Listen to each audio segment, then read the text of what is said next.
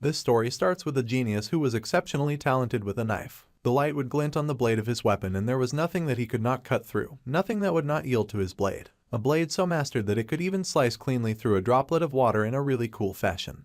The blade master worked so hard that his palms were covered in calluses, and after dropping out of high school, he spent 20 years in the knife business. He had become the best knife master in the country. In the present day, Table 3 calls for another course. It was coming up and more orders were made, one for special tuna platters for tables 5 and 7. The people cheered, saying that it looked delicious. They had heard that the chef there was really skilled with a knife, and they added the VIP course to table 4 and thanked each and every customer for dining with them. One of the customers noticed something going on in the kitchen at the back. Even the chefs paused when they noticed that something strange was happening. It was the masterful chef and he glared at the fish in front of him with a serious expression on his face. One of the other chefs informed him that his phone was ringing. The talented chef paused in surprise because his phone was supposed to be on vibrate. However, he was surprised to get a notification from a game that he had already deleted before.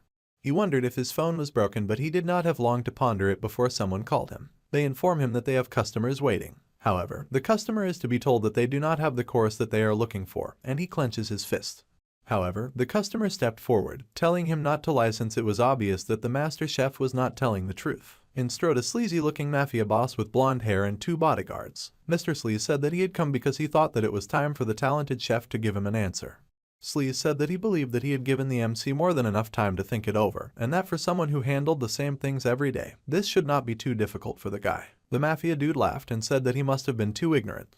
In situations like this, it was the one asking the favor who should make a gesture, and he snapped his fingers, presenting a suitcase of dollar bills, saying that he would make sure that the talented chef would not be disappointed. The mafia boss grinned, saying that he would pay him $3 billion as an advance payment, as long as the job was done properly. However, there was suddenly a lot of sharp slicing and a lot of quick and clean cuts were made.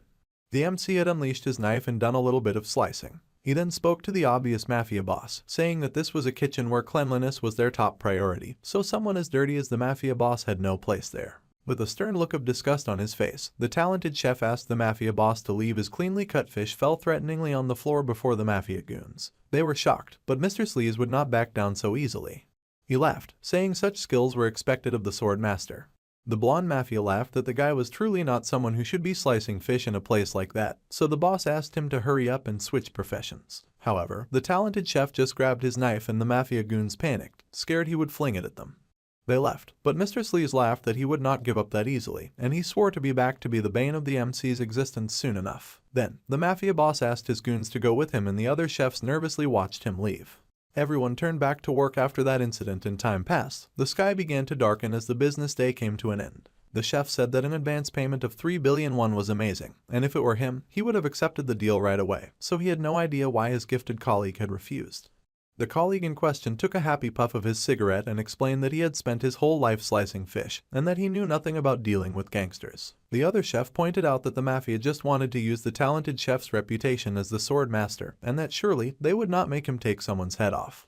The chef naively said that the mafia just needed his colleague to scare the people a little, take their money, and then buy a house or open a shop. The other chef insisted that his colleague deserved to live like a human too. However, the guy kept puffing at his cigarette and said that he would turn it down even if he got offered a fortune. The other chef then noticed that his colleague kept getting notifications and he asked what was going on and if he was dating someone. However, it turned out that it was just a game. The chef then asked if his colleague was still playing the game called Diaper Blessing.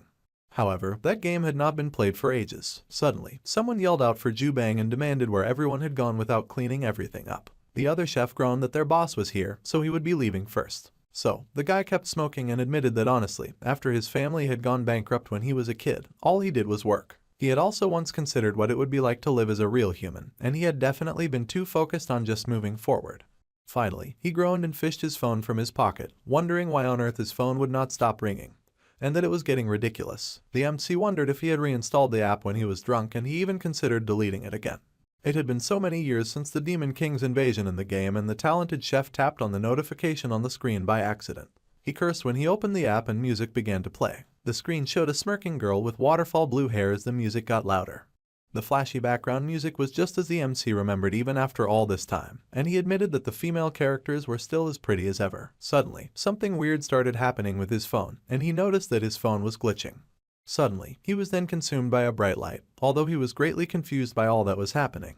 The other chef popped back outside to call his colleague and tell him that the boss wanted to see him. However, much to the chef's surprise, his colleague was nowhere to be found and all that remained was his glowing cell phone. The chef looked around and wondered just where his colleague had run off to. He wondered why his colleague had left his phone behind and he called out to him. Then he reached the conclusion that he had gone to the toilet. So, the chef walked away, leaving the phone behind, unaware that the phone screen had a new display that said that the transfer was 100% complete.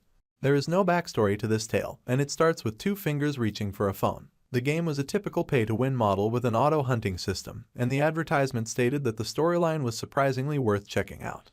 It was a generic mobile game that needed no further explanation, and it was called Miracle Blessing. The game instructs the player to please click on the screen, and the narrator figures that we wonder why he even played that game. The answer was as simple as ever, and there was a blue-haired girl with golden eyes smirked cockily at the front. Beside her was another brunette with a blush and a smirk, and a feisty-looking girl with blonde hair. Obviously, the MC had played this game because the appearance of the female character was to his taste.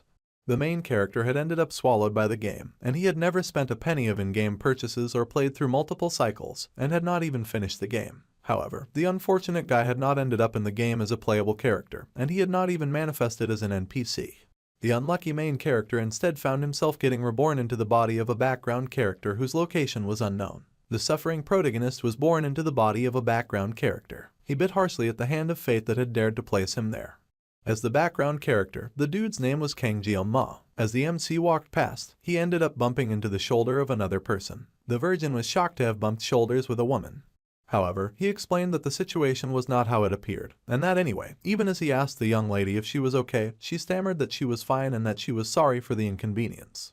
Fortunately, the setting of the Miracle's Blessing was in Korea. Names, locations, geography, even the speaker announced on the train that the next station was Mapu Mapu Station, and the polite dude explained that there were only minor differences of 1 or 2 characters, but it was still similar.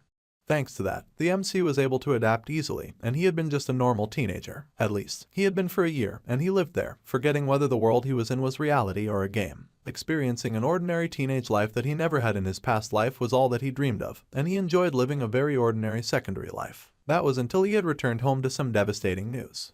He announced that he was home, and heard someone call out to his mum. Suddenly, someone declared that he was the pride and joy of the Seori Kang clan, and his parents excitedly held up an acceptance letter, showing that he had been admitted into the Hawakin Academy.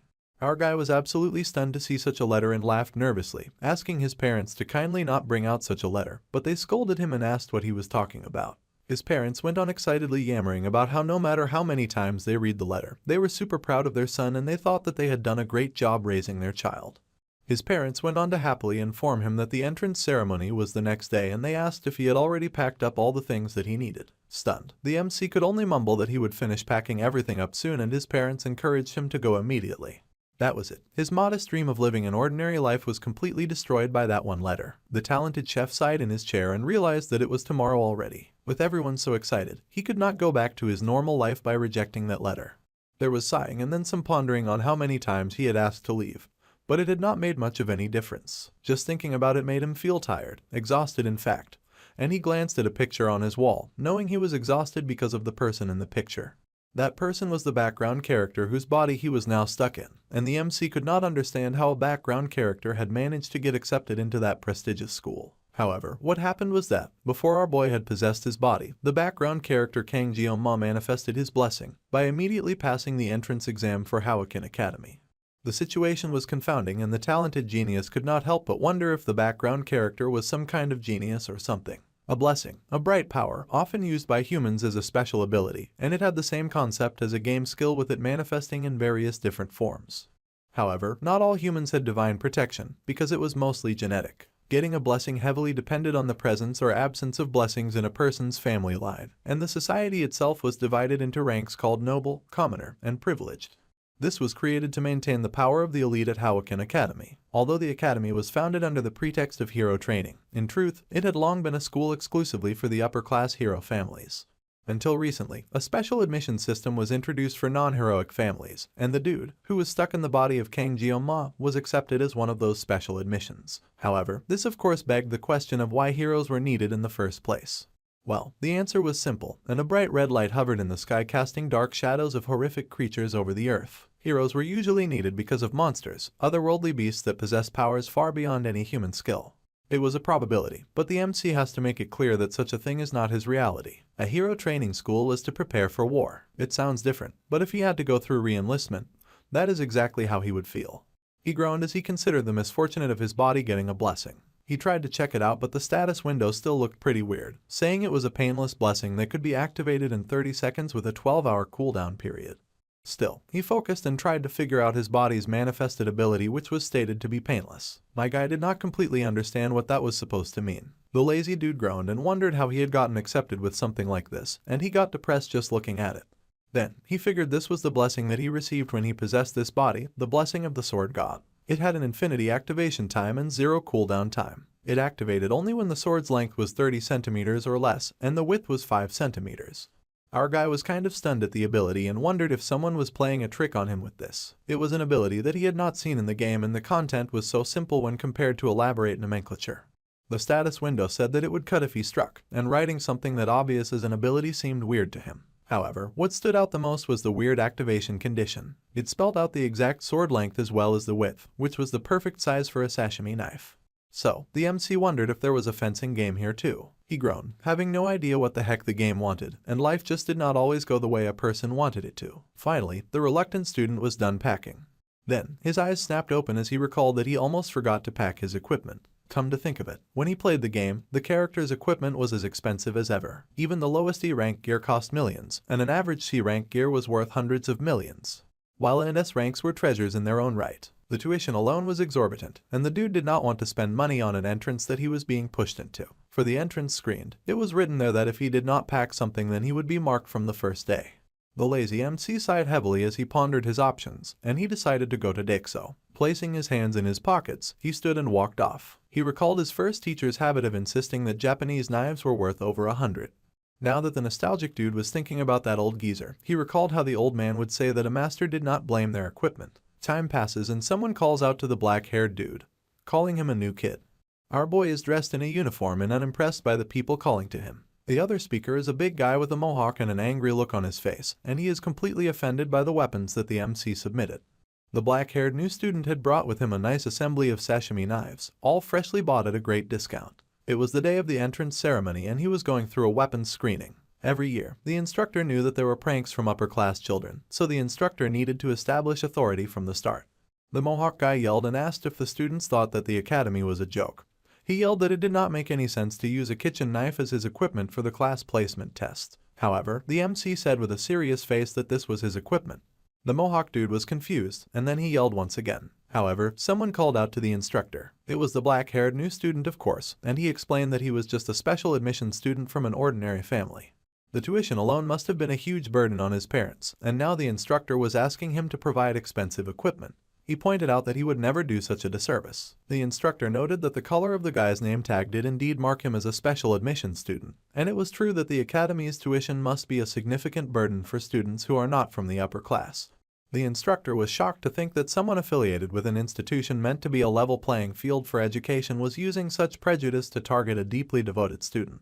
So, the 30% off was meant to convey that. Then the MC added that lastly, blaming the equipment was something only amateurs did, and the instructor was stunned. An expert did not blame their equipment, a really powerful quote. A pubescent teen was certainly not someone to be taken lightly, and this was exactly what he wanted, and it was as if the guy had reached the pinnacle of a field. The genius's words of wisdom and unyielding spirit was overwhelming and completely blinded the instructor, who looked at him in awe with tears in his eyes. To the instructor, the boy was the greatest of all time. The talented former chef then called out to the instructor, and the instructor agreed to allow the special admission student to use his sashimi knives. Our guy ignored them and happily thanked the instructor, and some hater purple-haired girl at the back cursed at the special admission student, and other students agreed, asking how someone like him had even gotten in. The snobby jerks even complained that he stunk. The instructor yelled at the rest of the students on the line and asked them to be quiet, and once the evaluation was over, the students were ordered to move. The MC was rather stunned at the tenacity of the instructor now fighting for him. The instructor yelled that he could be an angel or devil depending on how the students acted, and he asked if they understood, to which they replied yes. Meanwhile, our guy raced away in fear that this might give him post-traumatic stress disorder. With a deep sigh, the MC admitted that he needed a break, and he rested on a bench. As expected, it happened, but experiencing it firsthand feels awful. At least, the equipment evaluation was done,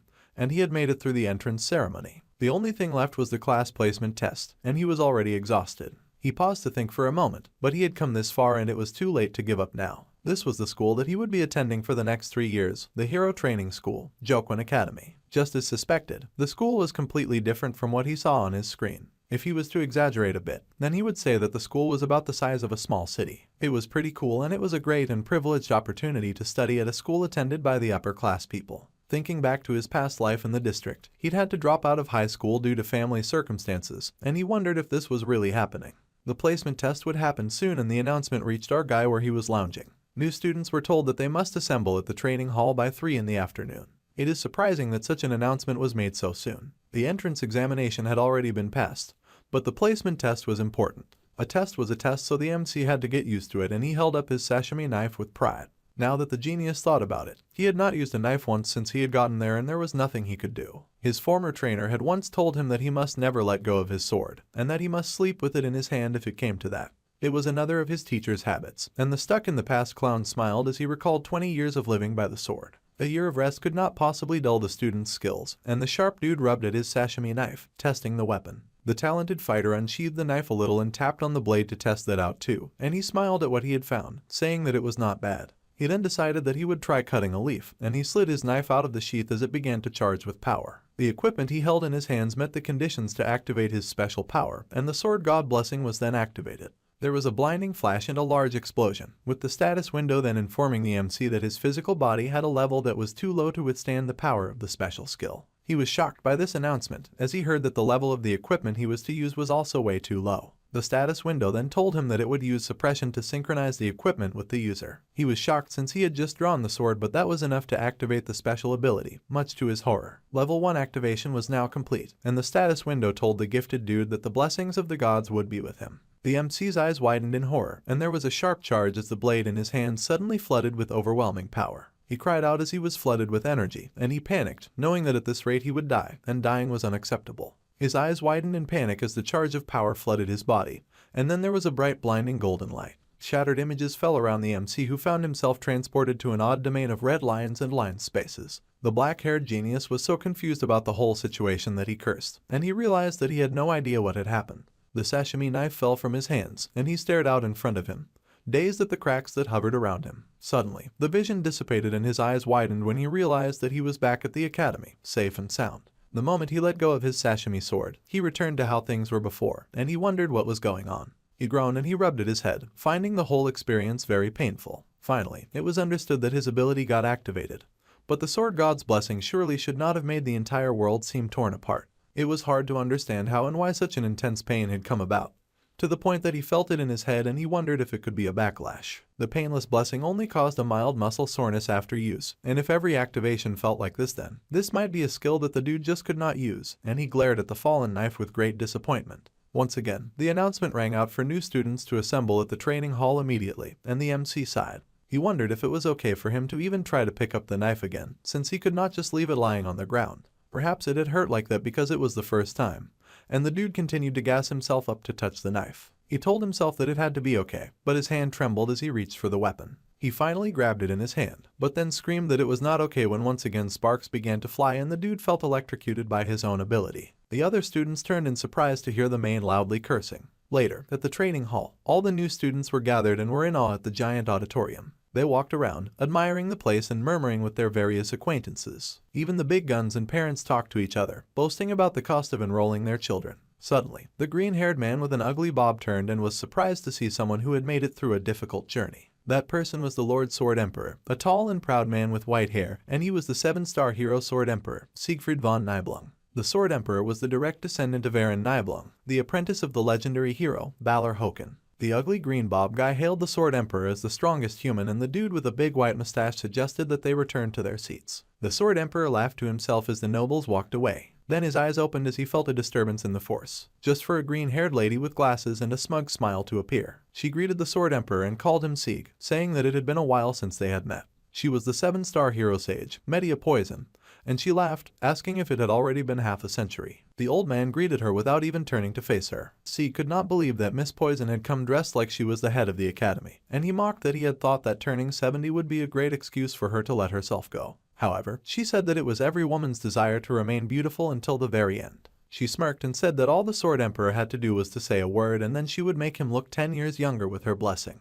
However, the Sword Emperor responded that even though she was turning 70 in a few days, she still had not grown up and that people should value their character above all. The Sword Emperor was very stoic, and Miss Poison giggled, calling him an old fogy. She even laughed, asking how he could be the same as he was half a century ago, and he called her an old hag out of annoyance. Miss Poison snickered, saying that she must say that he was an old bore that had changed a lot, since he was even coming to a place like this. The old man had used to despise mixing with people of that elitist mindset, and the Sword Emperor did indeed look down on the boasting nobles who were yet to take their seat. Miss Poison smirked and teased, saying that the old man's granddaughter must be quite beautiful. The old man said nothing in response, refusing to respond to such a taunt. Besides, it seemed like the placement was about to start. Many students had gathered and were just casually chatting with themselves. There was a lot of getting to know each other, and mixing and matching, while the dude stood awkwardly in the center with no friends whatsoever. He then wondered if he was the only present with black hair, and he stood out like a sore thumb. To make things worse, he was also a special admission student, and 100% an outsider in this crowd.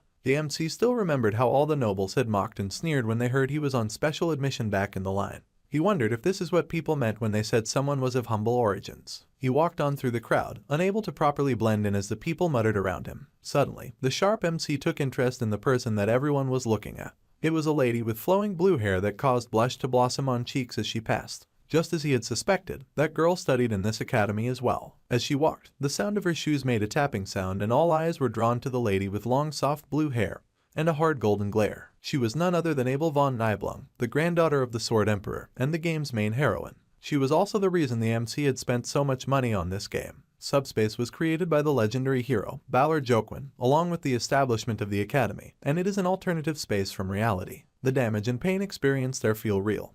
But the good news is that the damage sustained in subspace does not apply to reality. Since there was no intervention from reality, even murder could be overlooked if it happened in the subspace. The old Sword Emperor noted that they would be using a subspace battle royale, and Miss Poison agreed, saying that it was a tradition at their school. But this year they tried to apply the battle royale format a little differently than before. This time the new students were divided into groups of 10, and they were ranked based on who survived within the subspace the longest. It was a survival game, and there were no restrictions on armament. The Sword Emperor pointed out that if there were no restrictions, then it was like saying that the elites could have it all. However, Miss Poison asked him to not even mention that, as this was also a compromise as much as possible. Like it or not, the academy was funded primarily by the nobility's money, and she just went through a lot of trouble to introduce that system, and the old man asked Miss Poison what she was talking about. Of course, she meant the special admission. The MC dude blushed when he got to see his crush in real life, and he admitted to himself that she was incredibly pretty. Honestly, he had thought that the game was only two-dimensional, but now he could witness her beauty in real time.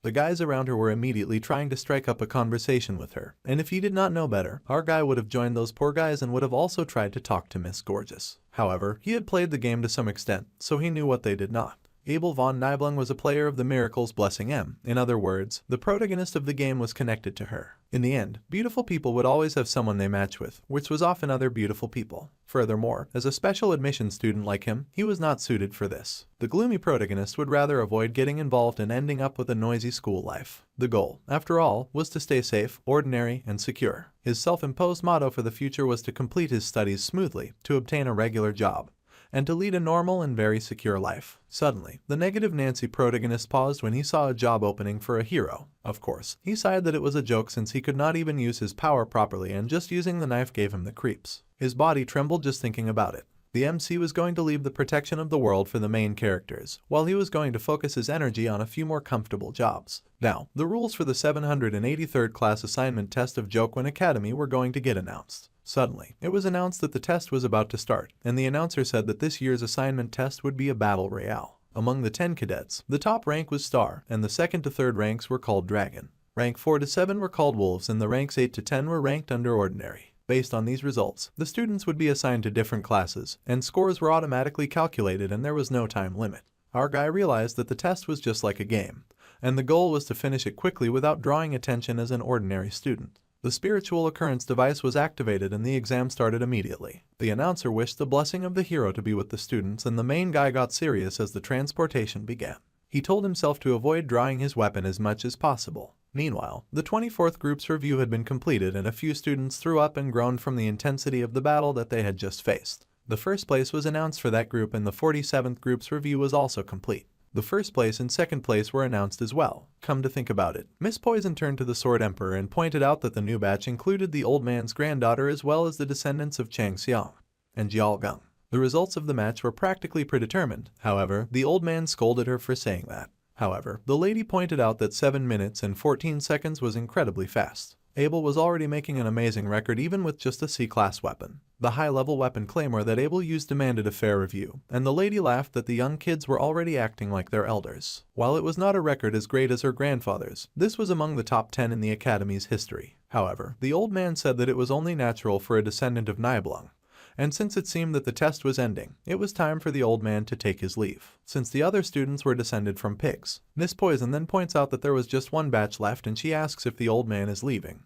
The old man admitted that he was indeed leaving and he says that he will see her next time. The beautiful lady also wishes him farewell, saying that she will see him in the afterlife. Suddenly, they feel a very strong presence and both the Sword Emperor and Miss Poison stare in shock. Even the people in the arena cannot help but stare in confusion with their mouths open wide. They all stand around and stare, and Miss Poison quickly turns to her friend, asking the old man if he felt it too. Even the old man had to admit that it was ridiculous, and there was a murmuring among all the students at the center of the auditorium. The old man thought that there was no place near the president where he could feel the previous feeling, but he had definitely felt it earlier. The presence suddenly returned, just as strong and as sharp as it had been before, and both the old man and Miss Poison were stunned. Suddenly, a bright sharp light like a cut in the sky appeared, and they stared in shock. The two old powerful mentors were speechless at the sudden apparition, and a crack appeared in the sky, shattering the blue and giving way to a darkness littered with stars. Then something seemed to descend from above, crashing from up to down. The others gathered stared in shock at what had appeared, and they gaped and screamed as people landed on the ground face first with a huge bang.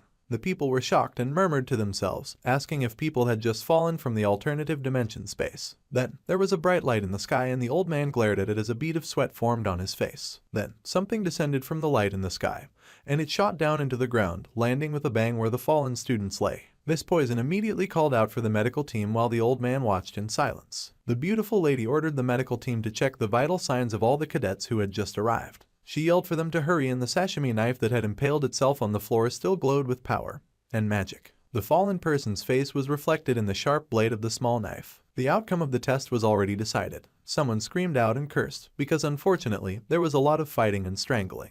By nothing but sheer bad luck, the MC had manifested in a place where students mercilessly beat each other down. Our guy had ended up caught in the middle of a death match. Quite unfortunately, he had landed near the evil twins, the Iron families Mao Jun and Mao Shun. One was big enough to clobber other people mercilessly and call them weak, while the other sadistically goaded his beaten opponents to try to fight back. Despite their natural talent, the evil twins' brutal, violent, and duality was almost boundless. Those were deliberately playing with their opponents for 30 minutes, and the gloomy protagonist had the bad luck of landing near them. Jiao Ma wondered if he looked so weak that the evil twins had not even noticed him standing there the entire time. The smaller twin looked disappointed at his opponent and asked why the student was dead. He tossed the student like he was trash and mumbled that it was boring. Then, he paused to do a bit of calculating on his fingers, and the twin realized something was off. He asked his darker-haired bro if he had caught a few of them, and his bro was casually wickedly pressing his boot down on a student's neck. Then, the twin with fairer hair realized something. The bigger, darker-haired twin admitted that he had caught almost all of the students, as he crushed the one he'd been torturing under his heel. His brother protested, saying that it was so annoying. The fairer-haired brother pointed out that his brother had already caught 4 of them, and the darker-haired twin laughed, apologizing and pointing. The darker-haired boy pointed out a girl with red hair and offered her to his fairer-haired companion. The girl trembled when they set their sights on her, and the fairer-haired brother rejoiced, saying that he would give his brother credit. Jiao Ma cursed, saying that he was the one who had been staying quietly in the corner since earlier, and it looked like their chosen victim was already panicking and had no will to fight. The fairer-haired brother began to approach the shivering girl, and he made an ugly face, mocking her. He grinned and said that she suited his taste, and he laughed wickedly as he wondered if the screams that escaped from her little lips would be to his liking.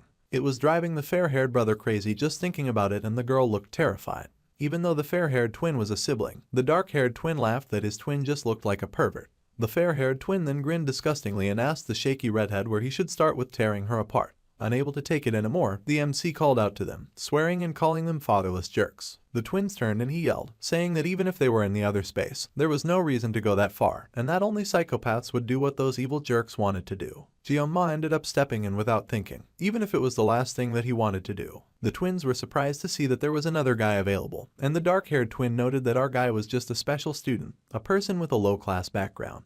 Knowing this, both the twins grinned wickedly, and the fair-haired twin stepped forward, saying that he would quickly take his new opponent's head off. His dark-haired twin agreed. The fair-haired twin geared up, grinning maliciously, and his twin brother spoke up, saying that because the MC had insulted them, he wanted his new opponent's tongue. The cowardly protagonist panicked as he realized that he was now in a very tough position, and he wondered if he ought to use the blessing of the void at this moment. However, the twins had been desecrating corpses for 30 minutes, and avoiding pain for 30 seconds would not make any difference for him. He had to think out of the box, and then Jeonma had an idea. He recalled his sashimi power, but of course, he was hesitant. After all, if he wielded a blade, the blessing would surely manifest. The blessing of the sword god, although he only had negative memories of it so far. Our guy only wanted a safe, ordinary, and secure life, and it had not even been half a day since he chose that life. If he drew his knife now, he could kiss his dream life goodbye. He cursed and the twins watched him in confusion. He reached his hand into his bag and yanked out the knife, as the twins watched in confusion and part wonder. They then cursed when they saw the temporary hero pull out his glowing weapon, and even the girl he was trying to save was surprised.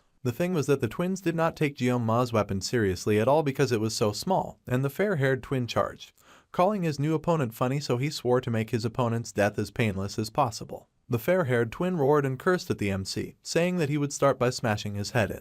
The fair-haired twin leapt and our guy stared up at the jumping giant in alarm. This was not the kind of situation where the indecisive protagonist could be picky, and he only had 30 seconds, so he needed to hold on. He figured that this would at least work for something. He placed his hand on his sword and activated his power. The painless blessing had an effect of only 30 seconds and a cooldown of 12 hours, and it had to be used very wisely. Then, he activated the blessing of the sword god when he pulled his sashimi knife, and the no-pain blessing helped to neutralize the amount of pain he felt while using his other ability. The fair-haired twin laughed, mocking his temporary opponent and asking what he could possibly do with a kitchen knife in battle. The fair-haired dude cursed at the MC, and our guy knew that if he could not cut his opponent, then he would surely die. He had to use his small knife against his massive body charging at him, and he gritted his teeth as he prepared to fight. The black-haired dude braced himself, knowing that he fought not a fish but a human being. He had wondered before why gangsters always used sashimi knives in movies, and he wondered if sashimi knives could really cut people like fish. His old trainer had yelled at him and told him that this kind of thing only happened in movies, and that even if a god was to do it, cutting people with sashimi knives was impossible. His old trainer had told him that if he cut people with sashimi knives, then it would turn into something else. Then his eyes widened as his magic power activated and a bright light shone around him. The fair-haired twin was almost on top of him and the big gross dude yelled at our guy and told him to die. However, his recharged opponent suddenly focused and sliced. He had used the god's protection. The fair-haired twin looked up in shock when he saw his hand fly away from his body. The counterattack of the Mao brothers was now with Jeonma, and the hand of the fair-haired twin dropped to the floor with a sickening thud. Once the president had been asked why gangsters ate sashimi, and the chef had barely managed to dodge a knife that had been thrown at him. The very sharp knife embedded itself in the wall, much to the chef's fear and horror as he realized that the president was utilizing it. Our dude's old trainer said that he had instructed him to call him master, and he asked the young nonchalant chef why he even cared about that. Jeonma's first mentor had been an ex-gangster, and he had hacked off one of his own wrists as a kind of atonement. To make people happy with a knife, the mentor had founded a sushi restaurant, and the mentor had demonstrated great capabilities. The gloomy protagonist pointed out how in movies, criminals were constantly flashing sashimi knives, and the MC wondered if it was like that in real life. The mentor said that someone who claimed to have survived by the sword should not ask such a question. The mentor then asked the black-haired dude to think about it, saying that if someone was stabbed with a wide kitchen knife, the skin would rapidly contract and it would be hard for the knife to come out easily. However, sashimi knives were thin and allowed a person to stab and withdraw several times. This was surprising and very informative information.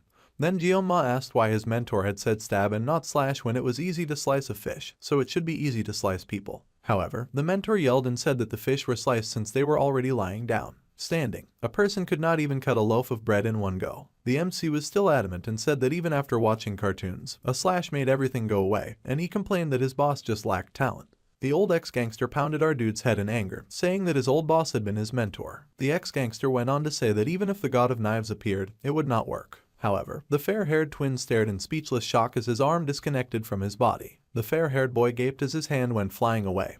Even his brother and the girl who had been rescued were speechless. Then, the dismembered arm hit the ground, and the fair-haired twin screamed his agony. He cried and cursed and writhed in many languages, and the fair-haired twin grabbed his arm and cried out for his brother. Tears gathered in the brute's eyes for he was in so much pain. The boy kept crying and sobbing about the pain, and the MC stepped forward. The fair-haired twin panicked and told our dude not to get any closer. He fell on his ass and waved his arm around in fear. Still, Jeonma advanced, and then the coward turned behind him, shouting out for anyone who could help him. The fair-haired twin ran blindly with tears in his eyes as he cried for anyone to come to help him. His twin brother was so shocked by what had happened, and the fair-haired twin called out to his brother, stretching out his hand and begging for assistance. The fair-haired twin cried and cursed the MC hard, and he shouted, asking his brother to hurry and help him. However, before he could reach his twin, there came another deadly slice, and the fair-haired twin lost his head, right in front of his brother who was still very stupefied. There was a large splash of red as the fair-haired twin lost his head, and his body hit the ground with a thud. The dark-haired twin began to sweat with a mix of fear and horror. He stared at the blown wide eyes of his sibling as his head lay gruesomely on the floor. The dark-haired twin was speechless for a moment. Then he yelled out his brother's name in horror. He had been in so much disbelief that he had not been able to move, and as he screamed, the genius MC caught his breath. The redhead was stupefied at her hero's skill, and the dark-haired twin made himself calm down. This was the void space, and nothing that happened there could affect reality, so there was no way that his brother had died by the knife. Even so, the dark-haired guy had no information on our guy who had just attacked them. The dark-haired twin was not sure what that attack was, but it felt like someone was clumsily using a knife for the first time on a human. The dark-haired twin had to steady his heavy breathing and trembling, as he reasoned that it could be a coincidence and that Jeon-ma had just gotten a lucky shot. The dark-haired twin was now sure that he just needed to be careful when facing the knife. He was sure that his twin's loss had been caused because the fair-haired twin had been too irresponsible. So, the dark-haired twin was going to take things seriously. The dark-haired twin fired up, yelling that his weapon displayed its true might when he used it with 2 hands. The dark-haired twin fixed the machine hand that belonged to his brother on his own hand, and he used the blessing of resolution, defense, and amplification. He also used the blessing of intervention, increasing his jumping ability by 200%. The spiritual blessing led to increased fist power, and the dark-haired twin grinned wickedly as he had successfully activated a manifestation that had 3 benefits simultaneously. The dark-haired twin shouted that these were rank benefits that even the gods could not imagine. The dark-haired twin grinned and said that he did not know where our guy had gotten his magical cutting knife, but even an S-rank weapon could not pierce his new fists of power. The dark-haired twin laughed that he was different from his brother. Meanwhile, the main character was silently counting. The dark-haired twin yelled that the MC had been standing about like an idiot before a few moments ago, and he launched at his opponent with a wicked punch, shouting a question on whether the gloomy protagonist was mumbling about his will or something. The dark-haired twin grinned maliciously as he decided to just smash Jeon-ma's head while his back was turned, and his body thrummed with energy as he prepared to release his punch. However, our guy kept counting down from 7 to 6 to 5, and the dark-haired twin was confused. Somehow, the dark-haired twin found himself falling to the ground with multiple sashimi knives piercing his body. The dark-haired twin groggily opened his eyes and saw his opponent was still standing above him with his knife, his eyes glowing as he continued his scary countdown. Our guy finally reached 1 and his body began to tremble. The dark-haired twin could not keep his eyes open any longer and he closed his eyes thinking of the word black. Meanwhile, Jeon-ma's countdown had finally reached 0, and the status window informed him that the effect of the blessing of immunity had come to an end. He then cried out in agony as the strength of his own power overtook his body. He was like a black ghost. When the MC managed to open his eyes again, he blinked blearily at a sight that he could not recognize. He had stared ahead in confusion as he had woken in soft sheets, and he wondered if he had woken in a hospital. He managed to sit up with a small groan, and someone opened the door as he settled himself. Imagine his overwhelming surprise to see a man who suddenly announced that our guy had opened his eyes. Suddenly, there was a bit of a commotion as 2 feet made their way to him. The lazy genius found himself looking at a face that he had never seen. But somehow the face was familiar. 50 years ago, the person who destroyed the Demon Lord's 6th Legion commander was none other than the 7-star heroes, and he had 2 of them before him, the Old Sword Emperor and Miss Poison in all her beautiful glory. The old man stared down at him and the MC recognized him as the strongest of humanity, Siegfried. Meanwhile, the bright bubbly lady who asked if he was doing okay was the Academy Director, Media Poison. Our guy was horrified as he wondered why these very important individuals were in his room. They asked him for his name, and he introduced himself as Jeon-ma. The old man then said that it was time to get to the point as he repeated our boy's name, and then asked what on earth the hospital victim had done. The sensation at the time that the MC had used the weapon, although the sensation did not belong to Jeon-ma, it was obvious that the sensation had come from him. Jeon-ma was silent and then he glanced up at the 2. He looked specifically at the strongest of humanity who wielded a mighty sword, and the MC reasoned that there was nothing good to be gained from being targeted by that monster at a time like this. Even though it was a void space, the genius protagonist said that he had judged that some of the actions of the other students had gone too far. Nevertheless, he believed that his actions were excessive and he would accept any measure or treatment without complaint. The old man glared at him, but our guy stared right back. Then, the Academy Director sighed as she groaned at the old man, saying that he did not need to be so harsh with a small child. She smiled and said that even when Jeon-ma spoke like that, the Sword Emperor had cleaned out his clogged meridians while the student was unconscious. The Academy Director chuckled that with more age came more stubbornness, and she smirked, saying that he should at least look at her for her face's sake. The old man complained, saying that he had warned the academy director not to say anything like that, but she just squealed as she inappropriately cuddled a student, laughing that the old man was acting all shy. The sleepy genius was truly surprised to hear that the old man had helped him, and he wondered why. The academy director kept inappropriately fawning over our guy's body, thinking that it was no surprise that Jeonma's body was light as a feather, or rather, moist and heavy like a feather saturated in water. The academy director beamed and told the lazy dude that although he had been unconscious, they had reviewed the video of what transpired in the void dimension with the staff. The image of the genius made hurting himself just to defend an underprivileged female student was truly the lovely prince that the academy director had always dreamed of. The academy director gushed and said that Jeonma was the hero himself. Meanwhile, the old man finally cleared his throat in protest. The academy director fumed, but she gave in while the old man just pointed out that he was advising her to keep her dignity. The academy director gushed that she was just stating that she would not make an issue of the MC's actions during the test, so he did not need to worry. To be honest, the twins were admitted after currying favor with the academy's elders from the Mao family, and they had stated that they would withdraw themselves. He was surprised to hear this, but that was a great relief, since it appeared they would not have to share school life together. Then, the academy director said that they had come to tell him, and the grateful protagonist thanked them for the information. However, the academy reactor was no one, and she informed him that he was now the top student, and they happily congratulated him. However, the MC was horrified to hear this news. He gasped in horror as his dream of a peaceful, safe, and secure life had once again begun to crumble. The great big prestigious academy glowed in the afternoon sun. Chilling in a room, the beautiful academy director let out a sigh. She smiled, saying that she had been the head of the academy for over 2 decades, and yet this was the first time that something like this had occurred near her. The position as the top student was instantly rejected, much to the shock of Miss Poison and the old Sword Emperor. They had advised him to rethink, of course, asking if he understood what it meant to be in the star class. The Sword Emperor had even been sure that he had not heard our guy correctly. Even the elders had been furious that Jeonma was made top of the class. The top student was determined based on the subspace's direct results, and the MC paused to consider it for a moment.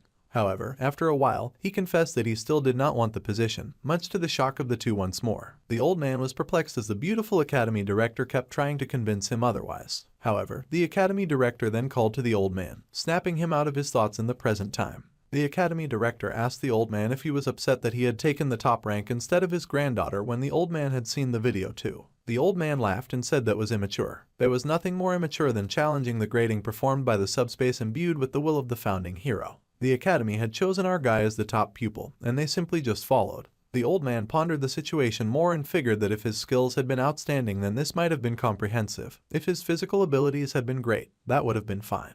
If Jeonma's experience had been better, it would have been believable too. However, from a male till in his teens, our guy had displayed an exceptional amount of skill and precision when he had taken down his 2 opponents. It was a blast of power like nothing they had ever seen before. The emotions that the old man had seen were like the MC had embodied the notion of the skill, and the old man wondered what he had been pursuing all of his life. The old man thought that the large display of power represented the ultimate of swordsmanship. However, the old man had also sensed incongruity when he had unblocked the boy's acupoints, and the teen's feeble body had not yet received proper physical training. It appeared as if something was stored, something that should not even be stored within the young lad's body. The old man sighed at his deep thinking, knowing that at this age, he was still quite competitive, especially towards a boy of the same age as his beloved granddaughter. The academy director was still talking, and she mentioned how the MC was also quite attractive, and the way he killed opponents to save a woman in danger was extremely astounding.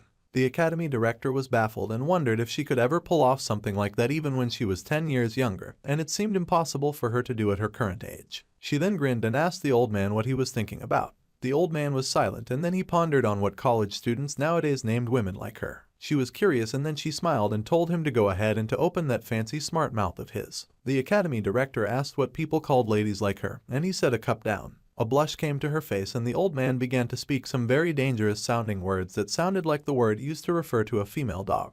The academy director was furious, and the drink within the cup began to rumble. Meanwhile, our guy had climbed up some stairs to a building with brown walls and brown staircases. He saw the signboard for the wolf class, and he stared at the final compromise that he had managed to obtain. So, he would be in wolf class, even though the MC had expressed his desire to be in the tiger class. The headmaster had insisted that the top student could not be in the tiger class, and the lazy protagonist had argued that the top student should be able to be a tiger at a school that valued fairness. However, the director was not having it, and she explained that it was not permitted for the sleeping talent to be a tiger. In exchange, the academy director would keep the situation a secret, because she knew that if she sent the talented student to the tiger class, then the elders would cause even more of a fuss. The gloomy protagonist was confused, but the idea was to complete studies securely in a lower class rather than battling and straining a higher level class. He sighed as the wolf class still fell without the predicted range, and he planned on still living his peaceful life. However, when he walked into class, the door slammed loudly behind him and he was shocked to see the students all staring at him. They all stared with bored looks in their eyes, assessing Jeonma, who had just walked into class. Our guy had the special green badge on his chest, so they immediately identified him as a lower class student.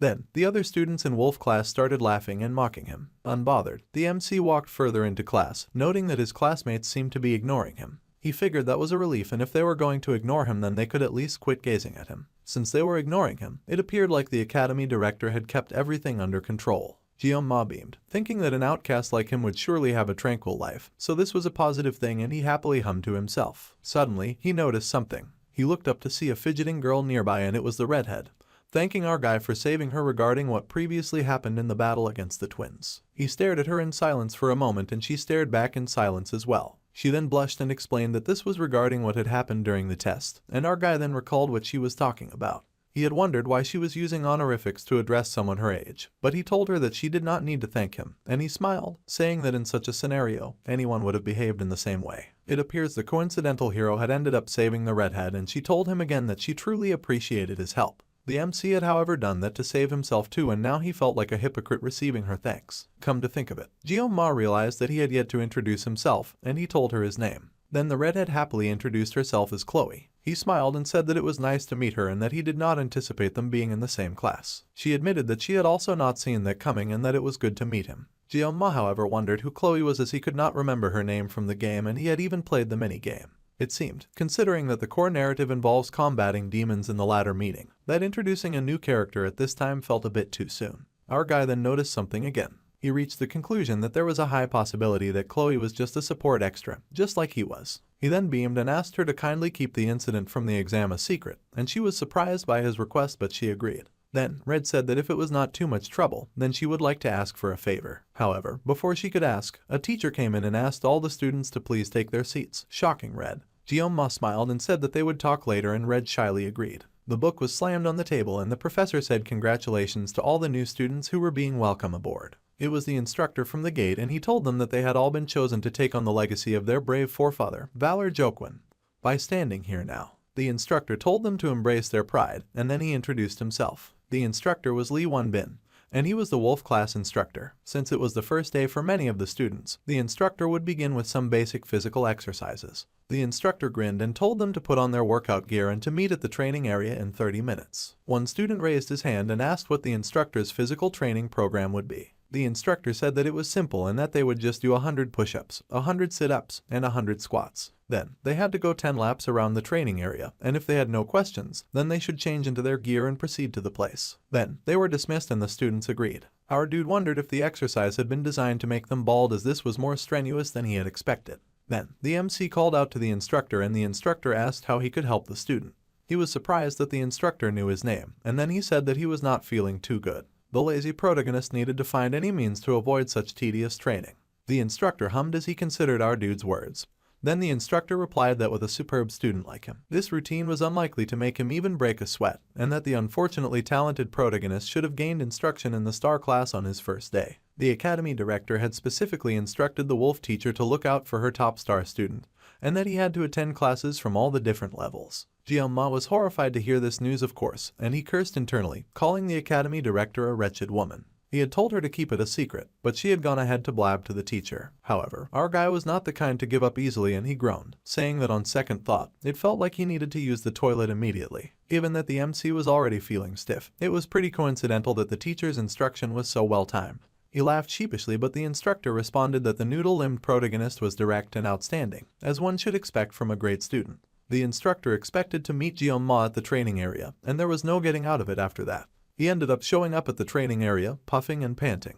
The gloomy protagonist ran as he was instructed to, his feet working up some dust into the air. As the class ran, the instructor yelled out 1 and 2 after them. Some of the students could no longer feel their legs, and the instructor told them to hurry up and move it, and to go faster. Our guy ran behind everyone else, and he cried and groaned from exhaustion just trying to keep up. The instructor kept yelling at them to go faster, but the MC felt like at this pace he would surely die, and crawling like a snail behind him was the redhead girl he had saved, also puffing and panting. Red was worried and asked him if the training was too much for him since he did not seem to be doing very well. Ma was surprised by her question, but he laughed nervously that it was okay and that he would be alright. Then, Red asked the black-haired dude how many laps he had managed to complete. He admitted that he had covered about 5 laps, and he asked how many laps Red had completed since she seemed to be lagging. However, it turned out that Red was doing way better than expected as she was already on her 7th lap, and he was shocked to hear this. Red beamed and encouraged our guy, telling him not to give up and that he could accomplish anything as long as he kept pushing. She also encouraged him, telling him that he should do this. Then, she sped off ahead and the exhausted protagonist watched her go. He huffed and panted as he ran after her, cursing the test that put him in the wolf class. It was an evening at the prestigious academy and the building was bathed in the golden glow of the night sky.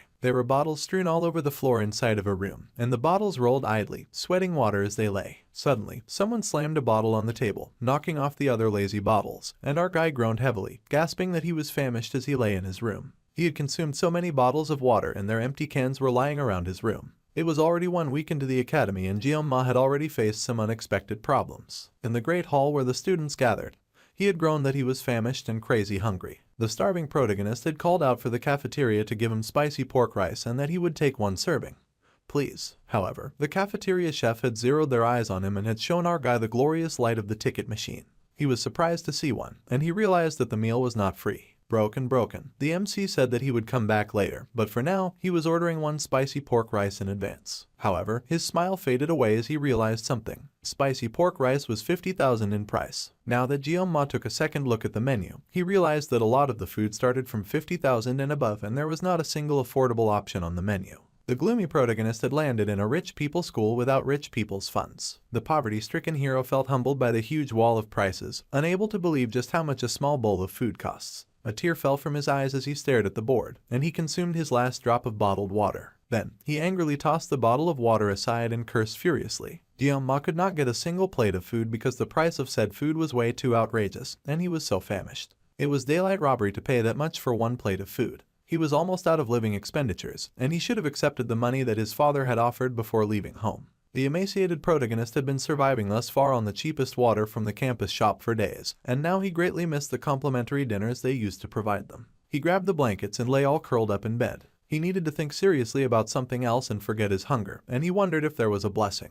The exhausted protagonist checked out his blessings, and the status window informed him that his physical level had risen recently to level 12. The MC read through the list and he realized the more his physical level increased, the more the constraints on the sword would be relaxed. The blessing would only activate if the sword was the size of a sashimi knife, but he already knew that. Just thinking about his blessing summoned his status window, and he sighed with a small smile. The newly burly and muscular protagonist stood to admire himself in the mirror, as he realized that his body had become significantly more toned, so perhaps all of the training was not entirely a waste of time. The suffering protagonist wondered if he had magically bulked up thanks to the sword master activating his pressure points, and at this point, it was essentially evolution. However, the sword god's blessing had yet to spread beyond the confines of a sashimi knife, and our growing guy wondered if he could manage even a small sword if he kept developing. Then, the talented hungry genius glanced at his small sashimi knives, and he vividly recalled being afraid of holding a sword before the admission ceremony. However, now when he was not carrying a sword, his hands itched and he wondered if this was also a result of the blessing. He then rubbed his head and wondered why he was suddenly feeling so proud. Then, our guy turned when he heard a noise behind him and he asked who it was. The MC opened the door to his room and found Red standing outside the door. The flustered girl flushed to see the built guy's muscles, and she apologized, asking if she was interrupting him on his break. He was surprised to see Chloe outside his bedroom door, but he smiled and said that she did not interrupt anything since he had simply been lying down. Ma then asked why she was there. She smiled and said that she noticed that the MC had not been to the university cafeteria that week. Red asked if he had been feeling unwell, and he just laughed, saying that he normally did not consume meals prepared by others. In truth, he truly enjoyed meals cooked by others and he was starving. She was surprised by his words and he assured Red not to worry about him. Then, Red said that if it was fine with our guy, then she was thinking of getting some things from the campus shop and having supper together. However, the protagonist quickly agreed, suddenly all dressed up, much to her surprise. He was, of course, happy to do anything for some free food, and he asked if she was suggesting that they eat supper together. She admitted that she was indeed suggesting that, and then he smiled that he was genuinely decent at cooking, so he would manage that aspect. Red raced after him, shocked by his behavior. He went to ask Red if her dorm was across the street, and since it was, then he would happily go with her. Later that night, the two had a very hearty meal and little shy girl gasped in shock, saying that the meal was so delicious. Jeonma smiled and said that he was delighted to hear that. It was not even something that a person just threw together, but it was really quick. The shy girl admitted that she had only ever cooked fish before, so she had not anticipated anything like this. Meanwhile, our guy stared down at the empty tray and then suggested that they check the refrigerator, which Red immediately agreed to do. By the way, the MC realized that the shy girl had really enjoyed the fish, and Red admitted that she came from a beach region. The gloomy protagonist said that was excellent because preparing fish was his expertise. Red was surprised and asked if this was true, and since the MC's hands had been itching to do something, he would refresh himself by slicing some sashimi. However, he only had one problem with this brilliant idea, and that problem was the sword god's blessing, which activated every time he touched his weapon. Jeonma asked if Red owned a longer kitchen knife, and she repeated his question with surprise. The MC said that as Red knew, all of his weapons resembled the swords in her kitchen, so using something else seemed a bit awkward. The little shy girl said that he understood, and then she called our guy as she somehow presented a sword and asked if this would do. The fish-slicing protagonist was rendered speechless at the sight of the katana, and he decided that he would just take the risk and use the kitchen knife. He would finish the chopping in 30 seconds before the pain activated. So, he pulled out his sashimi knife and Red watched him in awe. The blessing of painlessness was activated, and Red watched nervously as the MC used his ability. The talented genius had once been called the greatest swordsman in the country, so this was conceivable. The star chef protagonist then activated the sword god's blessing, and he got to slicing at the speed of light. It was a masterful work, and Jeonma got it done quickly because his life depended on it. He ended up completing the work in 21 seconds, and that was how long it took him to scale the sea bream, split the bones, remove the guts, and fillet the meat. The successful protagonist then beamed with pride, and Red gushed at the delicious artwork that he had made. The slicing of the fish was so brilliantly done that he was proud, and he would even call it a masterpiece. He was happy that he still got it. Red asked the MC how he was so adept at cooking, and our experienced guy smiled that he had formerly worked part-time at a Japanese restaurant. Red was surprised to hear that he worked part-time, and we had to pause as he recalled he was in another world, and she did not know what a part-time worker was. Red apologized for her ignorance, and the polite protagonist said that there was no need for her to apologize, and the poor protagonist figured it was because of the difference in social position. Anyway, he was nice and fed, and he was happy to hear that Red loved the lunch. It made him very pleased. The shy Red had beamed, and she was overjoyed that our guy had cooked. She offered to wash the dishes, and he said that he would leave it to her. He crossed his arms all smug as she did the dishes, and he was happy that he was full. Our satisfied guy looked out at the moon, and he smiled that it looked so stunning that he could not help but hum a tune. Suddenly, he heard a crash behind him, and Red yelled that she was sorry. He had been scared by the sudden noise. Then, there were more loud accidents followed by more loud apologizes from Red, and he laughed nervously as he realized that she had probably never had to clean dishes before. The MC had been able to do that when he had been her age in his past life. Suddenly, something caught his attention, and he noticed a book flipping on Red's desk.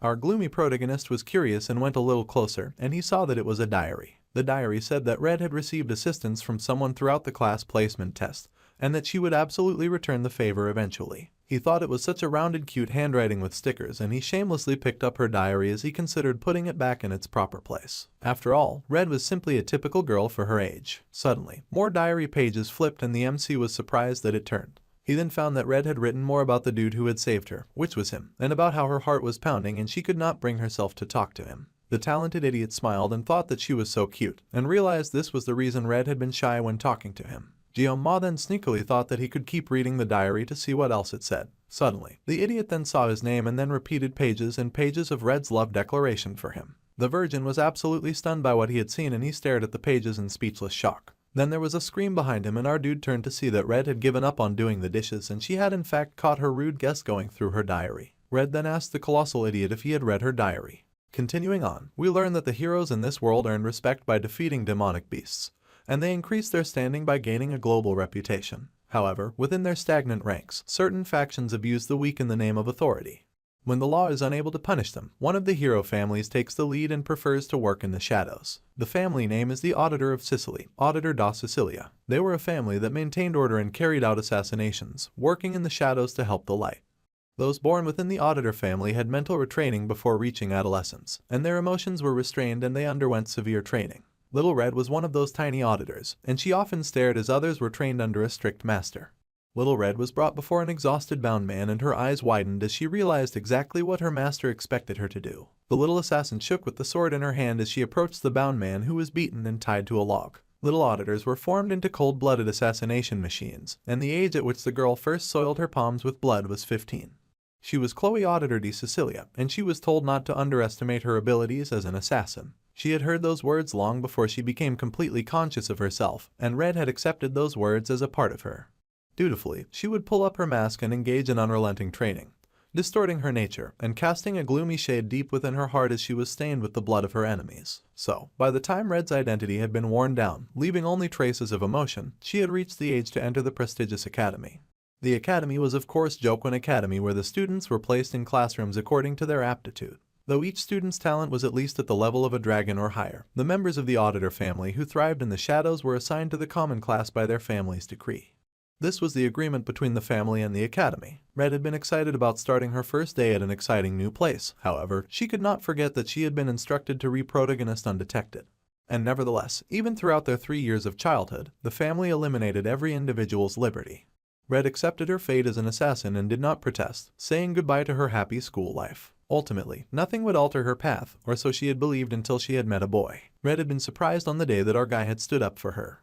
The gloomy protagonist had yelled and cursed at the bullies that tried to beat on her, and he had yelled for the monstrous twins to keep their hands off her. Even if death in the subspace battle royale was fake, it did not mean that there was no fear of experiencing death for the first time. However, Red had been shocked when a boy appeared from hiding. Red had been prepared to quietly face death and her predestined fate, and she had long since given up on meaningless struggles. Red had been trained to do so, and she had always acted in such a manner. Ultimately, nothing was supposed to alter her from her path, not even the sight of the ugly bully charging at the boy who tried to defend her. After all, it was her fate to be in the shadows like a proper little auditor. Of course, that was how Red had perceived it. It was as though the sun had broken through ominous clouds in a mind whipped by frigid gusts, and her eyes widened as a burning sensation swept through her. Red witnessed for the first time a sword that was used voluntarily, a sword for self-defense. The lad before her brandished his sword in her honor, and then Red recalled the children's fairy tale that she had read aloud under her pillow in secret. She had read a book about a brave warrior with a sword, a story that told the tale of the imprisoned princess in a castle. The story had also told of the prince that had come to rescue the princess, and Red could only see the MC as a prince. He was the prince from the narrative, a figure that appeared to save the captured princess. Red's chest tingled and her cheeks became crimson, as an unidentifiable vague feeling surged through her. Chloe had then pondered as this was the love that she had always read about, and her hands rested on her cheeks as she watched the gloomy protagonist in adoration. In the present day, Jeoma was now looking very awkwardly at Red, not knowing how to respond to this very difficult situation that he had just found himself in. No matter how he looked at it, she had definitely seen him going through her diary and she was furious about it, with a dangerous aura surrounding her. The gloomy protagonist tried to nervously laugh it off. However, the awkward silence remained between the two of them and hung very heavily in the air. The idiot then knew that he had completely messed up and that he was in big trouble. Our guy panicked and wondered why everything went so wrong so fast. They had been having a great time just earlier, and the gloomy protagonist wondered if that had been the first time that he had taken the pure sentiment of a teenage girl. He then wondered if it was perhaps from the moment that he had foolishly followed her about because she was feeding him. The MC gulped and then he tried to play it casually, saying that the moon was very lovely that night. He continued to talk about how she had made him the tastiest supper that he had eaten in a long time that night. Then, Jeoma happily said that he would see her tomorrow and that he was heading out now, as if he would have a tomorrow. Then, Red suddenly asked the gloomy protagonist if he had seen it. He decided to play dumb and asked what she meant by her question. However, she took off her soapy gloves and asked again if he had seen that. He then glanced at the table and noticed something else on the table. Then, the MC laughed and asked if Red was talking about the reference book. He went on talking about how she had put so much effort into studying, but she darkly corrected him, saying that she meant the diary. Jeoma wondered if the girl had eyes on the back of her head because how had she seen him checking it out. Now, Red was even abandoning the formal speech in favor of a more relaxed one. He was internally panicking. Red now appeared to be an entirely different person, and the gloomy protagonist quickly said that he did not see it. Red asked if he truly had not seen it and our idiot insisted that he really had not seen it. The girl told him not to tell lies and he caved, finally admitting to having seen it. She fell silent and he fell silent as well. Honestly, was not the best policy. Then, the gloomy protagonist became alarmed when he saw Red slowly begin to unsheath her katana, and he was very alarmed. He had no idea why the heck she was suddenly pulling out her weapon, and he was not digging the surprise attack. Our guy tried to look for an escape route, but it was difficult considering his location. He was on the 4th floor, so he would definitely shatter his body if he jumped from the window. There was only one way out, which was the door, but Red just happened to be blocking his path. Now, the MC had a problem, and he was stuck in there for sure. He then heard Red ask what he was talking about since he had been mumbling to himself, and a chill went through him as she scraped the tip of her blade against the ground. Red walked menacingly towards Jeon-ma, who watched her approach with a shiver as he realized that she was really coming for him. The idiot protagonist tried to gaslight himself, saying that perhaps the girl was not feeling very well, which was why she had suddenly turned menacing. The gloomy protagonist had some knowledge about how to handle this type of situation. He recognized the unmoving pupils and the eyes tinted a dark crimson. Yes, our idiot was very certain now that what he was up against was a yander girl. It made sense considering her sudden shift from a bubbly and puppy-like personality to a suddenly fierce tone and attitude.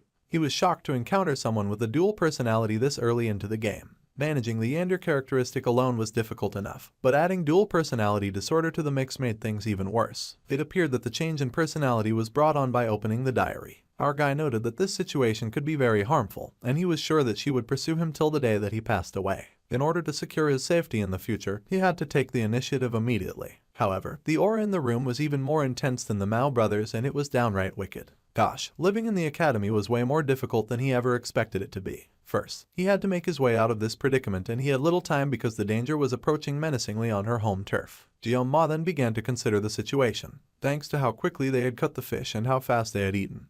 He had only 9 seconds left on his no-pain ability. The sashimi knife was still in his room, but the kitchen knife that he had used earlier was still lying on the counter. However, if he went that way, Red would intercept him, and there was no way that he would not lose arms or legs from that kind of encounter. Red's eyes were honed to kill, and she got ready to slice, alarming the gloomy protagonist, who knew that he had to act immediately. He bumped into a desk in his attempt to dodge, and then our guy noticed a salvation on the desk in the form of a temporary weapon that could serve as his tool. It was a knife cutter. Red charged at him with her sword swinging and guns blazing, and he noted that she was definitely coming. The gloomy protagonist seized the knife cutter, cursing because he would have preferred to resolve this through conversation. However, he no longer had the luxury of that option anymore, and the idiot protagonist cursed as he pulled the very short weapon. The status window opened, informing Jeon-ma that it was exerting resourcefulness, which raised mental resilience, and that words and actions temporarily gained intimidation, and that it was initiating adjustment to suit the user with restraint. The blessing of the Sword of God was then activated, and the protagonist sliced with the small box cutter. As the MC prepared to battle, the same wish came up that the blessing of the Sword God be with him as he battled. The gloomy protagonist braced himself to meet the stone-cold yander assassin, and Red's eyes widened as she approached our guy, who faced her with a very small weapon in his hand. He called out to her, saying that she had somewhat long hair, and Red's eyes widened. He said menacingly that he would chop it up for her, and he slid forward, cutting beautifully in very well executed and precise strikes. Red found herself waking in a bed, feeling all groggy as she regained consciousness. The little assassin managed to raise herself from the bed with a gentle hand on her head as she groaned and pondered on what had happened. Red looked around, wondering where our guy had gone, and she called out to him, acting all sheepish and shy. The last that Red recalled was him looking out the window while washing the dishes, and she remembered sneaking a look at his form and blushing about it. Then, she gasped and swept the sheets away as she recalled her katana. Naturally, she had to find that immediately, and she glanced at the blade propped up by her bedside desk. Red was surprised but very relieved to find that her sword was still in place, as she had often lost consciousness whenever she held a katana, so this was normal. Suddenly, Red heard the voice of her grandfather in her head, telling her that she had done a good job. Then Chloe panicked internally as she tried to recall what had happened and why she was recalling such a thing. But her inner voice told her not to worry about it. She only recalled that she had been told to not deny her talents as an assassin. Then, Red glanced at her blade again as she tried to put 2 and 2 together. The girl was a little baffled. Then she leapt into the bed, burying her face in the pillow as she gasped and called herself a food and an idiot. Red had suddenly recalled everything and was mortified that she had fainted at that moment. The assassin's thoughts instantly flew to our guy, and she panicked internally, calling his name over and over again as she blushed hard. Red flushed as she wondered if she had said something wrong when she lost her memory. Then, Chloe glanced to the side and saw a little object on the floor of her bedroom. Red was surprised to see a utility knife on the floor, and she picked it up in confusion. Suddenly, Red realized that her hair did look a little shorter, and she wondered why that was so. The assassins wondered if he had used a utility knife to cut her hair, and it looked like our guy even cleaned it up before he left and neatly disposed of the hair in the trash. Red blushed, thinking that Jeon-ma was really just too kind, and she gushed over him. She decided that she just had to write this down in her journal before she forgot. So, Red got out a pen and went straight to her journal, happily jotting away. She had documented exactly what she wanted in the simple words that declared her love for our guy. Meanwhile, the boy in question was leaning on a tree and groaning in a forest. He also spat out a rainbow of barf from having overexerted himself. Somehow, the MC had managed to get through that situation, but the effect of the painless blessing quickly ended and the gloomy protagonist had temporarily been in agony. He had barely managed to get past the first 5 seconds of the 9-second mark and he still felt like this. He groaned as his body went through various levels of jelly belly and he worried that he would end up throwing up everything that he had for dinner, which was not good since he had worked hard to get that dinner. Finally, our guy collapsed on a bench from exhaustion. He did indeed end up throwing up everything and now he was severely hungry. As the MC stared up at the night sky, he thought of Red, and he had no idea who she was. Her swordsmanship had been exceptional, the kind of style that involved cutting off the opponent's life with a single strike or at least subduing them. However, the way Red had wielded her sword, she had persistently aimed for his vital spots. It was as if her technique specialized in assassination. If Red had caught him off guard, he would have certainly lost his head in her room. Feeling that his life was being threatened, the protagonist had instinctively aimed for her neck, slicing a hard slash toward her vital area. Fortunately, the knife was too short and he had only managed to cut her hair. Our guy had managed to clean up the mess, so he hoped that there would not be any problems later. He was glad that nothing serious happened, and keeping things on the peaceful and safe side was not as simple as it looked. Apparently, being ordinary was the hardest thing, but that was far beyond that. To be honest, when Jeonma had first gotten thrown into this disgraceful game, it was not that he did not have ambition. Utilizing only a sashimi knife, having reached the zenith, it was not an easy decision for him to give up on a man's romantic dreams. All people, nevertheless, had a part to perform. Miracle's Blessing was the name of the game and a special favor from this world's protagonist whom our guy had not yet met. In addition to the benediction of Valor Jokwin, the legendary hero, it was one of the 2 legendary blessings in the game as he recalls. The blessing's contents were somewhat similar, and they just had to save the world from the dangers of the Demon King. The true protagonist was a legendary sword whose name translated to wound, and it gave the user incredible skills. Yet the sword was known to pick its own master. On the other hand, the MC could only use this sashimi knife, so he had no reason to explain further on how his skills could never grow in that direction. He slapped his cheeks and decided to pull himself together. Ever since he landed in the game, he had to remind himself that none of the characters or the things that happened here were real. Jeonma had even forgotten his goals. He understood all that, but come to think of it, there had to be at least a single ordinary person in this world. Our guy had stopped trying to figure out who the true protagonist game players were, but at least he knew how to get his way around the game. It had been a week since he had started studying at the academy, and based on the storyline, it should be around that time that the true protagonist just manifested the divine blessing, and was now late for the registration process. Now, the game's story was really progressing, and he knew the general plot, but he had not seen the ending. Our guy regretted that he had stopped playing at some point, and of course, understanding the official plot halfway through was definitely a plus. No matter what happened, he would follow the official plot, and if he let himself get carried away, he would lose even the few advantages that he had to live his quiet and happy life. If Jeonma remembered correctly, the story would take a dark turn starting from the 2nd semester of the 3rd year. The demonic tribe who noticed the birth of the hero was led by the core commander and joined forces and took action, threatening the academy and the hero as well. The scale of the conflict grows and eventually, a world war between demons and humans begins with the hero in the middle. As a result of this, the game's storyline evolved in the genre cliché, and he recalled being irritated by the abrupt turn in the story back when he still played the game.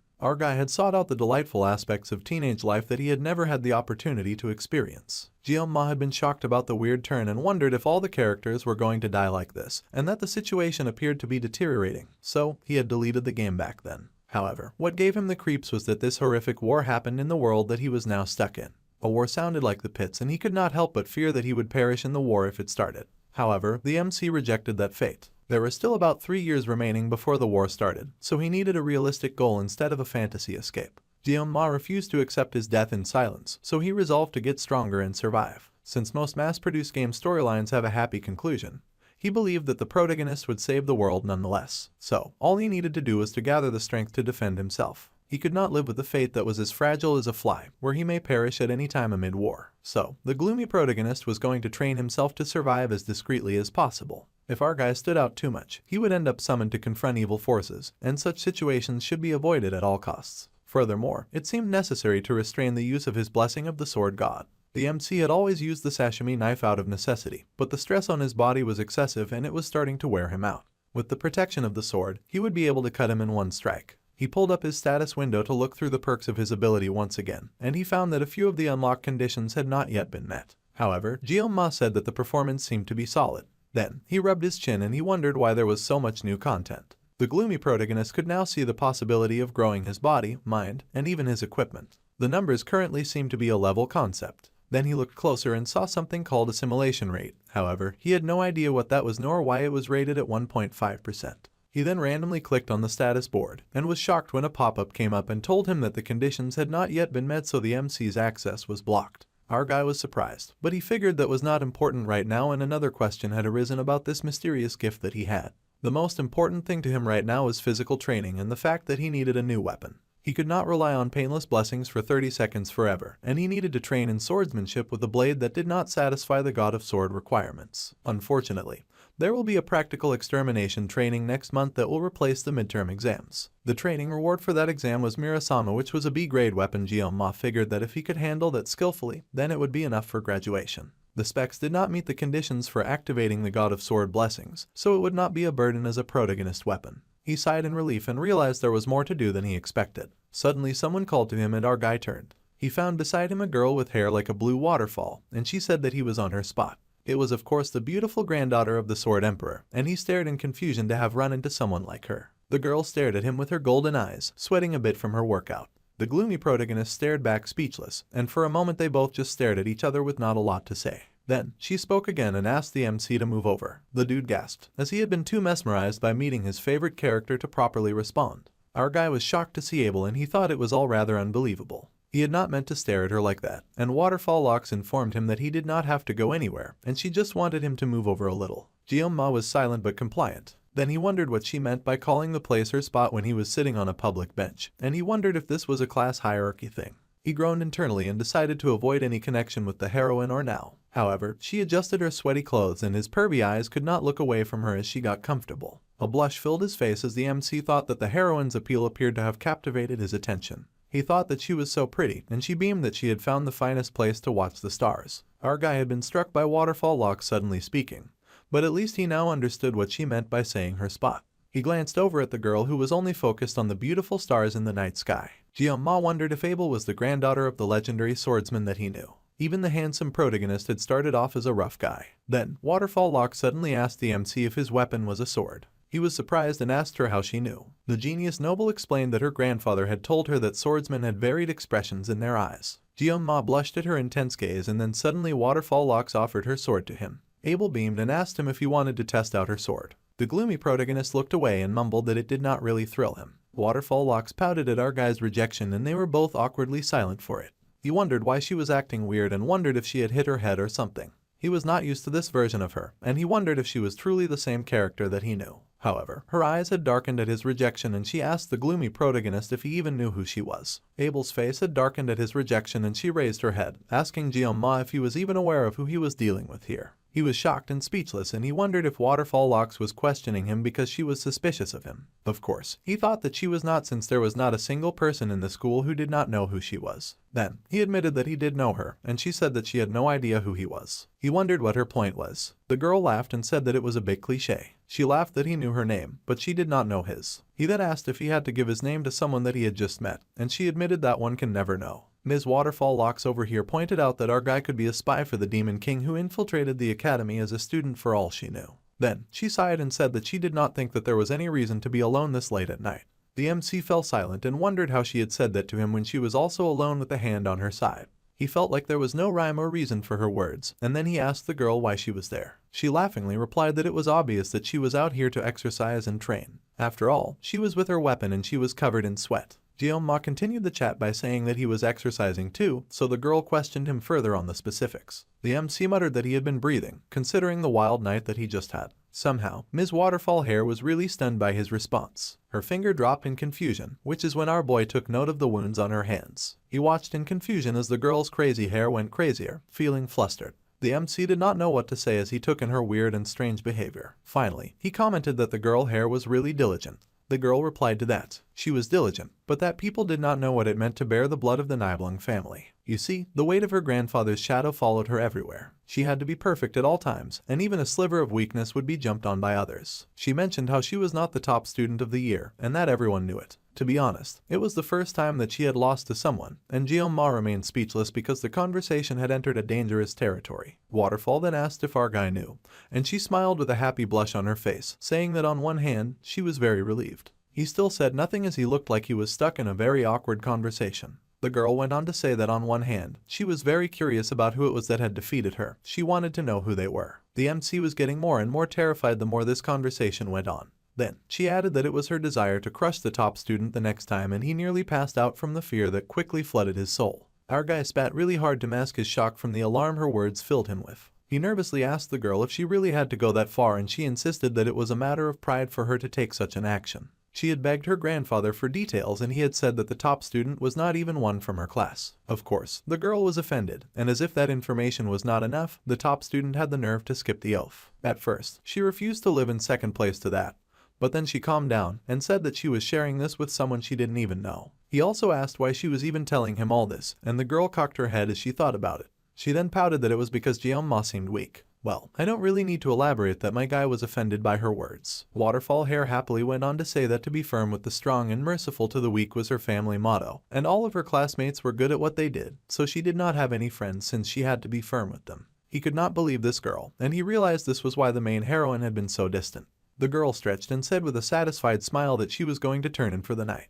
The MC bid his farewell, and then the girl paused as she considered something. Suddenly she yelled that he had not told her his name, and my guy mumbled that he did not want to do such a thing, which the girl didn't like at all. Later in class, all the students were gathered at their desks and ready to study. His life at the academy was a lot calmer than he thought it would be. Chloe quickly befriended others and blended into class as he worked hard to ignore her. Meanwhile, he was busy avoiding eye contact and avoiding ever running into her. In the instance where he did meet eyes with the Sky Assassins, the ice gaze of her new friends helped to discourage him as they laughed at him being a special admissions student.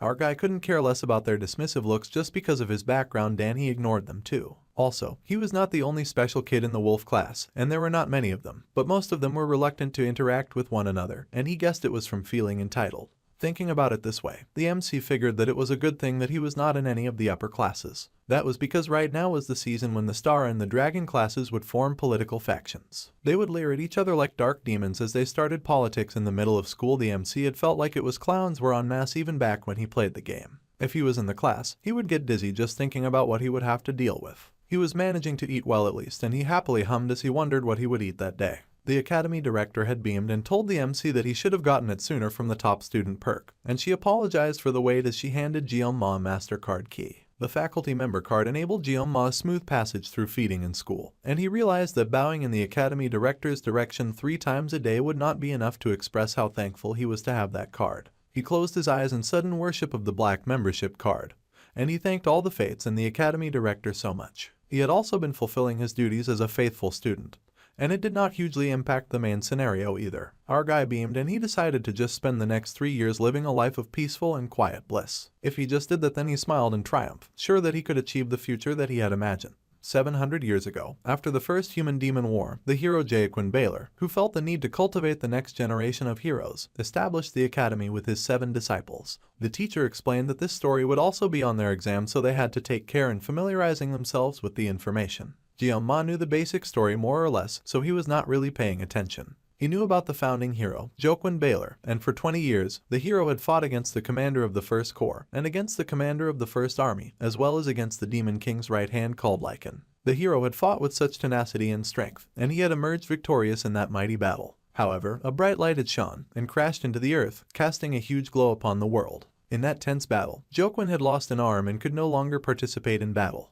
The whole place had been filled with screams. It had been a war that was soaked in blood, with no clear victor. Fortunately, the humans and the demons reached a truce in the midst of the first human-demon war, and the hero Jaquin established the Jaquin Academy to nurture future generations. So it was that the first human-demon war led to the establishment of the non-aggression treaty between the two parties, leading the next 700 years into an era of peace. There were whispers around the class about if there would be a war in their generation. However, another student laughed that there could be no war in the 21st century and that they were more worried about what they should wear to a party the next day. The MC had no comment concerning the matter. After 700 years of peace, Jeonma was the only one who knew that the beginning of the first crack and said peace was not far off, and that it was only natural that everyone was used to the serenity. As much as he would like to tell the academy director what would soon happen, he did not know what consequences that would bring, so he refrained from doing so. Our guy sighed, and although the academy director did not hide the fact that she wanted to leave her position as dean as soon as possible, as she often brought up in ditching in regular conversations, the director Media was the first person in the story to catch a whiff of the abnormality thanks to the poet's lord.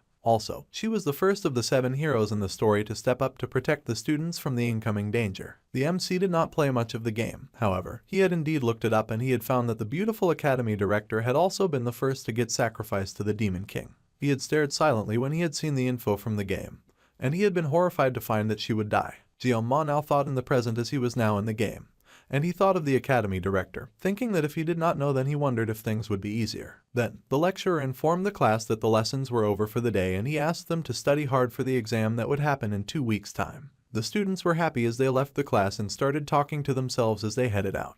Our guy noticed there was a bit of a commotion that excited the students and he wondered what was going on. Then he wondered if the protagonist had finally arrived. He checked the date and it was indeed the 5th of May, which was about the right time for the protagonist to show up. He did not expect the true protagonist to pass by their class, and many of the other students expected that he would go to the star class where he belonged. If memory serves the MC right. Then on the 5th of May, someone important would enroll in their school and he eagerly joined the students to gape as well at the door. The world's main character walked into the school with flashy blonde hair and a tall and proud gait. His name was Leon Van Reinhardt, and the 700 long years of peace would have its first crack. The main character's beautiful and handsome face was basically the whole plot, and in the game, every woman seemed to fall for him. If this were an adult-rated game, all sorts of things would happen and our guy tried not to think about that and instead channeled some good, kind and positive thoughts into his brain. Even women who were drawn to the main character like Rachel Myroam, the niece of the Spear Saint, Seiki Ryozo, the daughter of the Bowmaster, and of course Abel von Nibelung, the grandfather of the Sword Emperor. The so-called protagonist party members were all impressive, and Jeon-ma watched him. It was annoying, but the main character, Leon Van Reinhardt, was the protagonist of Miracle Blessing M, and he would be among the first to get drafted in 3 years once the war began. Though, calling it a draft was putting it nicely and he grit his teeth as he recalled it would be his second time of getting plunged into military service since he had done his time in his other life. The war in this world was a mandatory enlistment. Also, even Baylor Jokwin only managed to seal the 1st Legion commander, so our guy wondered just how strong the Demon King was in that case. It was morbid just thinking about it and he considered how the game would end if the protagonist lost, and that would be insane. The happy blonde protagonist went to greet all those who approached him, and then he turned his gaze in the MC's direction. He was absolutely shocked to see the protagonist looking directly at him, and the protagonist then smiled like a happy golden retriever. Jeon-ma stood there speechless for a hot minute as he processed what had just happened, and then he recalled that the game was the Miracle Blessing M and that the protagonist would handle things one way or another. Honestly, he found the protagonist's face very inspirational, and it convinced him before he knew it. Suddenly, someone called out to him and the nonchalant main character turned to see who had called. Later, in the training grounds of the great and prestigious academy, the dedicated protagonist stayed practicing his moves so that he could one day actually use his ability for his own good.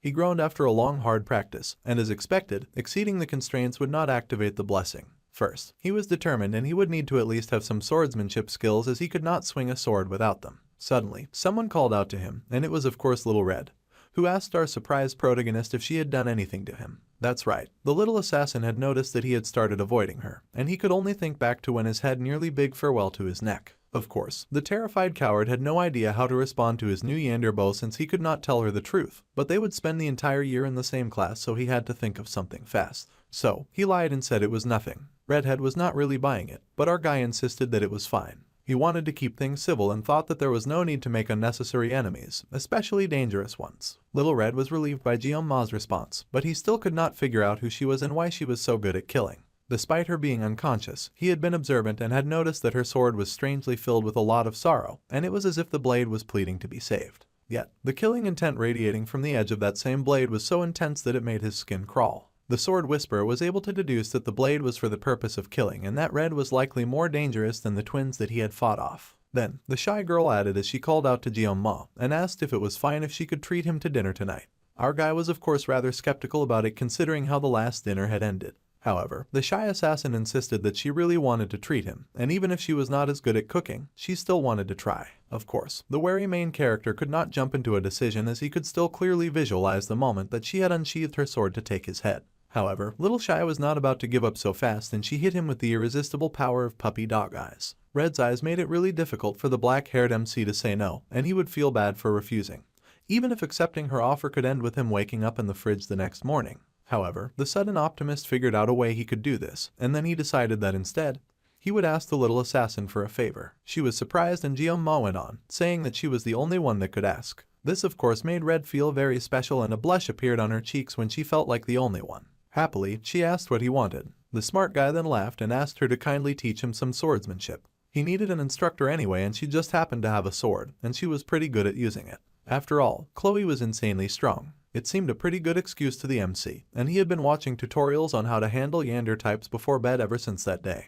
It was important for him to learn how to survive a Yandere, and it had given some helpful tips. So, their training began and Red called out happily to him. Beaming and gushing, she asked our guy when he had gotten to the training grounds, and that she had been waiting at another entrance. Her new student greeted her and explained that he had just arrived. The giddy girl happily said that she had just arrived as well with a happy smile, and the timekeeper had to confirm when she had gotten there. She explained that she had arrived around 6:30, which was almost 2 hours before they were to meet, but she just laughed sheepishly. By the way, the observant main character took note of something, and Red blushed, asking if she looked weird in a very cute outfit with her sword strapped to her side. The girl did look lovely, but the blind idiot said that she just looked fine. Our guy had not noticed before because he had only ever seen her in a school uniform.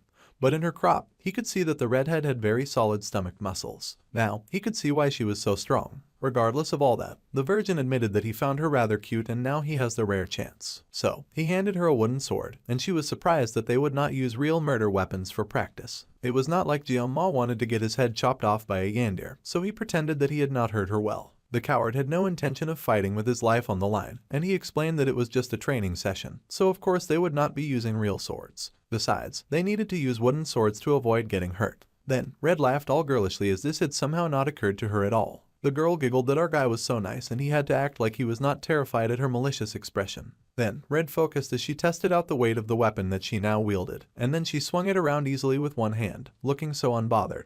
The coward was shaken by the feat of strength being displayed by a weak-looking young girl, and he wondered just how strong she was when she was making even the air tremble. Jeonma decided that it would be best to err on the side of caution before she broke him like a watermelon, and he would use his blessing as a last resort. Our paranoid guy checked out his status window and his blessing, making sure that everything was the way he needed it to be. The sword's length was not an issue and his body was still growing steadily, so everything was ready to go. However, the cautious protagonist then wondered if the blessing was usually like this. While it was not uncommon for a blessing to upgrade with experience, he was confused and wondered if it was normal for them to come with additional effects. Suddenly, it seemed like the blessing's terms were changing a bit and he could not remember such a thing happening before. He wondered how much more he had to grow for his blessing to adapt better, and then Red called out to him because to her he'd just been staring into space for a while. The little assassin asked what was the matter, and the swordsman in training apologized and realized that he was the only one who could see his status window. He also realized that he must have looked like a crazy guy just spacing out. So, he then begged the shy girl to please go easy on him on their first lesson, and she nervously agreed.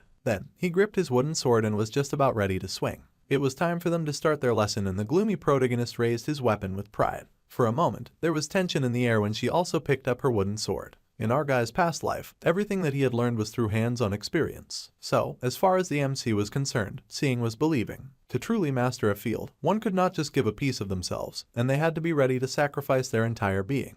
The reason why the genius had adapted so quickly to the academy was because of the training that he had dedicated himself to. The redhead swung her sword, a fiery red aura gathering around her as she took a warrior's stance. Jeonma had learnt from a young age, and he closed his eyes, noting the sweat clinging to his palms and how his stance flew toward. The final stroke of the sword must always strike the opponent.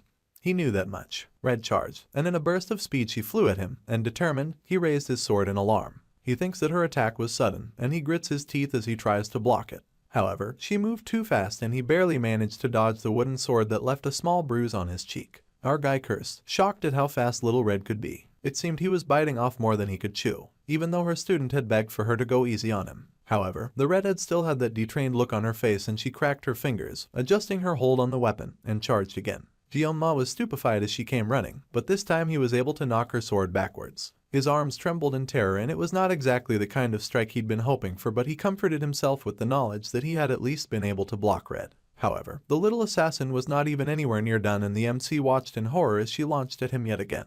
He did not even know when she had taken to the sky. He cursed as he realized that she was just going to keep on getting faster. Just now, the genius had realized that Little Red had held back on one of her attacks. He managed to raise his stick and block her sticks. Their pieces of wood danced together in hard combat. However, a crack began to appear in our guy's wood. It was not hard enough. Jeonma began to get pushed back because the onslaught just would not stop. Red was on him like a barrage of demons from hell. Forget the demon clan. The hero could get started on training, just fight her because she was relentless. All of her strikes were heavy, and he knew that if he got hit even once, he might actually die immediately. So much for taking it easy on him. The panicked MC was finally reaching his limit for deflecting. He could not find any opening to counterattack this red demon, and his wood finally snapped with a mighty sound. It went flying, and he could only gape at his broken weapon. For some reason, Red gaped too, like she had not been the one to break it. The girl gasped and apologized profusely, shocked that she had broken his weapon. The assassin explained that he had been trying to fight our guy as gently as possible, but she had ended up breaking it.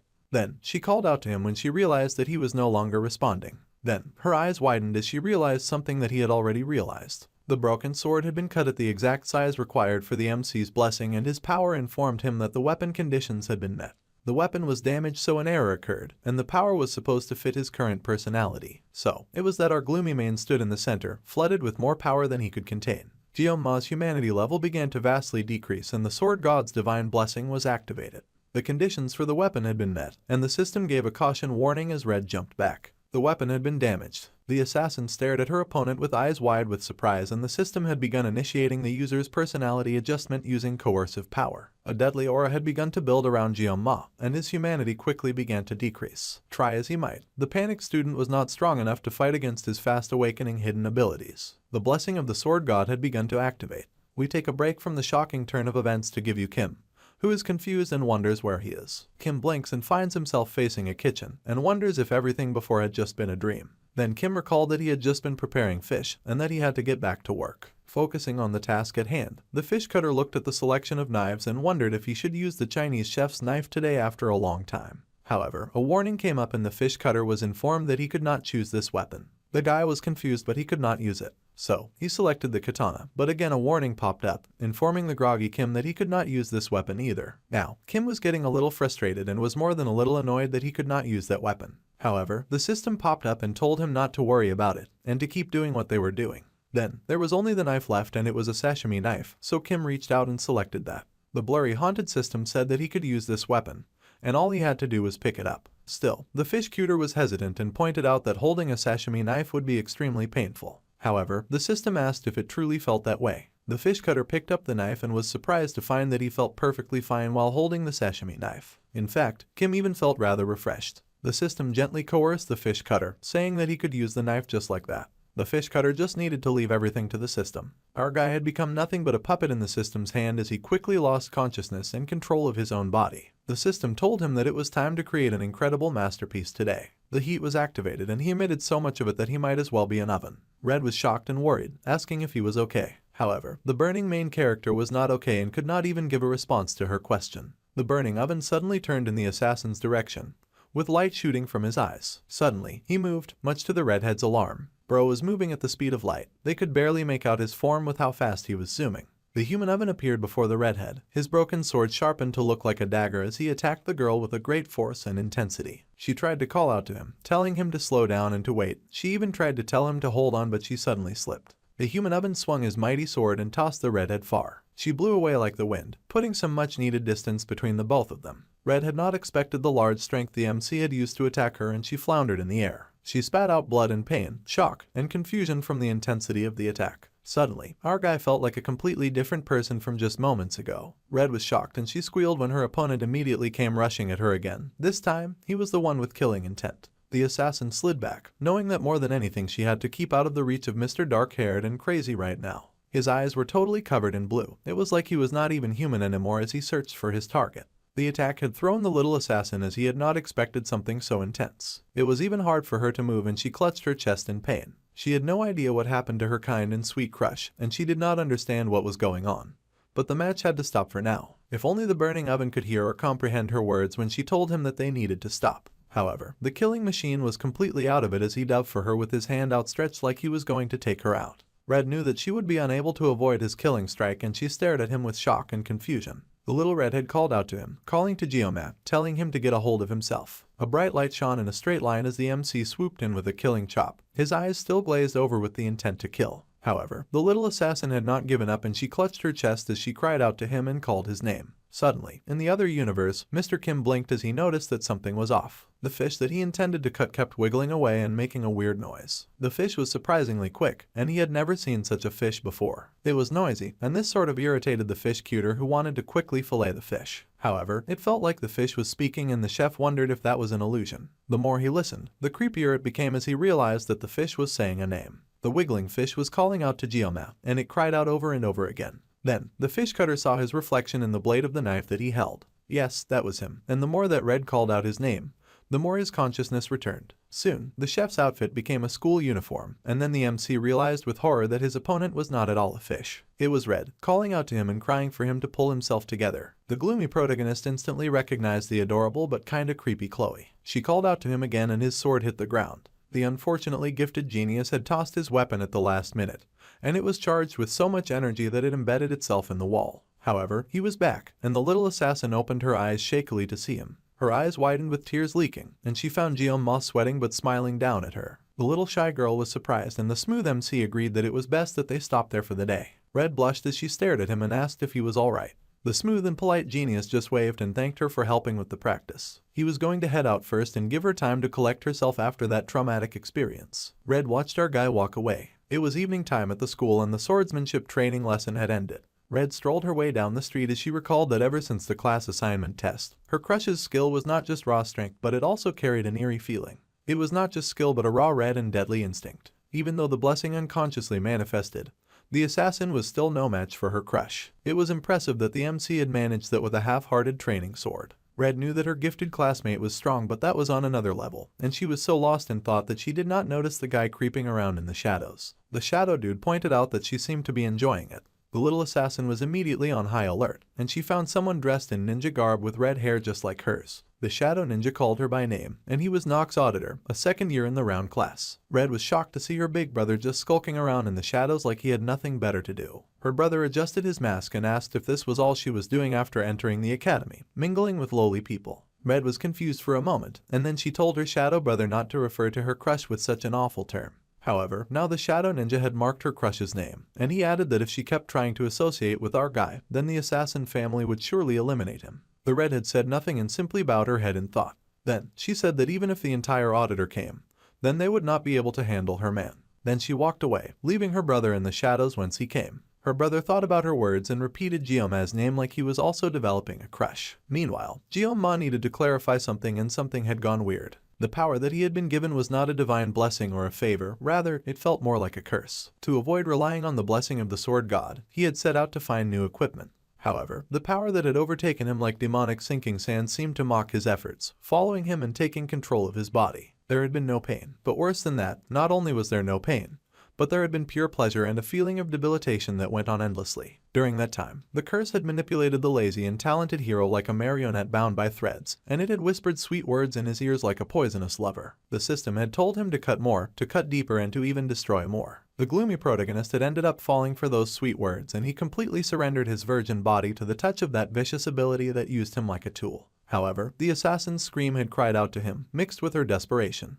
Then, our guy had been able to see the desperate and terrified girl as she had screamed out the name that he had come to recognize as his own. Jeon-ma, the background character with a new overwhelming malicious ability. In that cry, the fragments of the world were brought together and the gloomy protagonist was sharply pulled back to consciousness. So, he had thrown away the training sword that had clung to him like a parasite infesting his own skin. The genius had realized that if he had not detached that sword at that moment, then he would have lost himself forever. Until recently, the redhead had been nothing but a yander who just wanted to kill him. However, at that moment, Chloe had become the girl who had revived his fading conciseness. Then again, our guy did recall that he had been the one to originally break the sword and cause the whole issue in the first place. He was kind of irritated but mostly grateful. So, he had decided to let it go without anything much. Besides, the girl already looked terrified. Jeon-ma had ended up leaving in quite a hurry to avoid the possibility of the sword god's blessing manifesting again.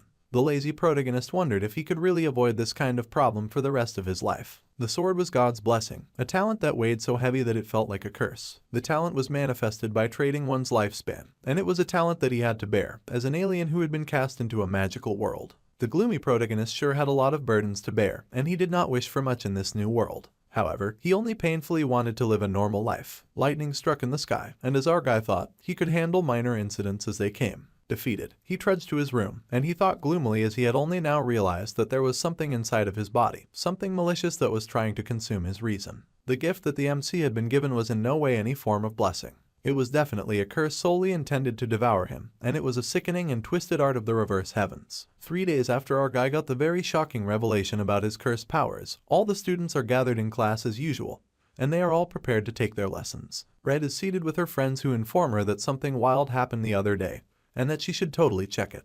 The assassin smiles pleasantly and assures her friend that she will definitely look it up. However, she then falls silent and glances to the side, noting that her crush is not in class and he is not seated where he usually stays. Now that the redhead thinks about it, she realized that he did not even have the contact information for the gloomy protagonist. She now feels silly for never asking earlier. She had even gone to visit him at his dorm, but the only thing that had responded to her knocks were pained groans. It was rather eerie and foreboding, and the little assassin was rather worried. She had been worried that the lazy genius would hate her if she broke the door down, so she simply walked away. Now that he was no longer around, the redhead thought wistfully of how she had enjoyed watching her crush from afar. She would always find our guy lost in thought with his chin resting on his hand. Red could not even count how many times that she had secretly glanced at him in a single day. She had been careful not to talk to him, afraid that he would find her an annoying girl. At first, she had thought that she was drawn to him because he had risked his life for her. However, as time went on, the little assassin realized that could be an excuse. In truth, she really missed the MC. The next day arrived at the academy as usual, and the wolf teacher called for silence when he strode into class. The wolf teacher told everyone to be quiet and loudly yelled, asking them if they had come to a prestigious school just for show. He also yelled that since there was rain that day, they would have a study hall instead of the usual physical training. However, the wolf teacher had noticed that Kang Jioma was missing from class, and he had been missing for 3 days. Knowing the lazy genius, the teacher was sure that our guy had a reason for it. So, the teacher would trust in him and patiently wait for him like a true educator would. The teacher screamed at the other students to start studying, and they hastily complied. Suddenly, they heard the sound of the door closing shut, and the wolf teacher turned to the door with rage, asking who would dare to come to his class late. However, the wolf teacher paused in surprise to see none other than a dark shadowy figure striding down the stairs. His foot hit the stairs with each step he took, and his baggy eyes looked even more raggedy than before. It was the MC, and he looked like he had aged 5 centuries with a strand of white hair on his head. Red leapt to her feet when she saw him and even called out his name like she was the female protagonist. However, Jioma just opened his mouth and croaked out in a very deep and gravelly voice that he apologized for his lateness. The teacher was a little alarmed and told our guy that he had no reason to apologize and just asked the gloomy protagonist to just sit down. Bro looked like a walking shadow, and all the students immediately started gossiping about him. They knew that he was a special admission student, and they wondered if he had always looked that raggedy. Now that they mentioned it, some of the other students agreed that their usually average classmate did look a tad bit more handsome than before. The classroom was abuzz with whispers and gossip, and the gloomy protagonist just took his seat like he could hear none of it. After class, the students filed out, all of them eager to eat since they were starving. Red called out to Jioma with hesitation in her voice since he looked rather weird and his waist was newly snatched. However, he answered her and called her by name, so she asked what had happened. The gloomy genius replied that it was nothing much, but she pointed out that he had not been in school for a while, so he was really worried that something might have happened to him. Red asked if our guy's new attitude had anything to do with their crazy duel the last time they had interacted. Jioma fell silent, but then he turned to her with a smile on his face as he explained that he had just fallen a little sick. He thanked her for worrying about him since he was fine now. The redhead blushed since the MC was out here acting like he had not just gone through a revenge body transformation. The shy girl admitted that it was a relief and she averted her gaze. As the ML protagonist expected, it was a little difficult for her to believe his lie. For the past 3 days, Jioma had in fact been fighting his demons, and he had gone through something similar to extreme withdrawal symptoms until he was mentally exhausted. The gloomy tortured main character could not get out of his room and eat anything as he buried his emaciated body in bed whilst praying for his cursed convulsions to go away. The MC had suffered through pain far worse than anything he had ever faced before. It was a price that he had to pay for holding and using that broken weapon. And that was not the only thing that had happened. When our guy glanced at the mirror, it looked like his appearance was the same. That was a lie from the pits, as his expression was far more sunken and even some of his hair started turning white.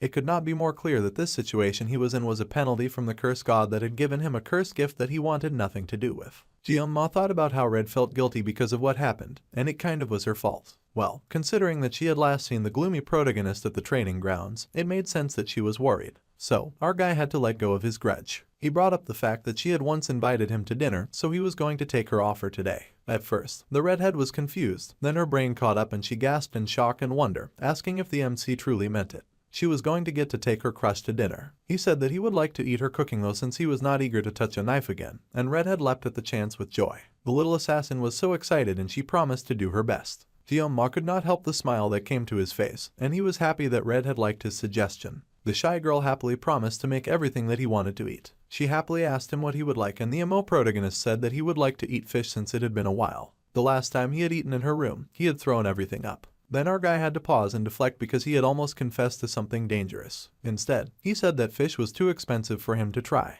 Then, the sharp genius detected something weird and murderous aiming for his neck. He whipped around and eyed a suspicious-looking bush as Red continued to gush and squeal. The black-haired MC wondered what he had just detected, and then he whipped around with his hair like an Oreo biscuit.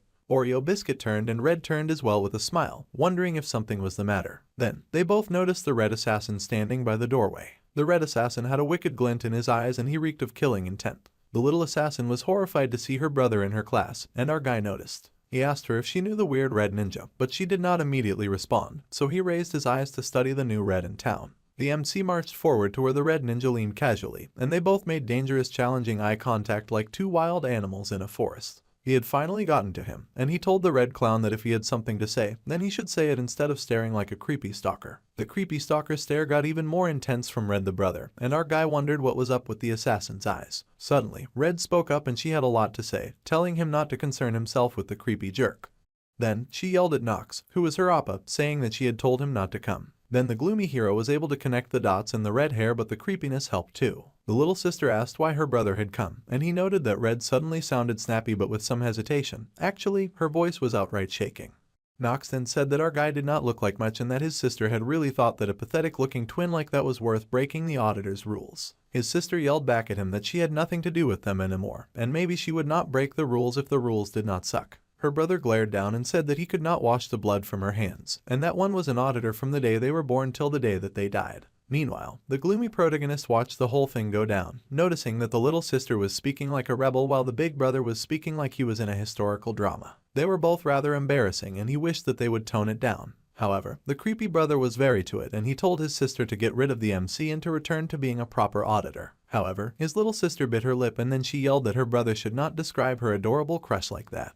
Our guy did not even want to be part of this conversation and now everyone was alarmed since she had screamed. The gloomy lazy protagonist really wondered why they could not do this in moderation, and everyone went out to eat so this silly squabble was going to turn into a mess. He was used to this nonsense by now, but he suddenly gave pause when he finally figured out what family they were from. Now, he got it, as he just remembered that they specialized in infiltration and assassination, and they were a group of shadows that appeared in the middle of the game. It was said that the auditor group was weaker compared to other heroic houses, but our guy knew for a fact that they were unrivaled in assassination. All members of the auditor clan were ridiculously strong thanks to their abusive training regiment that they forced all their children through. They molded kids into cutting-edge assassination tools before they had even truly grown up. Chloe was from that kind of family, and if that was the case then the MC had to admit that the creepy brother's hardened expression was much more normal and expected than Red's happy face. Her brother's expression was one that showed no hesitation when it came to killing. It was an expression that was used to killing. The MC was sure that the auditor family were probably chasing and vanquishing their enemies in order to maintain order, and it was not like he was against killing when necessary, and he thought it was justified if anything.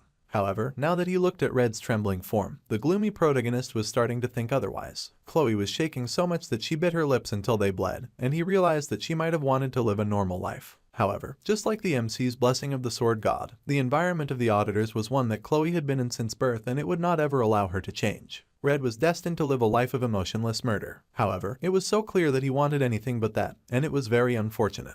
Our guy was no hero, and he had no intention of ever becoming something like that. While all of that was true, he could not stop laughing at himself. The lazy protagonist could not save the world, but he could try to save a life, so he stepped forward and offered to talk to the creepy brother. He had to admit it, the power that he carried was 100% a curse, but it would not let him taste defeat. So, he asked the assassin boy his name, acknowledging that he was called Nox. In the end, the Oreo biscuit had tried to escape the sword god's blessing, but he could not. In cartoons, they always say that there is no paradise in running away, and they are right. If he cannot run away regardless, then he will take a step forward, and he would declare himself as Kang Jeong-ma, someone whose name consisted of a sword and a demon. Grinning demonically, the gloomy protagonist asked the red assassin boy to follow him, saying that he would cut Red's brother. He was someone who fought with a knife. Meanwhile, the wolf teacher was just chilling in the faculty room.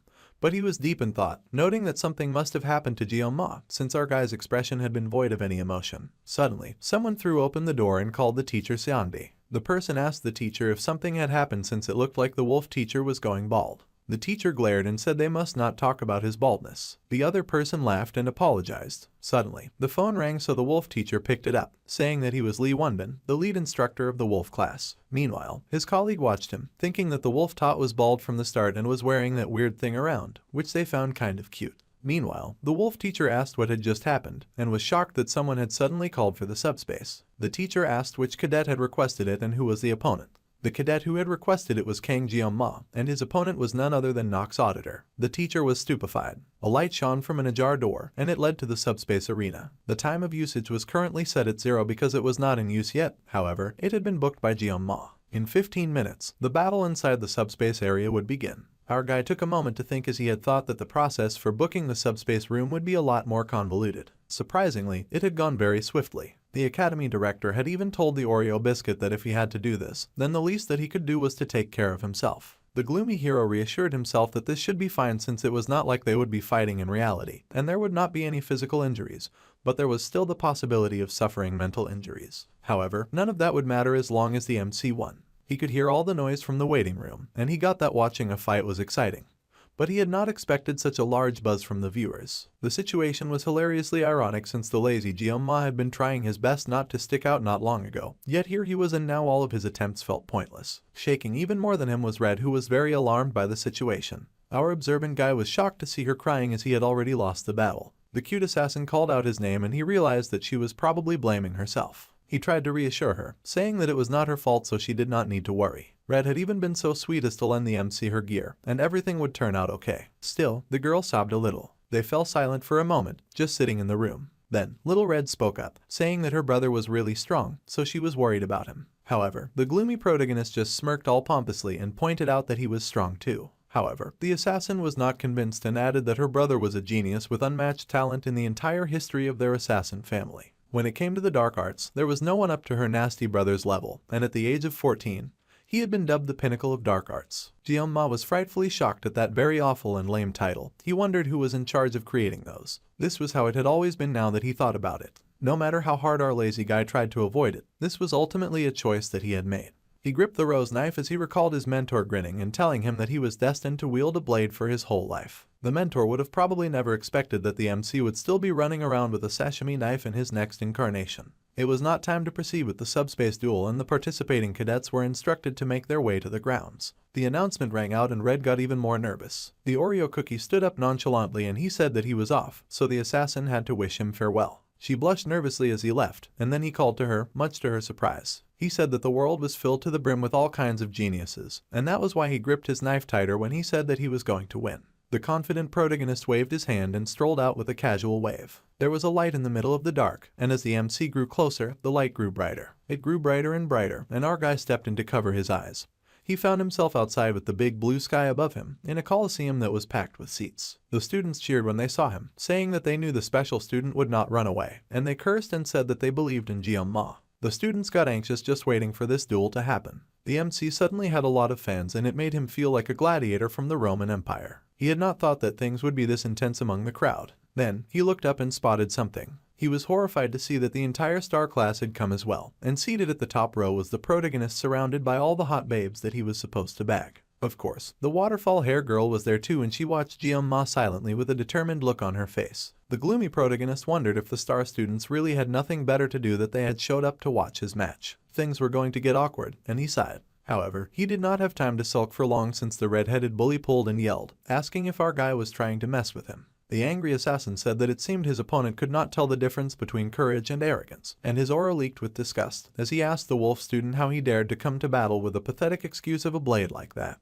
The Oreo biscuit was a little mystified by the intensity of the assassin's hatred, and he noted that the crazy jerk had a supreme killing intent. However, he confidently played it cool and said that a true master would never blame their equipment. This of course made his red opponent curse at him, but the angry red had quickly regained his cool and sighed. The assassin then said that he should deal that insolent tongue on the MC first, and the angry red had unsheathed his wicked blade as his murderous intent only grew. Our sharp guy smirked because he could tell that Red the brother was way too reliant on his equipment. However, he did note that his opponent carried the S-rank blade called the Hongrian Blades, and he carried 2 of them no less. On top of that, Mr. Pinnacle of the Dark Art had one of the best auras in the game, which was the Blessing of the Crow. Jeong-ma could feel how difficult it was just for his opponent to suppress his killing intent. With S-rank equipment as well, it might sound ridiculous, but he had also prepared himself to deal with the redhead. In our guy's hand was the Daiso Sashimi Feet Rose blade from Chloe, and it was of an unknown rank. The 2 fighters stood facing each other as the wind blew and the air was tense with their individual aura. The battle would start now, and the subspace barrier began to form as the 2 warriors locked eyes filled with malice. The subspace barrier was deployed, and everyone watched, from the girls to the flashy protagonist. Then the announcement said that may the hero's blessing be with them. But the two opponents had already sailed from their standing positions and flew to attack each other before the barrier had even fully formed. The MC's painless blessing was immediately activated, and the sword god's blessing was also activated, along with the prayer that the blessing of the gods would descend upon them. Then the two fighters were gone. The students whispered amongst themselves after the subspace descended, asking if they had all seen the same thing. Some of the students complained that they could not see anything and that it was way too fast. Some of the students questioned if Jianma was really in the wolf class, and they had expected it to be an easy match. However, for the longest time, all some students could see was darkness. As for the students that could see, they saw flashes of lights of pink and blue as the two sliced at each other with their special powers, bobbing and weaving and dancing at the speed of light. The redhead had not gotten any less angry, and the wolf student was starting by playing defense. A blonde girl from the star class was intrigued by how fast they were moving, and she thought things were getting interesting. Waterfall Hair watched the fight with an intense look on her face, and she was surprised that the weakling that she had met the other day was a very good fighter. Our guy was doing great, holding his own against the dangerous assassin dude. The genius had to stay on top of his game, of course, because the other guy had every intention of killing him, even if it was just while they were in the subspace area. The MC slid around and blocked every violent attack. Redhead gripped his sword tighter and slashed with even more killing intent than before. The redhead kept slashing and slashing and slashing like a dark purple tornado of hate and violence, and he made so many marks on the floor as he fought. However, the wicked cool protagonist kept dodging, and it was frankly driving Mr. Pinnacle up the wall with rage. So, the red guy tried a different trick that he was sure the MC would not be able to avoid. The red guy used the three-legged crow and sliced with the murdering capacity of a monster with 7,000 grievances. Even Jianma was kind of thrown off by just how badly the red guy wanted to kill him. The slashes all came flying at our guy, and the red guy laughed, feeling very sure that his opponent was done for. However, the Oreo biscuit was not out of tricks yet, and he swished out of there, much to the absolute disgust and horror of the red guy. He could not believe that our guy dared to dodge and get out of the whole thing unscathed. The wolf student glanced back at the shocked red guy looking all cocky and all. One of the watching students said that he did not really see these kinds of things often, but he had to admit the sophomore's strength. Freshmen were always too busy running from these things, and another student agreed that sophomores were dominating, but they could not underestimate the freshmen's experience either. However, the waterfall girl knew that there was more than that, and only those who could clearly see what was happening would understand. All those aggressive attacks were coming from the sophomore, but the MC was able to dodge every single attack. He was not even trying to fight. The red guy got angrier and angrier as he recalled that his sister had said that Jianma was not a normal guy, and cursed. He had even used the blessing of the crow, thinking it would annihilate his opponent, but he had dodged it like it was nothing. The red guy was furious, noting that our smart guy had been too focused on speed. Seeing how skilled he was, the assassin had to be more cautious when fighting the Oreo biscuit. Mr. Pinnacle decided to aim a powerful strike that could slice through a wide area in one go. The more he saw the MC, the angrier he felt looking at his nonchalant gaze and watching him hold his lousy-ass kitchen knives. Then, Jianma suddenly dropped his weapon, and the red guy was alarmed. The assassin could not believe that the talented protagonist would drop his weapon in the middle of a duel. The red guy asked the wolf student exactly what he was scheming, but our talented guy just held out the rose blade that he had gotten from Chloe. The wolf student got serious and pointed the blade forward, his eyes going dark as he lowered his head. The air got tense when the suddenly serious main character pointed his blade right at the assassin, and the red guy was confused. The look in Jianma's eyes was lethal, and the red guy screamed internally, wondering if the genius was mocking him with that stance. But nobody like the gloomy protagonist had the nerve to act the way that he did. The red guy was furious and tightened his hold on his swords. The angry redhead made a pledge to cut down his opponent with a single killing strike. The red guy charged up with energy, and he asked the fool just what he could do before the blood-soaked hungry young blade. Suddenly, the genius leapt, intending to show the idiot assassin exactly what he could do. The red guy was speechless as his opponent flew forward in a straight arc of righteous precision. There was a bright glow of light, and his movement was so flawless that it was blinding. The MC had only wanted to live a comfortable life, and he had tried not to stand out. He had stuck to the rules as much as possible, so this all felt like a curse, and like something was chasing him and trying to take over his body. It was as if something deep inside the nonchalant protagonist was telling our guy to hold back. So, the MC gave his body up, and if he could not run away regardless of the sword god, then he would accept its blessing and its curse. The light shone even brighter as our guy dedicated to cutting his opponent so cleanly. The light was blinding when his opponent's sword arm fell away from his body, and the angry redhead could only stare in shock as his arm got detached. The assassin's eyes widened in shock as he was cut so fast and so clean that he had not seen the attack coming.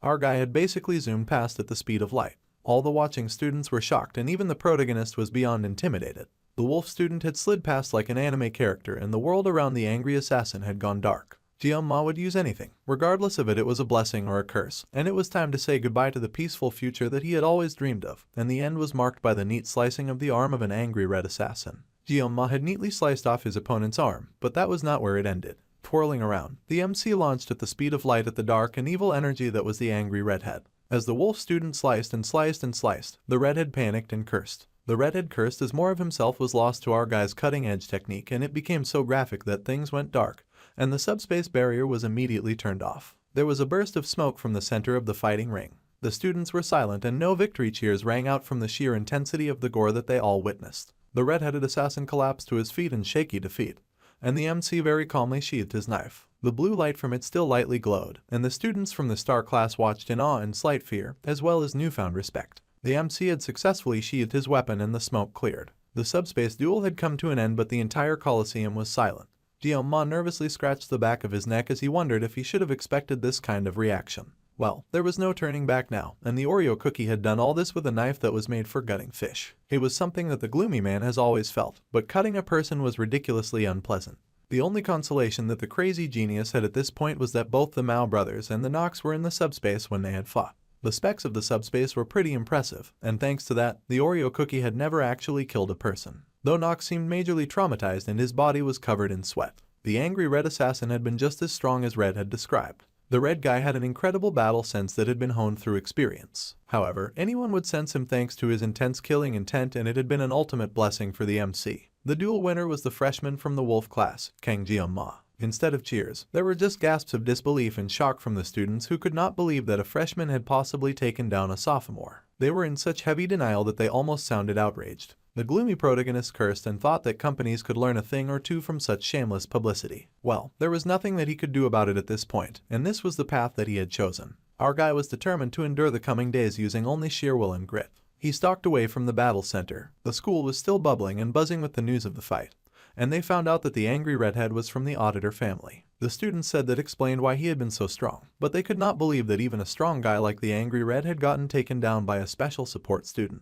Everyone was whispering the MC's name around the class like he was a forbidden spell. Waterfall Locks was also deep in the gossip, and she wondered about our guy, musing on his name. The beautiful swordsman was thinking about how the MC's name followed her everywhere she went, and he was the only person that everyone wanted to talk about. Yesterday, the fight had been quite shocking, to say the least, and she still recalled the time when the red assassin had lost his arm. It had shocked everyone, and the girl recalled how she could not believe what she had seen. At that moment, as her golden eyes widened in shock, she had seen the talented protagonist display such remarkable swordsmanship. Whilst using only 2 kitchen knives, Gyoma had sliced and diced with such precision. The talented lady had prided herself on her knowledge of swords because she was the granddaughter of a sword master, but she had been hopelessly naive. To think that someone could be that strong with those kinds of blades was almost unbelievable. Suddenly, the girl paused when she realized something, and she said that on the other hand, she was still curious, and she had wondered who had defeated her. The talented swordswoman had wanted to know who they were so that she could crush them next time. Then, Blue Hair also recalled that she had called our guy weak to his face and how she was firm with the strong but merciful to the weak as their family motto dictated.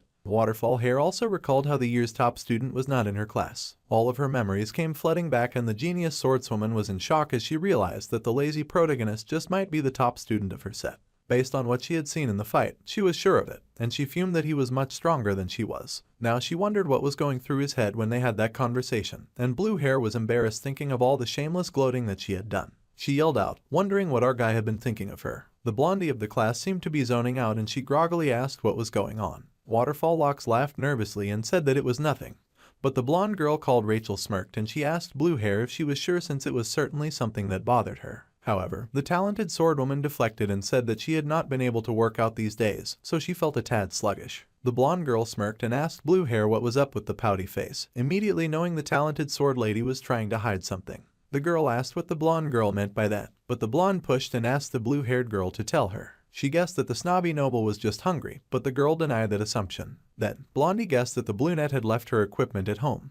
But that was not it either. Then the blonde asked if it was the bathroom, and the noble girl yelled that she had already said that it was nothing. Then, the blonde called Rachel cute as she had finally figured it out through the process of elimination, as he guessed that little Miss Blue was having some boy troubles. The snobby noble was shocked and speechless. The brunette flushed in horror and the blonde grinned, with her lip twitching. Then, the blonde burst out with laughter and pointed as she guffawed at the noble lady. Rachel had thought that the noble lady Abel would never be one for romance. The blonde laughed so hard and loud at the poor noble that she blushed with shame, and she yelled that it was not what the clown thought that it was. The laughing hyena was skeptical and then asked the blushing sword lady what the issue was. Rachel wanted to know the man who hit the jackpot, and the brunette went silent. However, the blonde was not about to let it go, and she pushed, wanting to know who had stolen the heart of the normally stoic lady. Since she was not getting a response, the blonde started playing a guessing game. She sharply guessed that it could be Leon, the glowing and perfect protagonist, since he had such a handsome face. However, the brunette looked so disgusted by such a suggestion that the laughing hyena had to rule it out. The blonde thought it was strange that the waterfall hair girl was still apprehensive regarding Leon, and then the hyena guessed that it was surely the special student from yesterday. It was just a guess, but the jolt that she got from blue hair was all the confirmation that she needed.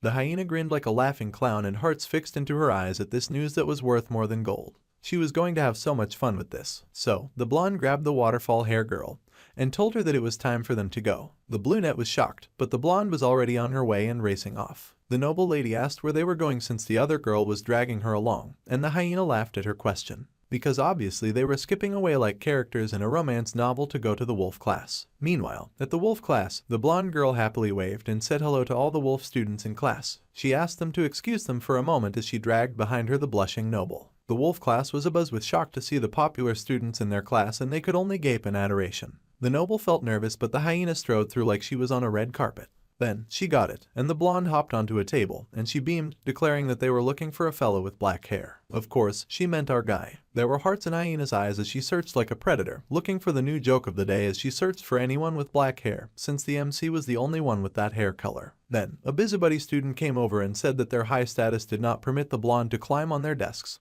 and make a ruckus. Rachel was not even slightly threatened by the dude, and she just flashed her good looks his way, using her pretty privilege to knock him flat like a bowling pin. The student was overwhelmed by her beauty, and the noble was horrified by the blonde shamelessly abusing her privilege. However, the blonde made the most horrifying face of success when she finally located our guy. He was dozing in his seat with a familiar redhead buzzing and gushing around him. Hyena immediately clocked the female assassin as Jeon Ma's girlfriend. Well, it was not like that mattered to the blonde, and she thought it was better this way since it made things even juicier. This was going to be fun, and love blossomed in her eyes. Red was busy gushing over the lazy protagonist as usual, but then she froze when she felt a weird killing intent coming their way. The blonde had suddenly appeared by their side, and she blew a kiss to Jeon Ma's sleeping head. The audacity of that man snatching the clown. She was so daring that her kiss made Red temporarily lose all color. Waterfall Locks was also rebooting, and Red looked like she'd just been transported to the depths of hell. Then, the hyena pretended like she had made a small mistake, and our guy groggily raised his head in confusion to find himself surrounded by baddies. The hyena smirked all cute and stuff, using her pretty privilege to the max as she asked Jeon Ma if she had woken him up. The MC was confused, and she just jumped right in and asked him to confirm his name. Before our sleepy guy could even respond, the flirty clown said that he had not known who the black-haired genius was before the incident at the subspace the other day. The sleepy protagonist was just trying to figure out why Rachel of all people was in his class. The girl in question went on, and she said out loud that the Oreo cookie was quite the looker up close. Meanwhile, the MC's intuition was screaming at him that the situation he was in was dangerous. Then someone said hello, and asked if they could ask what the heck Blondie was supposed to be. It was Red, and the inner jealousy inside her had activated. Red asked the blonde hyena just what exactly she thought she was doing when she put her hands all over our guy. The yandere girl was not happy at all, and her pupils had shrunk with the white of her eyes blown wide. The confused love clown was slightly amused by the situation, and the MC realized that things were getting out of hand, and that this was exactly what his danger instincts had been warning him about. The redhead's personality had completely flipped to the point that she could not recognize Blondie as human anymore, and she somehow had her box cutter ready to go. If a knife fight broke out in class, things would get very troublesome for the lazy protagonist, so he had to put a stop to this. It was a combination that he had never seen in the game before, and he could not fathom why Rachel had even come to their class.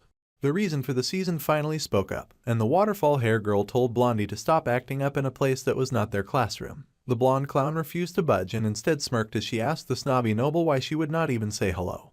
The hyena was truly enjoying the situation, and she grinned, hopping down from her seat on the table. She spoke to Red directly. The blonde clown ruffled the little assassin's hair and told her not to interrupt when adults were talking. The clown went on to say that it was not safe to play with sharp objects either, and of course, her patronizing actions further aggravated Chloe, who slipped more and more into insanity, and her knife hand started twitching. While Blondie had her head turned, the assassin got ready to strike, and she actually aimed a killing strike right at the hyena's back, much to the shock of our guy and Waterfall Locks. However, even with the clown turned, she whipped around lightning fast, and there was a large splash of red. The large splash was a student who complained that his classmate had spilt all the juice because he did not open it properly. The classmate whined that if he did not open the juice like that, then his senior would not even glance his way. The other student yelled at his classmate and told him to be quiet. Meanwhile, a struggle happened in the background, and Red had her hand caught by the cocky blonde who had managed to knock the knife from her hand.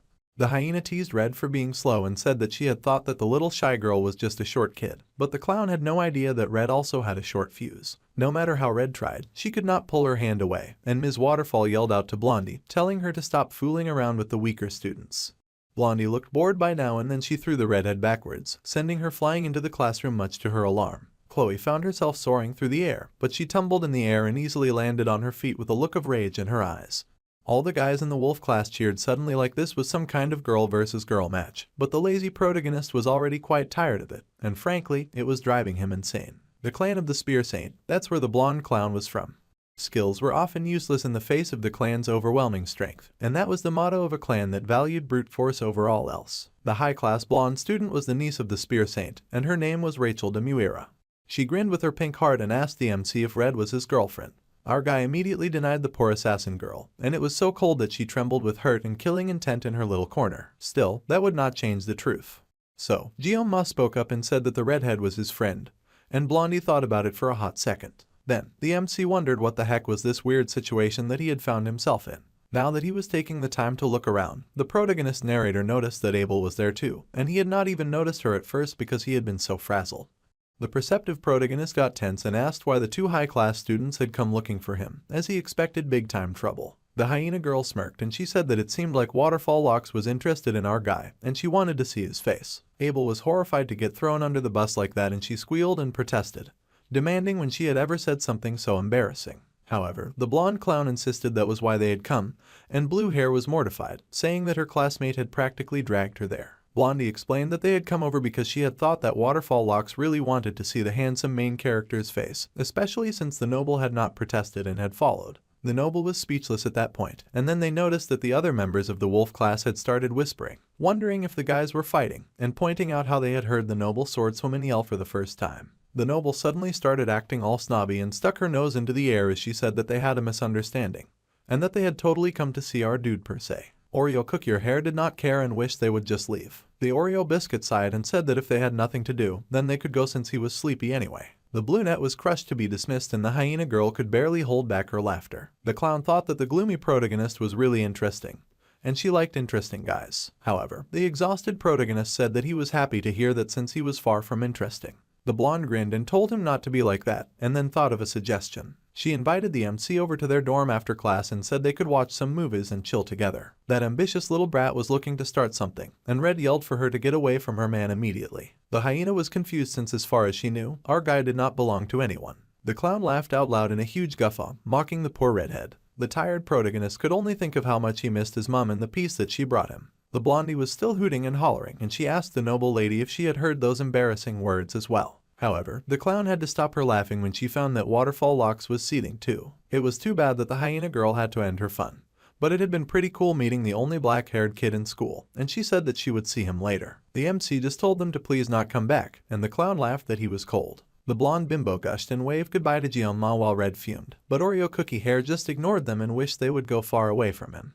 The Oreo cookies still felt so sleepy, and he lowered his head, with the little assassin turning to him in concern. However, while our guy dozed, the brunette had turned slightly, and she watched him from afar like a stalker. Even as she was to leave, the noble still thought of the sleepy protagonist like she was planning to keep him in her heart forever. However, the noble swordswoman hesitated as she had no idea what to say, so she turned and left. She ended up leaving the class behind and returned to her fancy class where she belonged, leaving the members of the wolf class behind. Back in the halls, as Blondie and Waterfall Locks walked back to class, the clown smiled to herself as she thought that it was one thing to have a cold attitude, but from those hollow black eyes, the clown knew that there was something faintly there, something about our guy and the strand of white hair on his head that looked like a gleaming knife, as well as his sharp gaze that was so unsettling that it felt like her throat was cut. The sleepy protagonist had gone far beyond the blonde's expectations, and she grinned foxily as she recalled the chills that she had gotten. The hidden talent in wolf class was definitely a step above the all-style no-substance students that Blonde had seen since the school started. She had only gone to the wolf class to tease, expecting the MC to be another of those jokers, but the clown might have gotten an unexpected gain. Blondie's clan was the type to pull no stops when it came to getting betrothed to only the most outstanding warriors, so in a way, our guy might just be a precious resource, and she licked her lips like a predator just thinking about it. Yes, the hyena thought that it was only natural that he caught the eye of Abel, the invincible empress of swordsmanship, and the blonde smirked at that. Little Miss Steel Yeoman suddenly whipped around to apologize to the brunette. However, the noble lady just groaned and said that the clown should first apologize to the students of the tiger class for causing all that ruckus. However, Blondie said that she was not apologizing for that. The noble's eyes then widened in confusion, and the hyena explained that she was apologizing about Kang Jeong-ma. Blondie crossed her arms with a smug-ass expression on her face as she said that he was not going to yield. Waterfall Locks looked for a moment like she could not comprehend what the blonde clown was saying.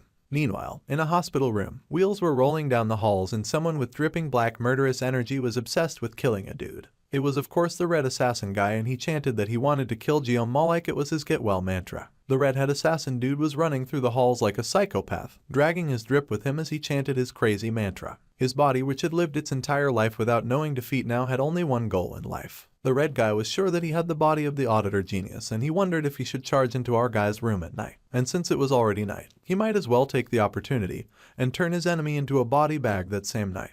All the red guy could think of was the cold genius' deadly stare, and a sweat began to form on his brow. The red guy refused to be scared, and he shoved aside a student as he ran down the halls. The redhead was determined to mobilize the entirety of the auditor household, and with the power of the clan, then they could cut off his enemy's head. The red guy marched through the halls with a newfound determination, and he planned that he would first kill the talented protagonist and then get his little sister back like a good big brother. To the red guy, his sister's potential was similar to his if not greater. Now was the time to strike, and the murderous assassin paused by a door. With the power of the House of Order and the pinnacle of his techniques of nightfall, Nox was sure that he would definitely show our guy what for. So, he opened the door. Nox nearly evaporated from fear when he did open the door because he found Jeong munching at an apple in the red assassin's hospital room. The MC looked as deadly as a knife, and he greeted the assassin respectfully, acknowledging that his Hyung had arrived. The poor red assassin was speechless. Red bit her fingernail as she stood in hatred and rage, gnawing at it like she had not seen food in months. The Oreo cookie sort of noticed her from afar, and he also noted that she seemed upset, though she was the one who nearly started a knife fight in the middle of the class. Meanwhile, the redhead was actually muttering to herself about how our guy liked them big and how she needed to kill her competition before they successfully snatched her man. Suddenly, someone called to the little yandere, and she raised her head surprised. It was the MC, and Red switched up instantly as she became all sweetness and love, asking Jeong-ma if he needed anything. It kind of creeped the hesitant protagonist out, and he would ask after she put down the intimidating box cutter. Then, the black-haired protagonist nervously asked how her brother was doing, since he had knocked him around a bit hard the other day. The little assassin was surprised by his question, and she fell silent for a hot minute. Then, Red explained that her big brother was in the academy's medical ward, and Jeong-ma was surprised. The medical ward was surprising since our guy knew that people did not usually get injured in the subspace area. The little sister admitted that she had not really visited, so she did not know much. However, she had heard that he was admitted to the ward despite having no injuries. She went on to assure Jeong-ma that it was fine and that he had no reason to worry. While it was true that our guy had sliced up the red guy, he did not think that the talented assassin would be so weak to the point of getting traumatized. The talented genius then worried that Red's evil brother might be thinking of doing something else. So, the MC called to Chloe, and then he asked if his sweet yandere could tell him where her brother's room was. The studious protagonist had not slacked on his how to handle yandere types manual, so he knew that he needed to give her a good pat on the head. So, Jeong-ma got the information that he needed, and now the sneaky genius was face to face with the horrified red assassin guy. Looking as dangerous as a weapon, the Oreo cookie lifted the apple and asked if he could eat it. The black-haired hero was already eating it though, so it was not like the red guy could stop him. The sweating assassin was still frozen at the door, while the relaxed protagonist noted that it seemed like the auditor clan was really loaded with cash. The special student marveled at the vast room for just one person, and he noted that assassin money was no joke. The red assassin was still tense, and he asked our guy how he had even gotten inside. But then the wicked protagonist suddenly reached for a knife, and the assassin was both horrified and alarmed. The assassin feared for a moment that the MC had come to finish what he had started, and the menacing protagonist did raise the knife so it glinted in the moonlight. And the red guy got even more alarmed. However, the careful protagonist just sliced the peel from the apple to help with the eating, and the assassin kept sweating. The peel was cut so cleanly that the red guy was slightly impressed and wondered how and why the MC was cutting the shaving so well. Then, the talented genius set down the perfectly cut apple, and he explained that if the red guy could not digest regular food, then he should eat some food. Our guy stood and walked out, leaving Red's brother shocked and baffled. The masked assassin swore in hatred that his enemy dared to pity his broken body, and he slid a sword from his sleeve, saying that if it was right now, then he could definitely take down the MC. Suddenly, the smart protagonist stopped and added that if the red guy ever dared to have thoughts of taking revenge, then something would happen, and the red assassin peeked his head out as he watched Jeong-ma leave. The dangerous protagonist turned, his eyes glinting with the sharpness of a knife, and he warned that he would chew up the entire auditor family, and the red guy was both shocked and intimidated to hear those alarming words. The super cool protagonist then slammed the door loudly behind him as he made his exit, and the apple that he had been messing around with suddenly showed slice lines. Neatly, each piece fell apart like a threatening, delicious apple flower, and the red guy fell on his ass, shaking in terror. The dangerous, powerful main character had made himself clear without speaking too much, and he now casually strolled underneath the evening sky. Now, the super cool virgin was sure that his red opponent was nothing more than a little candle that could be blown out at any moment. It seemed like the red assassin's will had been thoroughly destroyed, and the smug protagonist was feeling particularly proud about that. Thanks to that, his bravado-filled intimidation had worked well. Meanwhile, he also silently acknowledged that the auditors were an incredible assassin group in this world. There was no way that our one-man army could ever take on the entire clan, and he'd just been bluffing his way through the entire meeting just to neutralize the changes of the red guy becoming a pain in his behind. Although the MC figured that he could at least take out 10 people in 30 seconds, that was the worst-case scenario. Then, the dreamy protagonist took a pause to stare at the beautiful moon. He continued his stroll, noting that he felt like he was standing in the eye of a peculiar storm in a way, and he was starting to get used to all of the weird encounters with the heroines of the story. The lazy protagonist sighed as he considered that he might have also gone insane from everything that had happened so far. As long as the red Nox guy did not stir up any trouble, the MC figured that he would no longer need to worry about him. However, the busy student still had another problem to deal with, and that was the girl that he wanted to avoid the most. The girl with the pink heart eyes and flowing blonde hair, Rachel. In the original game, the blonde had approached the main character first, which worked well for the lazy introvert as he did not want to get involved with her. However, the blonde clown had some issues with the main girl, Abel. The exhausted main character sighed deeply and figured that he could just think over things slowly because he really needed to prepare for the really important journey, the upcoming midterms. He was going to take this seriously, and a reward was a reward. The reward was the Murasama, and the talented genius needed a weapon that would let him fight for more than just 30 seconds. He looked through the calendar that marked when the midterms would begin, and he knew that the test was to subdue a demonic monster in groups of 5, regardless of class. There was a reason the school emphasized teamwork work, and this was because individual work was important, but having faith in comrades was more important on the battlefield. Although this was an annoying setup test, it was fine as long as our guy could find the right teammates. The lazy Jeonma was on level 1, but as long as he got carried by higher ranked individuals, he'd be fine. Also, the demonic monster featured in the test was the D-ranked demonic monster, the merman. It looked super ugly, the ugliest, creepiest mer creature alive, and the MC was going to have to see it face to face. He was not looking forward to that. Even though the withdrawn protagonist had worked hard with fish all of his life, there was a limit, and he thought that he was surely going to barf at the sight. If they were a mermaid, then at least they would be a little easy on the eye, plus mermaids were rather high-ranked. However, no matter how pretty the mermaids were, the virgin would not get nosebleeds. Come to think of it, mermaids were considered demonic humans. The main force of the demons was the demonic humans. Compared to the demonic humans, demonic monsters were nothing more than barking guard dogs. Fortunately, only mermen had to be subjugated, meaning that students did not have to deal with demonic humans. The sharp protagonist sat on a bench to ponder how it had already been a month since he had joined the school. The nights at the school were peaceful. Then, the little philosopher pondered peace. It had been 700 years since the humans and the demons had sworn a truce. Just like how human history was not without war, there had been quite a few disputes, both large and small, in this world as well. For example, Basman, a large purple demonic creature, and half a century ago, who had been the commander of the 6th Legion, claimed that he would revive the commander of the 1st Legion and cross the line of armistice. The demon had sworn to bring back the demonic Sir Lycan, and he had caused a great uproar that led to great fighting and a lot of chaos. A lady had yelled out to Seek, who had gritted his teeth and pulled his weapon. After a week of battles that were bathed in blood, humanity of course emerged victorious, and the 7 heroes were born. Although 3 sacrifices were made, eyes widened in horror, and neither faction wished to escalate things further. Back then, the judgy protagonist had complained that the hero was named the strongest of mankind when he had only defeated the 6th Legion commander. The peace that had been won in blood had continued to this very day, with the MC now a part of the story, and he wondered if what he experienced now could be called peace. The more that Jeonma thought about it, the one who had sealed the 1st Legion commander alone, Baylor Jokwin, our guy wondered if a guy like that was even human. They only had 3 years left until the Second Human-Demon War, and its fighters included the Demon King. Thinking about the bleak future would not change anything, so the unfortunate protagonist needed to get his head out of his ass and focus on the midterms. The situation was a little annoying, but first, Jeonma needed to find some teammates. However, looking through his contact list, the Virgin realized that he was a huge recluse. He only had his family members and the academy director on the dial, which was embarrassing. Wait, now that he took the time to think about it, the lazy genius realized that he was the most famous student in the academy right now. If he used this to his advantage, then that would surely solve his problem. Besides, living 3 years under the radar was nearly impossible anyway, so Jeonma figured it was time to live his life to the fullest. He was going to get a good group and ace his midterms, and he switched his goals from living comfortably and quiet to living comfortably but not quiet. 1 week later, the black-haired idiot was in shambles at the class. There was a lot of murmuring and whispering in the class, but he swore violently as not a single person had invited him to join their group. He could not believe that he had shown off his perfect ninja skills for nothing, and his situation was getting really bad. The lazy student could not do anything in moderation, so the other students were probably now too scared to approach. Then, the social outcast noticed something and he realized that Little Red Assassin was just like him.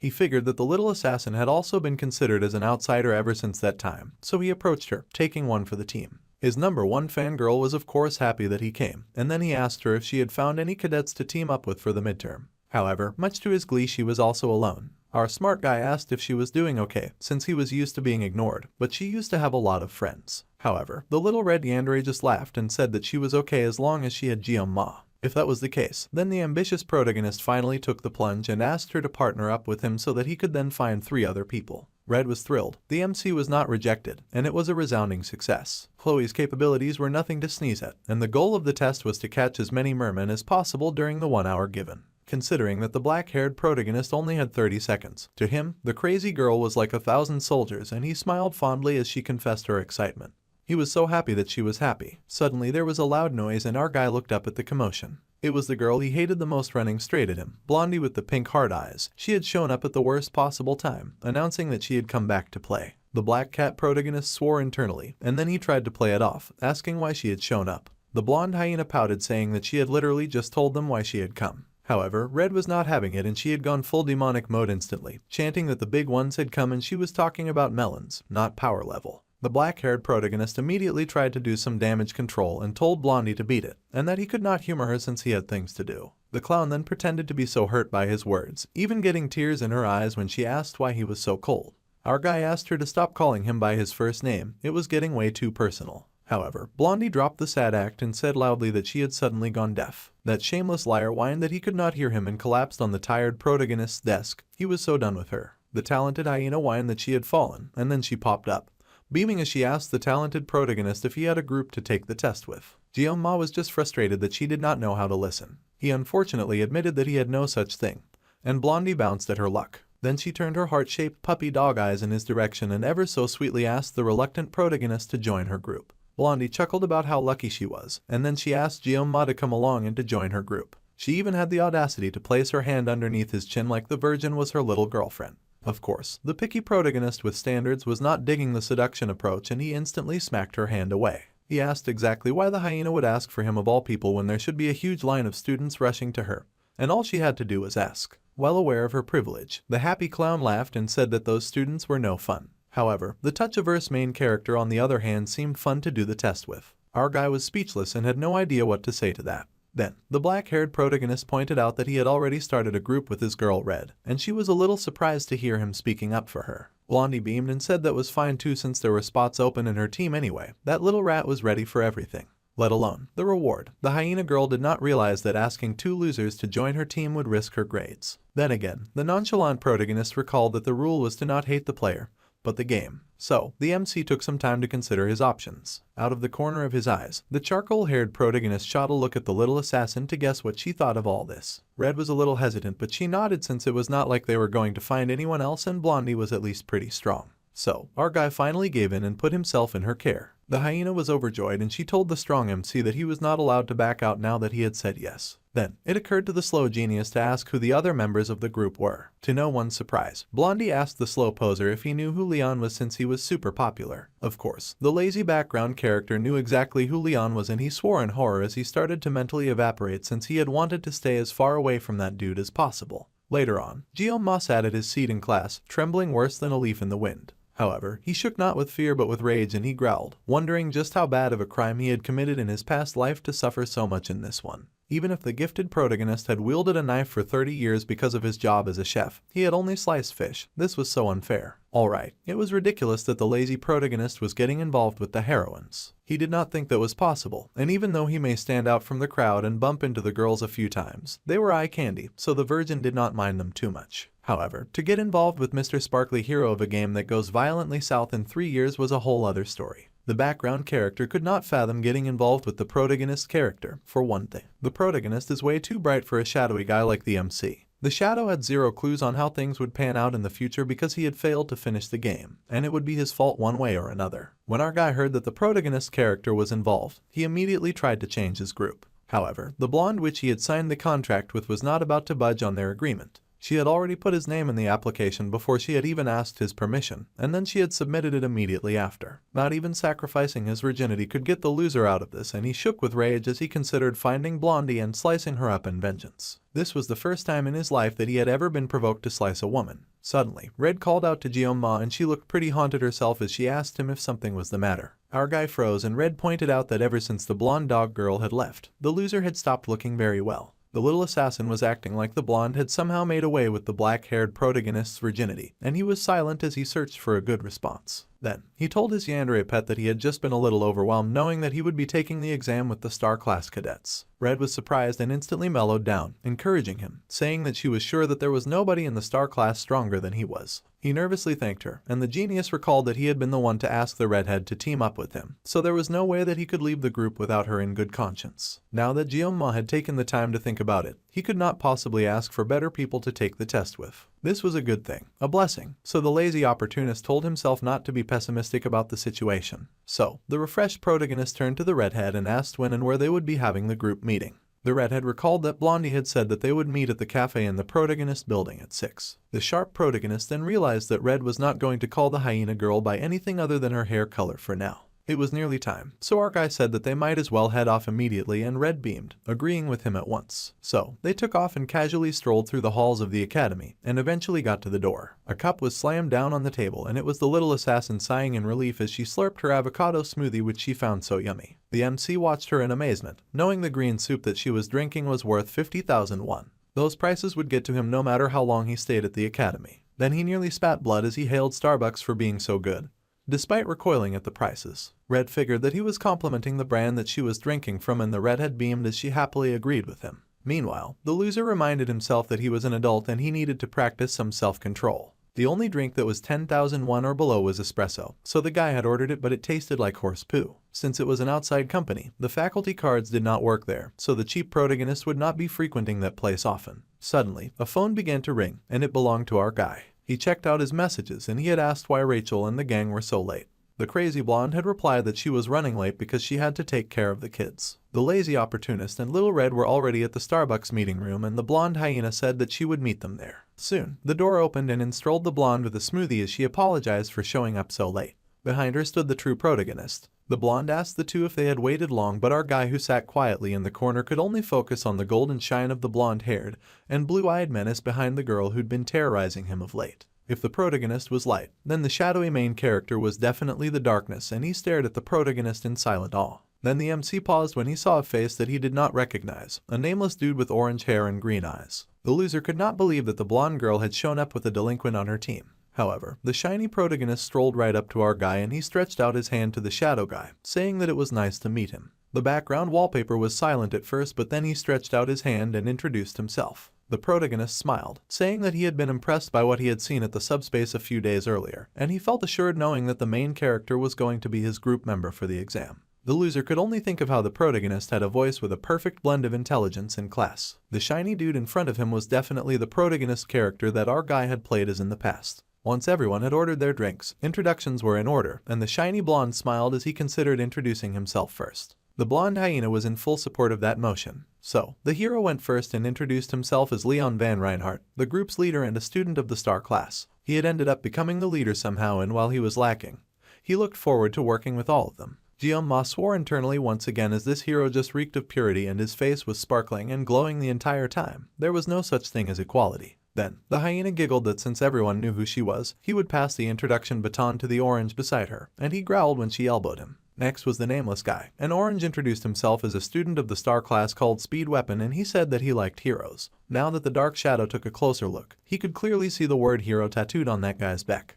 The judgy loser was unimpressed, and he could not believe that Orange was actually called Speed Weapon. This group was breaking down a lot of stereotypes that our guy had in mind for those who liked heroes, and he had expected Orange to explain way more. Then, Red shyly introduced herself as Chloe, auditor of the Wolf class, and she was here thanks to her crush. Then the blonde clown started acting creepy by noting how familiarly the redhead called her new prey, and the yandere nearly activated right then and there. However, Red showed remarkable restraint with a strong sigh as she said that it was a pleasure to meet everyone.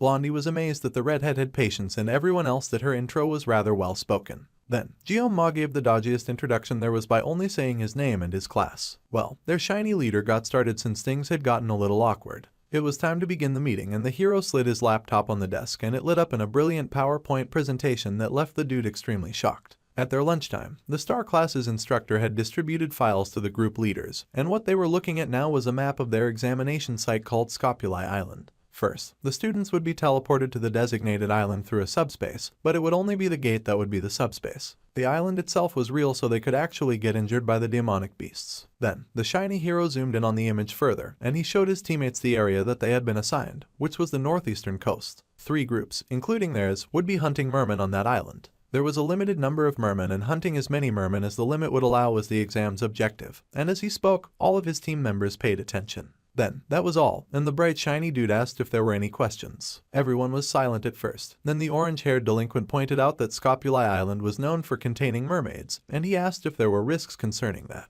The shiny guy said that there was no need to worry since the instructors had already done their research in advance to ensure their safety. The delinquent accepted the response, so then Little Red asked a question and she asked if groups of the same zone could ambush or battle each other. The shiny guy pointed out that the exam's objective was to strictly exterminate the demonic beasts, so conflict between groups would likely lead to disqualification. Mr. Perfect asked if that answered Red's question and she nodded. However, our guy happened to know that they had an assassin in their group so that question had been necessary. That concluded the meeting for the day. All the team members were told to prepare themselves for the midterms, and that they would meet again the next day for their position meeting. Blondie was happy that the meeting was over and she happily dragged off her delinquent who growled about her stretching his clothes. The hero began to pack up his equipment and the Oreo cookie-haired main character lingered. He had ended up sitting in the corner so the light and the dark were now the only 2 left and it felt major awkward. So, the social coward made up his mind to hurry up and leave. Our guy began to stand and then a voice called out, "Excuse me." His eyes like knives slid to who had addressed him and he saw the protagonist had called with a serious expression on his face. Then, the shiny protagonist asked Ma where he had come from. "Where did you come from, Kang Ma?" That was the question that the shiny protagonist had suddenly asked the boy of darkness. The human shadow had frozen at the serious look on the pretty boy's face, and for a moment, our guy said nothing. Instead, the lazy loser wondered what was going on. Now that he thought about it, he had heard a similar question before, though this question was fundamentally different from back then. "Where did you come from?" The shiny guy's eyes looked a little dangerous and the main character could not tell at all what he was thinking, and the imposter syndrome genius wondered if the protagonist was literally asking where he was from. However, that could not be the case, since the blonde perfect boy could have asked what earlier while they were introducing themselves. The hesitant main character could only assume that the blonde had a reason to ask this question after everyone had left. Perhaps, the MC considered a possibility as he racked his brain for how to answer, so the shiny boy finally spoke up. First, the blonde apologized for popping that weird question out of nowhere, saying that he could not just help but think that the shadowy student was similar to him. Mr. Perfect said that with such a dark glow in his blue eyes that the lazy student became even more confused and wondered what he meant by similar. While it was true that the official language of the fantasy world was Korean due to the game, that did not mean that other cultures did not exist within the game. Anyone could tell that the main character was Korean. And then the shiny blonde suddenly told our guy to pretend like he had not heard anything. Then, the shiny blonde stood with a smile and began to walk away, saying that he would be leaving then. However, the MC suddenly reached out and grabbed his shoulder, calling the true protagonist by name. The protagonist hesitated, and the main character desperately asked just where the shiny perfect blonde had come from. Ma swore as he usually did when he found himself acting on impulse, as he had just grabbed the blonde without even thinking. However, if he did not get answers, he would not be able to get a wink of sleep. Finally, the blonde laughed and said that he came from Germany, and Oreo Cookie Hair was left speechless. Then, the blonde turned and walked away with our guy staring after him. He stared in confusion, wondering what was up with the weirdo protagonist. Later on, an object fell from the main character's hand and he found that this occurred because his hands were trembling. He glanced down at his hand, wondering if he was being paranoid. At that moment, a thought had crept into his head during the discussion with Mr. Bright and Shiny. The tar-haired guy wondered if the shiny protagonist had also come in from another world as well. As outlandish as it sounded, he could not help but wonder. There was no rule that said only one person could get dragged into the game's setting. Also, possessing the protagonist after getting transported to a new world was more probable than possessing an extra. While the blessing of the sword god was active, the black-haired main character's senses had been strangely heightened. So, the gifted student came to the decision to test it out and he activated the blessing of the sword god, pulling out one of his sashimi knives. His eyes were pressed together and the talented genius focused with all of his might. His mind reached into the dark as he searched for answers and he found that the blonde's existence was in fact of this world. Our guy was shocked, not only that he could get answers from the weird god, but at the answer that he had received. He had felt it again, the same sensation from when he had felt like a puppet in the blessing's hands. If Jeoma activated the blessings of the sword god and focused, then he could faintly hear a voice. He groaned and massaged his head, feeling a throbbing headache as just thinking about the situation was giving him a migraine that even bypassed the painless blessing. Regardless, the Leon that our guy had met that day was most definitely the same Leon that he played before. No actor in the world could replicate Leon so perfectly, from his bright and pure energy to his seriousness and determination when it came to taking charge. This made the tarpet-haired main character ponder more, and he wondered if the protagonist had really intended only to ask which country he had come from. Even then, Oreo Cookie Hair could not stop his mind but remembering the shiny boy's words and how he had thought that they were similar. None of what the black-haired MC knew explained what the blonde golden boy had meant by that. He considered looking at the K-Com wiki more to research and read up about the characters in his old life, but he did not have any interest in male characters back then, and when he checked it now, there was no info on Leon. Our guy sighed heavily, deciding to let it go since this would be the only time that he would get involved with Wonder Boy anyway. If something like this happened again, then he could ask the academy director about it. Now that he thought of her, the lazy main character recalled how the director had pouted about him not coming to see her of late. The shameless pervert had sulked and asked when the gifted student was going to run away with her. It was advisable that Jeoma keep thinking straightforwardly without any nonsense distracting him. It was strange how calm he could be in a situation that he wanted to avoid. He wondered if this was also an influence of his crazy blessing. At any rate, the loser pulled up his blessings just to have a second look at them. He was thinking so much about them that he might as well check. He noted that he was making smooth progress, and his mental fortitude and armament were still the same. But his physical fortitude increased a bit because of the training he did. The MC figured that his armament would increase once he got the sword that wanted. Then he wondered what the assimilation rate was and gasped when he realized it had gone up quite a lot from 2.5 to 6.8.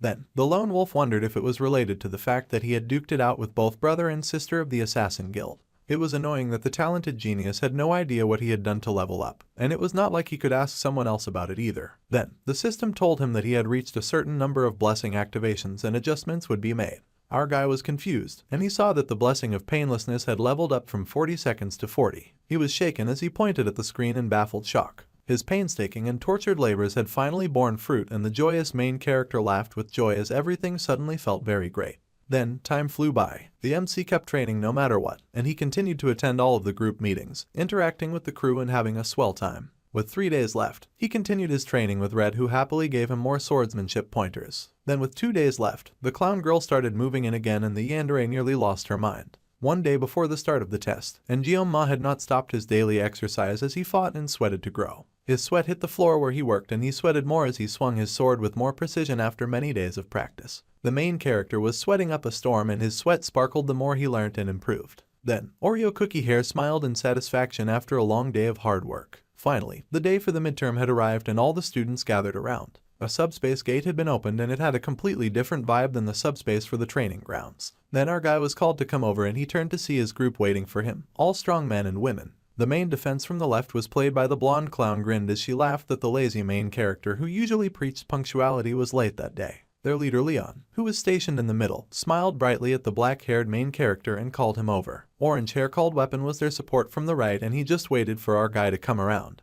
And Chloe, who was their sub-DPS from the left with Blondie, happily greeted the MC this morning. The talented genius was the rearguard at the far right, and he apologized for his tardiness. He could not help but marvel at the amazing equipment that they carried, and that the blonde had an S-rank gear Vermilion Phoenix halberd. It did not look like the protagonist had his bombing just yet, and Speed Weapon's gear was a recorder for some reason. The underrated loser could not believe what that idiot was wearing around his neck. To make things worse, the orange delinquent totally saw him looking and started acting like he was itching for a fight. The blonde hyena whispered that it was actually one of the few S-rank equipment that aided with healing, and Jeoma could not believe that thing was that powerful. A healing S-rank armament was something that was ridiculously hard to get, even if one dumped tens of millions of one in-game. However, its appearance also contributed to its specs. The genius had no choice but to be rather impressed with the weapon, and he rubbed his chin in admiration and newfound respect, studying the weapon. However, Orange got rather flustered and told him not to get so close. Then, an attention rang out that the first year midterms of the year 2043 would then commence. Seeing all of the students' faces, they all seemed prepared. They should all be familiar enough with the rules, so the wolf instructor would keep things brief. If there was something that they could not handle, the students were instructed to run away, as they were reminded that they were not yet heroes but cadets in training. They were told not to risk their necks for extra credit. The students smiled as they listened, and the teacher also informed them that if they were injured or wished to surrender at any time, then they could contact the instructor in charge. It looked like it was nearly time, so Shiny Boy said that it was time for them to prepare. The glowing golden boy told them not to be nervous and said that they would all do their best. The exam was finally starting and Jeonma got ready. Then, he noticed the redhead had gone rather silent and he asked her if something was wrong. However, the assassin asked if it was weird that he was now anxious about the test since she remembered that a mermaid could appear on the island. Our guy explained that the instructor said that the teachers had checked everything beforehand, so there was no need to worry. Now then, it was time for the students to step inside the game arena, and the subspace gate was now running. So, the smiling main character told Red that it was time for them to go and he patted her head. The redhead smiled, knowing that she should not worry because the talented genius was with them. She believed strongly in Jeonma, and as their team marched forward, she was sure that everything would be okay. However, suddenly the world went dark and the darkness stretched on long after the team had entered the test arena. A break-in the darkness was someone calling a name over and over again. There were words being spoken in the dark, flashing in and out in blurry lines, and Red realized that she could hear our guy's voice. He kept calling her name over and over again, until it was louder and louder. Chloe snapped out of her daze and was shocked as the genius asked if she could hear him. Her eyes widened as she realized that she had suddenly lost focus for a moment. Then she stared as the other teammates said that they could not contact the instructor in charge. They had landed in a cave and there was no connection. The crisis had come and someone was bleeding. The redhead was confused, but then she said before them a high-ranked mermaid. Just before the mermaid's appearance, the sky had been bright and beautiful over the beautiful Scopuli Island. There was a lot of coughing and hacking on the beach. For some reason, the team was feeling rather sick after stepping through the subspace. Then, the golden blonde turned to our guy, surprised that he seemed fine, and the talented genius explained that he generally did not get seasick. However, the pretty protagonist doubted that this was a seasickness issue. Suddenly, a merman showed up and it made a very surprised noise. Jeonma saw a merman for the first time and he was as horrified as he suspected that he would be. The creature was surprisingly smaller than he had suspected. The main character felt like an idiot for being so serious about it and that he might not even have to use his weapon at all. He had been planning to take it easy in the rearguard position anyway. The beautiful golden then said that there would be grown mermen once they reached their assigned area, and those mermen were not like these small ones. First, they had to go check out where the redhead had gone to scout, so that's where the team went. The team strolled through a forest and Leon reminded everyone to be careful while the observant Jeonma just monitored from the back. Then, he realized something. However, the shiny blonde called out that it seemed like the little assassin was around the area. Little Red zipped through the branches of the trees, using her full assassin powers, and she landed before them. The black-haired main character asked if the little assassin had just been climbing the trees on her way here, and the little redhead said that was the best so that she would not be noticed. Then, the shiny blonde asked Red how things were and what the situation was. The redhead started her report and said that there were about 500 meters ahead, and there was a cave there. The team easily found his cave and they confirmed from Red that it was the right cave. Inside the cave, they saw a gathering of golden eyes and it turned out to be a collection of fish-eyed mermen sitting around a burning fireplace. There seemed to be about 50 or 60 of them in the cave, and our guy noticed that it was definitely something to consider. If they hunted the mermen down, then they would definitely secure first place in the midterms. But for the leader, considering the safety of the team was important too. If it resulted in injuries, then they could be stuck in a cave with no outside communication.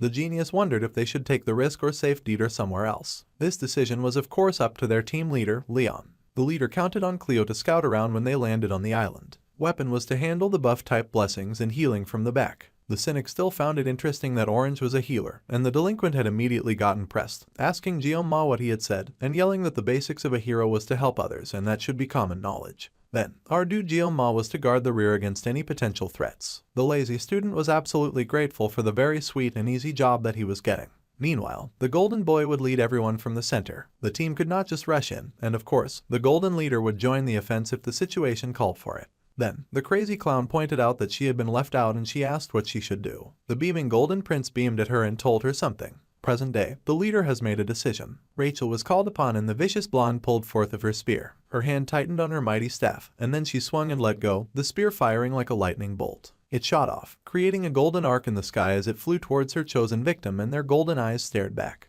The spear hit dead center in the campfire, completely obliterating it. All the mermen stared shocked and confused as they wondered what on earth had just happened. They were rather slow, but they quickly gathered that they were under attack and they whipped their big bulbous eyes around to see a muscular figure with really large melons leaping right at them. The mermen were distraught as the figure was terrifying and she approached with murder in her eyes. Grinning wickedly, the blonde maniac landed in their midst and grabbed her spear, creating a remarkable arc as she spun in the cave, eliminating many mermen in one go. They were too shocked to even process their deaths as their heads went flying. Meanwhile, Jeong-ma watched her in admiration as he recalled that their brave leader had asked the blonde girl in one of their meetings if she could tear up all of their enemies. Of course, she could do that exceptionally well, and the blonde posed as she grinned back at them, replying in French that of course she could cut down anything. Then, Orange took up his recorder and began to play a note. He blew with all of his might into his glowing green recorder and his blessing immediately activated.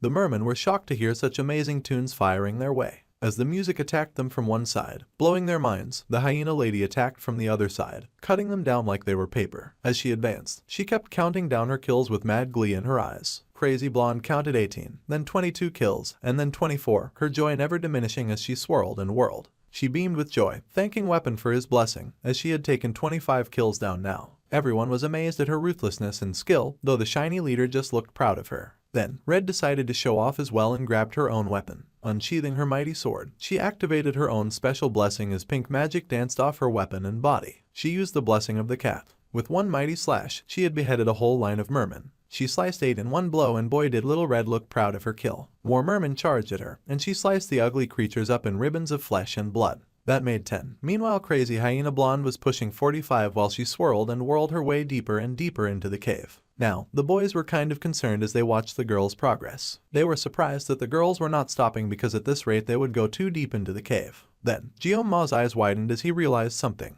The two girls danced and slashed their ballet of battle as they fought in the cave, not one of them willing to slow down. Red was covered in pink while the hyena girl was encircled by golden magic, and then they both met in the middle to face a giant fish with legs, bigger than any of the other mermen. It almost looked like the girls were fighting each other at some point as they charged towards each other with the giant merman behind them. The beast roared and showed all of its dangerous and sharp teeth, and the two girls activated their powers as they landed before it. Within seconds, the giant monster of death was sliced and its body parts divorced, flying apart and filling the cave with sliced fish. Rachel grinned at Red, noting that the little assassin seemed a little faster than she had been before. Red glared back at the golden hyena and growled that she had been the one to take the big boss down. The blonde laughed and said that the little red assassin was funny as they jumped apart. Our guy was relieved that they were not trying to kill each other, but the girls stayed doing too much. Then, the shiny protagonist took down a few foes on his own, and the MC's attention switched. Leon had noted that the black-haired main character was worried about the two girls, but Jeong-ma pointed out that it seemed his concern was unnecessary. They had managed to take down all 60 mermen,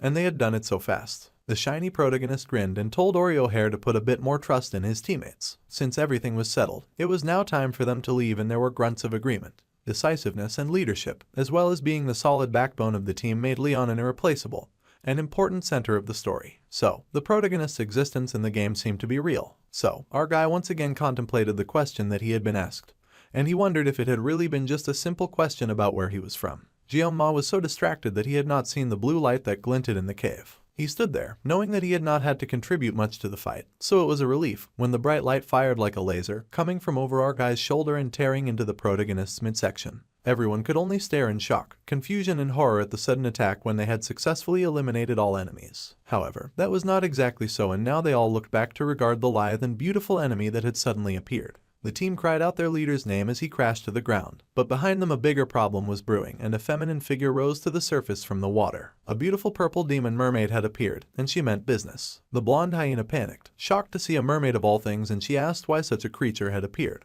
They had scouted ahead and seen nothing, so the students could not imagine now where that thing could have come from. Jeong-ma was beyond horrified about the recent development, and he cursed internally, knowing that it had felt like things were going too smoothly. Given the situation, he did not know if they were to fight or run. If they were to poorly attempt to flee with the injured Leon, they might all end up wiped out. In that case, there was another option. Meanwhile, Rachel yelled at Weapon, asking him to try to contact the instructor about a mermaid showing up. However, they were not getting through as there was no connection inside the cave. The students had begun to tremble, and our guy cursed that they no longer had communication from the outside, and his teammates were panicking even more. It seemed the MC was the only one who was still clear-headed, and the blonde was surprised to hear that. Our guy immediately leapt to take charge, telling the recorder guy to pour out his blessing on Leon as soon as possible. Then, Jeong-ma called out to Chloe, snapping her out of her daze, and she stuttered out a response. He told her to get out of the cave and to alert the other cadets nearby to evacuate. She was also their escape route, so she had to go call the instructors as she was the only one who could slip away in this situation.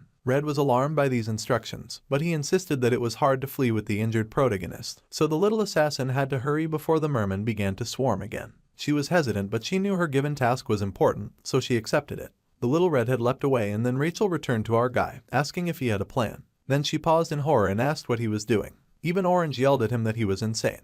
However, the crazy genius turned to the mermaid, telling the blonde hyena and the orange healer that he was leaving the small fries to them. They cursed, asking what the crazy genius was planning to do. However, the black-haired main character just closed his eyes. He had always disliked small fish because there was no skill involved in handling them. However, when it came to slicing big fish, he was exceptional at it. With joy, Guillaume pulled out his knife for he had big fish to slice. Demons could utilize a unique power similar to humans in their blessings. Magic. The protagonist fell to just one normal attack with said power. This was the difference in strength between humans and demons. Guillaume could not say for sure that he would reign triumph, despite having the blessing of the sword god. Even in the original game, it was impossible to subdue a magic-utilizing demon without a party. The fact that he was supposed to solo a boss that usually required a full-scale raid was a terrible situation. Of course, he was going to curse when things got so bad so very fast. There was no way for him to back out of this now, and he silently considered his options. It would take around 10 minutes for Chloe to come back, and there was only one thing he could do while facing the mermaid that was smiling like he was fish food. His words and actions also gained an increased sense of authority, and restrictions would be applied to the blessing to adjust to the user's level. The blessing of the sword god was then activated, and our guy grinned as silver overtook his eyes. It had been quite a while since he had done some proper sashimi, and he was quite looking forward to it. The power as usual wished the sword god's blessing upon him. The fight had begun, with the blonde hyena charging forward and attacking the prey in front of her with a mighty fast slash. The fish with big bulbous eyes roared at her and charged. However, she stuck her spear far within its gut and through its gaping mouth, groaning all the while. The talented spear master had to fight back 3 mermen at once with her incredible strength, screaming and growling the entire time, as well as cursing as she pushed back the alarmed fish people. She yelled at them to get out of her way, sending a blast of power through them that knocked them back. Then, the blonde sighed with relief and wiped the sweat from her face. The orange-haired kid watched her from afar, considering giving Rachel a blessing boost. But healing the hero Leon was overwhelming enough as the wound in his side was deep and bleeding. The wound was deep and it was not healing very quickly, but it was recovering regardless, and that was all that they could ask for. The orange record blower was aware that the jerk Jianma was absurdly strong from the subspace duel that they had watched. Surely there was a limit when the first-year student was facing a giant malicious mermaid. There was no way our guy was not crazy to be able to stand before that giant fish woman and not run. Just watching them made the ginger feel as if his bones were splintering. It was much too late, but he considered trying to talk some sense into the MC and stopping him from doing something this stupid. However, as the mermaid raised her mighty webbed hand, tinged with magic, and brought it down with malicious intent, Kang Jianma's ability activated and he sliced forward with overwhelming speed. He managed to dodge her first attack, bolting right at her with his swords drawn. The mermaid seemed to be a demonoid who primarily utilized long-distance attacks with the magic of water properties. While he did not know magic, the mermaid was still just a fish that happened to have flesh and bones. So, he was going to dive in, leaping at the powerful figure with all of his full chest, and he could cut that giant fish up into pieces. His eyes were whited out with focus, and even the mermaid looked shocked when our guy leapt. The MC sliced with ferocity, slashing through the mermaid, but she somehow dissolved like water, surprising him. He was alarmed when the mermaid suddenly turned her arm into a water drill and charged forward at the orange-haired healer. The poor recorder boy was terrified and frozen in place. He could not even compute moving out of the way. The ferocious fish was elated at the fear that she found in his eyes, and she excitedly rushed at him, but she had distracted herself, and her mouth fell open in a scream of pain. Our guy had zipped over there instantaneously. He was not about to let the mermaid get away with hurting their healer, and he cut her off before she could get to Orange Boy. Guillaume skidded to a stop as he landed, turning to face his screaming opponent. The cut had been irritatingly too shallow to be good enough, and he leapt off again, this time intending to cut her like he had been trained to cut fish. The mermaid was not having it and leapt back into the water in retreat, much to our dude's hatred and disdain. She truly was a cowardly mermaid, and predicting her movements was no easy task. She was making this entire fight so hard for him. Then, he wondered if she had deliberately gone for the ones who were injured. Regardless, he had to cut her down. Suddenly, someone called to our dude, and he turned in surprise to the recorder boy, who watched him speechless. The hero was also rather speechless as he clutched his wound. The MC sort of remembered they were there, and he asked if they were doing all right. The recorder boy was nervous, but he managed to stutter out that he was fine. Satisfied with that answer, our guy leapt into the fray once more, telling the healer that he was relying on him, and calling him a hero. Weapon was in disbelief as the mermaid leapt out of the water again, and the MC relentlessly attacked her. He had been called hero by Jianma, and the boy's eyes widened. He recalled telling the black-haired boy that being a hero was cool. It involved justice and bravery and self-sacrifice and the ability to turn despondence into hope. However, despite entering the world's best hero training school, the orange-haired boy had not seen anyone who had the things that he had mentioned. Our guy had wondered if the healer would confess his love if he found someone like that. The healer said that he had not seen anyone like that in the dragon class anyway, which was why he had joined this group with Rachel, and since he was a supporter type, the team composition worked out well. He had been sure that he could find the hero that he was looking for in Leon. Our guy could not help but smile as he looked at the shiny protagonist, thinking that the healer was right.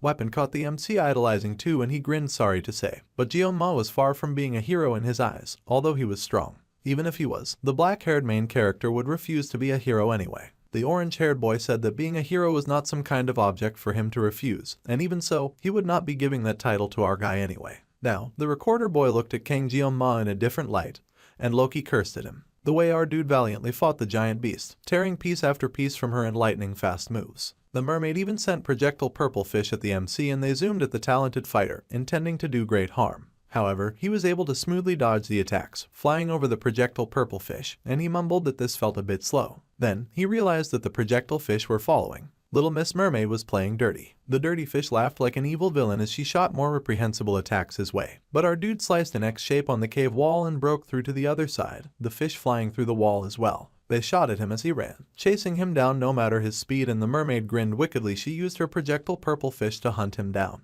She grinned wickedly and turned her head, intending to send more projectiles towards the others, and the blonde hyena screamed, knowing the evil fish was aiming for their healer. The demonoid mermaid had been aiming there from the start, and she stretched out her hand as she fired a blast at them, and Weapon once more feared that his time had come. However, suddenly our guy zoomed by, slicing her arm right off as the fish still zoomed after him in pursuit. He cursed as he had once again made a shallow cut. He could not take this beast down with only small cuts, and he growled to himself to get himself together. The mermaid was shocked when her arm flew clean off, and then she felt a new level of rage. The magic she had intended to fire got blasted in another direction, and it smashed into the cave walls, tearing a whole beacon out into the island. The mermaid was furious with rage, and she whistled and clicked in annoyance. Suddenly, the three fish she had sent Jeon-ma blasted right into her, and the large fish was highly alarmed and very confused. Meanwhile, some of the students around the region noticed that their instructor Kim had arrived, and the purple-haired sensei turned. They had also heard a very loud sound that was like a roar as well as a bam. The birds had taken to the air in a suspicious area as well. There had also been a flash of light before the student had seen the instructor, and it had started to rain. All of these were not very good signs, and the teacher got serious as she stared in the direction that the sound had come from. The teacher then smiled at the students and said that they should get to the wounded and move quickly. Seeing that it had started raining, she told the students that they had likely seen lightning and heard thunder. The students immediately accepted this excuse and happily agreed that they should return to the academy as soon as possible, with the purple-haired teacher smiling the entire time. Meanwhile, the rain fell into the hole that had been created in the cave, and the orange-haired student continued playing his tunes to heal the fallen leader. There was silence in the cave, and the fishmen looked alarmed by the sudden hole in their home. They ran and retreated, much to Rachel's surprise. The rain kept flooding into the cave, and the students looked around as their foes seemed vanquished. But they were not about to let down their guard. Our guy groaned mentally about failing to land a fatal blow on the creature because he had to be conscious of Leon the entire time. The mermaid had likely been crushed under the debris after the cave collapsed, and she likely was not dead. Suddenly, there was a huge explosion from the debris to quickly confirm our guy's suspicions, and he grinned in exhaustion, knowing that stupid fish would not die from rocks alone. The mermaid appeared with her melons hanging out, and she looked furious. She looked like she had unlocked new forms of rage as she charged at Jeon-ma, and he threw aside his jacket. Then, he called out to Rachel, saying that since the fishmen were basically taken care of, he was leaving Weapon and Leon in her care. The blonde agreed, and the healer looked hesitant. He could not believe it. But Kang Jeon-ma was really going to keep facing the demon head-on. He had thought that the knife-slicing genius had been nothing but a madman earlier, but now, it seemed the orange-haired boy was witnessing a legend in the making. Our guy could finally focus on defeating that big fish, and that big fish alone. He had only 10 seconds left, and he rolled up his sleeves so that he could use his time wisely. It was now time to make up for the lost time. The big fish gritted her teeth and growled at him, and then, once again, she charged at the crazy knife-wielding genius who told her to bring it on. He closed his eyes for a second, and then they snapped open as he zoomed right at her, intending to cut everything down. Faster, faster, and faster, the redhead had to run even faster through the forest. She had no intention of stopping as she raced through the forest. The little red assassin ran, her sword in hand as she slashed through the forest, knocking out every obstacle that appeared in her way. She had run so fast and so hard that it felt like her legs were screaming at her now, begging the redhead for mercy. However, even if she had to use up her blessing to run, even if she could get even a sliver of help, she needed to find any form of help for her fallen comrades. Even so, running hurts. It hurt so bad, and she was not even stopping to catch her breath. However, she would not slow, her thoughts filled with Jeon-ma. He had told her to contact the instructors while they had stayed back to fight that impossible beast. The dark-haired guy was the strongest person that he had ever met in her life. However, he always found fighting arduous, and he was the kind to avoid drawing his blade whenever possible. He would only unsheath his difficult weapon when there was no other choice. It was because of this that she ran now. She also believed that the MC had made the best decision when it came to dealing with the situation. But Chloe was still bitter about the mermaid, wishing that she had been stronger. Suddenly, she heard an explosion from the mountain where she had left her comrades, her eyes wide in shock and horror. The redhead turned in horror, wondering what the blast had been. Her lip trembled as she hoped her darling crush was still alive. She raced forward, running even harder and faster, racing through the forest like nobody's business. Her feet skidded across the floor, and she ran even faster. Chloe could not fall here, she could not stop at this limit. The girl ran faster through the rain, even as rain fell from her eyes in despair. She needed to find somebody, anybody who could help, and she cried out, screaming if anyone was there, if anyone could help. Her eyes widened when she finally sensed something. She could not feel it clearly because her senses were a mess, but she could detect mermen ahead of her. Chloe's heart was filled with rage and disgust. Mermen were the last people she wanted to see right now, and she rushed forward with the intent to eliminate them, just to run right into a magnificent sword. Her eyes widened in shock at the sword that deflected hers, and even the blue-haired person who had stopped her was shocked. The redhead was relieved. Finally, she had run into a person. She apologized and then just collapsed on the floor without passing her message. The waterfall-haired girl was surprised, and her teammates cursed when they saw that, wondering if they had been attacked in an ambush. They yelled at the redhead, asking if she was insane and that they could not just let it slide and that she tried to hurt them. However, Waterfall Hair told them to hold their charge because the redhead looked familiar. The little assassin managed to weakly crack her lips and speak, telling them about what had happened to Jeon-ma. The mountain was still smoking in the distance, and the blue-haired girl was horrified. Later, they would wonder if there would ever be a day as astonishing as this. The ginger-haired boy stared in wonder, noting that the MC looked like a skilled swordsman, handling a live fish and flopping on a chopping board with skill. The black-haired boy went beyond just fighting the demonoid. The talented sashimi knife wielder had overwhelmed it. The ginger was certain that the scene that was unfolding in front of them now would be something that would be etched in his memory for the rest of his days. He was witnessing the birth of a true hero. It was not like Jeon-ma was moving as quickly like he did back at the subspace duel. With his precise and fast technique, he deflected attacks and closed in. The sashimi wielder sliced through his opponent without mercy, darkness thriving within him. His technique originated from the simple act of cutting, and the dark-haired boy sliced through the fish expertly, and its outcome was literally clear-cut. That giant fish fell apart like fallen paper. The two watching could not help but stare in shell-shocked awe. Even Rachel, who was the successors of the Spear clan and grew up among the strong, had not seen anything of this caliber. The blonde was speechless. At this rate, the mermaid might just fall. Suddenly, the blonde noticed something and yelled to weapon. The ginger straightened in shock, and the girl barely managed to shove him out of the way as a huge white blast came flying their way. She yelled at the boy to get his mind out of the clouds or they were surely going to die. The ginger was a little surprised about that, and then he gaped at the gigantic crater that had been created by the blast that they had just dodged. It was insane. The boy had nearly forgotten where he was from and how surreal the sight was. The surroundings had suddenly changed, and their opponent was a demonoid who utilized magic. A blade against magic would not have been a good matchup to begin with, even if he currently had the upper hand. Eventually, Jeon-ma would start to struggle. The ginger then worried that their opponent used magic that could not be dealt with, and even the dark-haired boy seemed to consider the possibility. However, he still stood in challenge, his knife out as he faced the opponent. The mermaid was still standing despite getting sliced up consistently. She was a huge pain, and she thought the same of her opponents. The angry purple fish then attacked them with the needle squall and roared at them. Her attack came flashing at them, along with her slimy bouncing melons as she aimed again to kill. There was a flash of purple in the rain as she faced the MC who stood in her path. Suddenly, there came the collective sound of snapping. The mermaid waved her hand in Jeon-ma's direction, her teeth gritted with malice, and purple slashes flew right at the young lad as he stood facing the approaching strikes. The young student leapt and raced, moving faster than the incoming attack. The slashes all crashed into the mountainside, narrowly missing him. The sashimi knife that Jeon-ma held smoked from the attack, a serious frown on his face as he noticed this. The fighter kicked and slashed his attack right back at the creature, slicing through her. The mermaid's eyes widened in shock as Jeon-ma became larger than life, his look almost demonic as he launched his attack at the quivering fish. The mermaid screamed in alarm and rage, her scream of pain echoing through the mountain cave as yet another slash sliced through her. Suddenly, the boy with Oreo-colored hair had his eyes widened, because suddenly appeared the most rolling, confused pile of mermen coming towards him. The mermaid growled wickedly and then suddenly powered up by tossing something glowing and purple down her gullet. Then, her neck powered up with glowing light like a toad cannon was bubbling in her chest. Then, her jaw unhinged and her mouth became a gaping chasm of purple power, fired directly at the main character. Weapon yelled for him to get out of the way, but the young lad knew that he could not avoid the blast on time. Staring at the blast coming right at him, the scene went white and it felt like he was transported to another world. In that world, the main character stood in a calm sea. He stood confused in the silence, staring out into the open and still world of white and blue. His feet were deep inside the water, but the MC was speechless, and he knew not where he was. He caught the water in his hands, staring in confusion when something caught his attention. There was suddenly a flash of pink, like the mermaid's blast was cutting through his very slowly, slicing through the perfect piece of white and blue. Jeonma's eyes widened and he stared out at the horizon, and a voice spoke, telling him to slice. The boy replied that he did it, he had sliced. Little sparks of red flickered within the darkness, and he reached for a sashimi knife, grabbing it tight in his hand.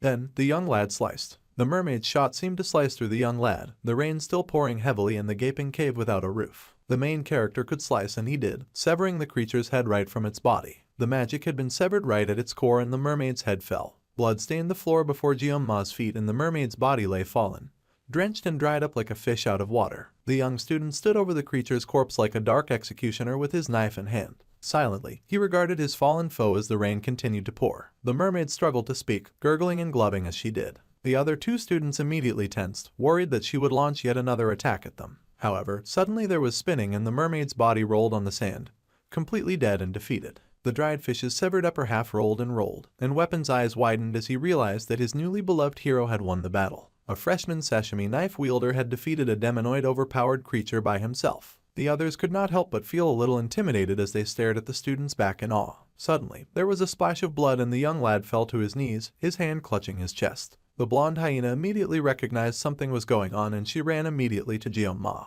The ginger was relieved that Leon was fine, and then he paused in alarm. This was because the orange-haired boy had noticed that the merman who had run away may have happened to return once more. The lad turned on the alarm but was relieved to see an approaching blue-haired figure. He sighed in relief that it was about time, and before him was Waterfall Hair and her team, one of them carrying the slumped body of the redhead girl. The students were shocked and alarmed to see the diced-up fish body before them and the remnant of the team in chaos, with the blonde still struggling to leave Jeonma. They wondered if they were really looking at the decimated body of a mermaid and why a mermaid was there. Everything had been destroyed to bits, and the blonde hyena pulled the Oreo-haired boy close to her chest as she called out to him desperately. The waterfall-haired girl could not believe the blonde was sticking to the young lad like that. Then, the girl to the group leader who was the blonde, now standing to his feet. Leon laughed nervously and the blue-haired girl assessed that most of the team members looked like they had one foot in the grave, yet the team leader was pristine and spotless. The blonde boy had an absurd amount of luck. The genius swordsman informed the blonde leader that she had made contact with the academy, and the instructors would be with them in an hour at the earliest. Then, the young girl asked just what had happened there. The ginger was speechless at first and then he cursed at their good-for-nothing teachers who were supposed to have explored the darn island beforehand.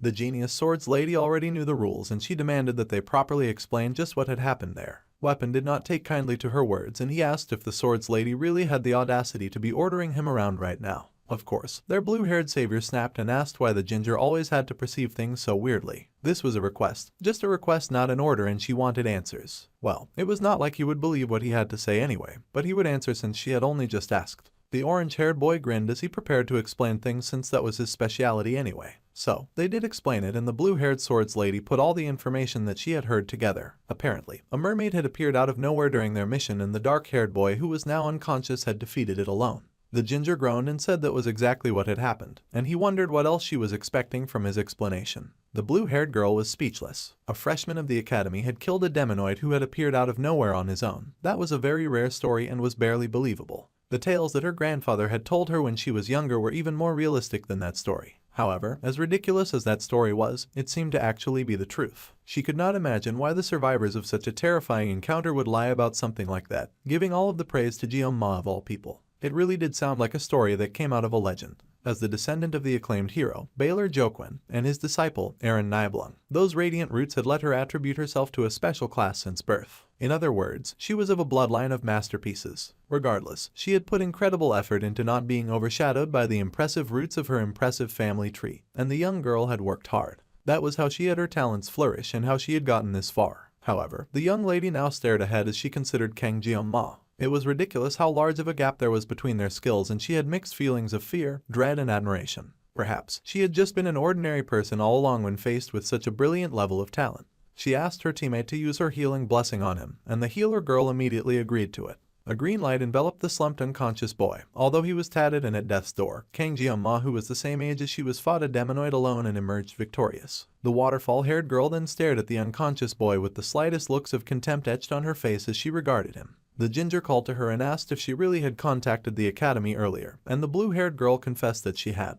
For now, the orange-haired boy thought that it would be better not to tell the instructors what happened in detail after all. The genius swords lady was surprised to hear this and asked why, to which the ginger replied that the teachers had supposedly scouted the island before the mission they had been sent to. If that was the case, as the blue-haired girl agreed that it was, then the ginger had to admit that it was strange. Even though Scopuli Island was large, a demonoid popping out of a cave that could easily be noticed by cadets, such a thing did not add up with the search that should have been done earlier. Even the waterfall-haired girl fell silent as she realized that this was true. It was just a guess, but it made the air heavy and dark with speculation. The blonde boy, Leon, then asked the ginger-called weapon if he thought that there was someone from the demon faction within the academy who would make such a thing happen. There was silence at such a blatant accusation, and then the ginger hurried to say that was not what he meant. However, they could also not rule out that possibility. It was a really chilling speculation, and it was undeniable that this cave was not easy for cadets to miss. Just as Speedweapon had said, if it were not for Kang Jeong-ma, Leon's group would have been long torn to shreds by the demonoid. They wondered how such a mistake could have been made by their professors. There definitely were conflicts both large and small in the 7-year truce, but never once did the demons dare to touch the cadets of the Jokwon Academy. There was also a clause in the truce stating that such an act could be a justification for war. The talented swordswoman's eyes widened in horror as she realized something horrible. Her dark thoughts were dispelled by a gentle touch on her shoulder, and the ginger said that he knew what she was thinking of, but he gently told her that she was blowing things out of proportion. Of course, it was not a bad thing to be wary of the possibility of a spy within the academy, but it was far too soon to jump to conclusions about things like that. They were not silly conspiracy theorists after all. Leon then pointed out the importance of their stories matching up when the teachers came around. If there was really a spy in the academy, then Jeong-ma would definitely become a target once they heard that he defeated a demonoid alone. This was true, and though the ginger did not think it was right to keep this under wraps, considering how much the boy did for them, they had to protect him. If that was how they felt, Abel then suggested that they could all just talk to her grandfather about this first. They were surprised that she had suggested the Sword Emperor, and so some time passed. That evening, all of the students had returned to the academy. A curtain fluttered in the wind at the window of Jeong-ma's hospital bed. The poor main character had only just awoken to the sound of the carefree laughter of students. The young lad wondered if he was in a hospital now, and he stared at his hand as if trying to figure out if he had truly survived that encounter. He was truly alive after all, despite the mermaid's best efforts. The wicked creature of purple light had shot something out right before it had died, a magic sphere aimed straight at him. It was not an attack that he could dodge, yet he had been able to see it. Without thinking, the genius with the sashimi knife had been able to cut through it like a like, and the magic was severed into 2 halves before bursting. It had definitely been water. The magic had been water. However, the boy struggled to figure out what that sensation had been. After he had activated the sword god's blessings, he had felt things that he could not possibly describe. Then, Jeong-ma recalled his blessing that had used to feel more like a curse. Just then, his status window popped up and he had leveled up a bit on certain strengths. His mental fortitude, for instance, had increased by 1. He did not get scared when facing the mermaid, so he guessed that was the reason why, and the effects were nice. Finally, the young black-haired boy reached out and noted that the assimilation rate of his power had gone up to 7.2%. He began to wonder if this had unlocked when he drew his knife while fighting the monster. The line on the mermaid's magic had been sliced too, and he wondered if that contributed, oblivious to the bespectacled figure that had opened the door to his hospital room. It popped in the clingy head, who grabbed him in a happy hug. Crying out in relief, she said that she had been worried that something horrible happened, and she wailed, swearing that she was going to pop every single one of the useless instructors who had supposedly explored the area. She was so relieved that he was unhurt. The boy begged for the director to let up, and she sulked that she was happy to see him awake. She had nearly forgotten that she brought something with her, and she quickly searched around in her purse for the item, sure that she had put it near the opening. The black-haired boy wondered if it was a dimensional pocket, and then the director crowed with success as she had found what she had been looking for. She pulled it out with joy, saying that the young lad had earned the midterm reward, the Murasame blade. Jeong-ma stared at the blade in awe. It was a B-rank sword, a Japanese sword that meant rain shower, and it was said to possess an edge that glistened like dew. It was a level 25 sword with a really high attack level. The director really hoped that the young lad liked it. Then she apologized for giving this sword to him in a place like this, as he should have gotten it officially. The boy was just happy to get the sword, and then the principal detected someone sneaking around at the back. She yelled at the old geezer, asking what he was suddenly being so shy for, and the young lad looked up in surprise as she yelled for the old man to come in.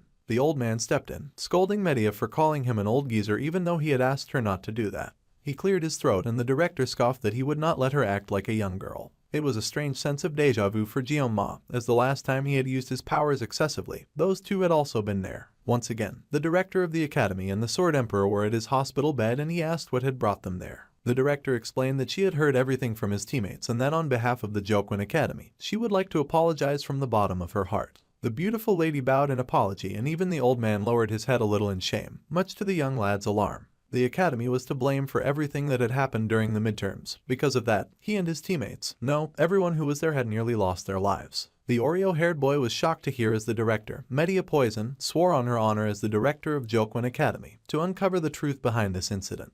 The old man acknowledged that the young lad had saved the cadets, and for a moment the boy was speechless. Then, he just mumbled that he had only done what he could. The director was amused and said that while his actions were nothing short of remarkable, they needed to keep the incident under wraps until they had found out the full truth. She was ashamed to say this as the director of the academy, but the mastermind behind this event was within the academy. She was really sorry to Jeon-ma, and she knew that doing this would not be enough, but the young boy smiled and said that he understood perfectly. The director smiled in amazement, saying that the young lad should act like a kid sometimes and throw a tantrum or two as he had earned. The boy sometimes acted like an old man trapped in a teenager's body, which was not far from the truth. Later, the old man and the director left the room, leaving the young talented genius alone. The two walked in silence with a grim look on their faces as they considered the implications behind the recent attack. The director was the first to stop. She called her senior, calling him Sieg, and asked if he could remember the day that they had met for the first time after enrolling in the academy. Back then, the old man had been lying on a bench in the field, and she had told him to shove it. In response, the old man had drawn his sword without a word.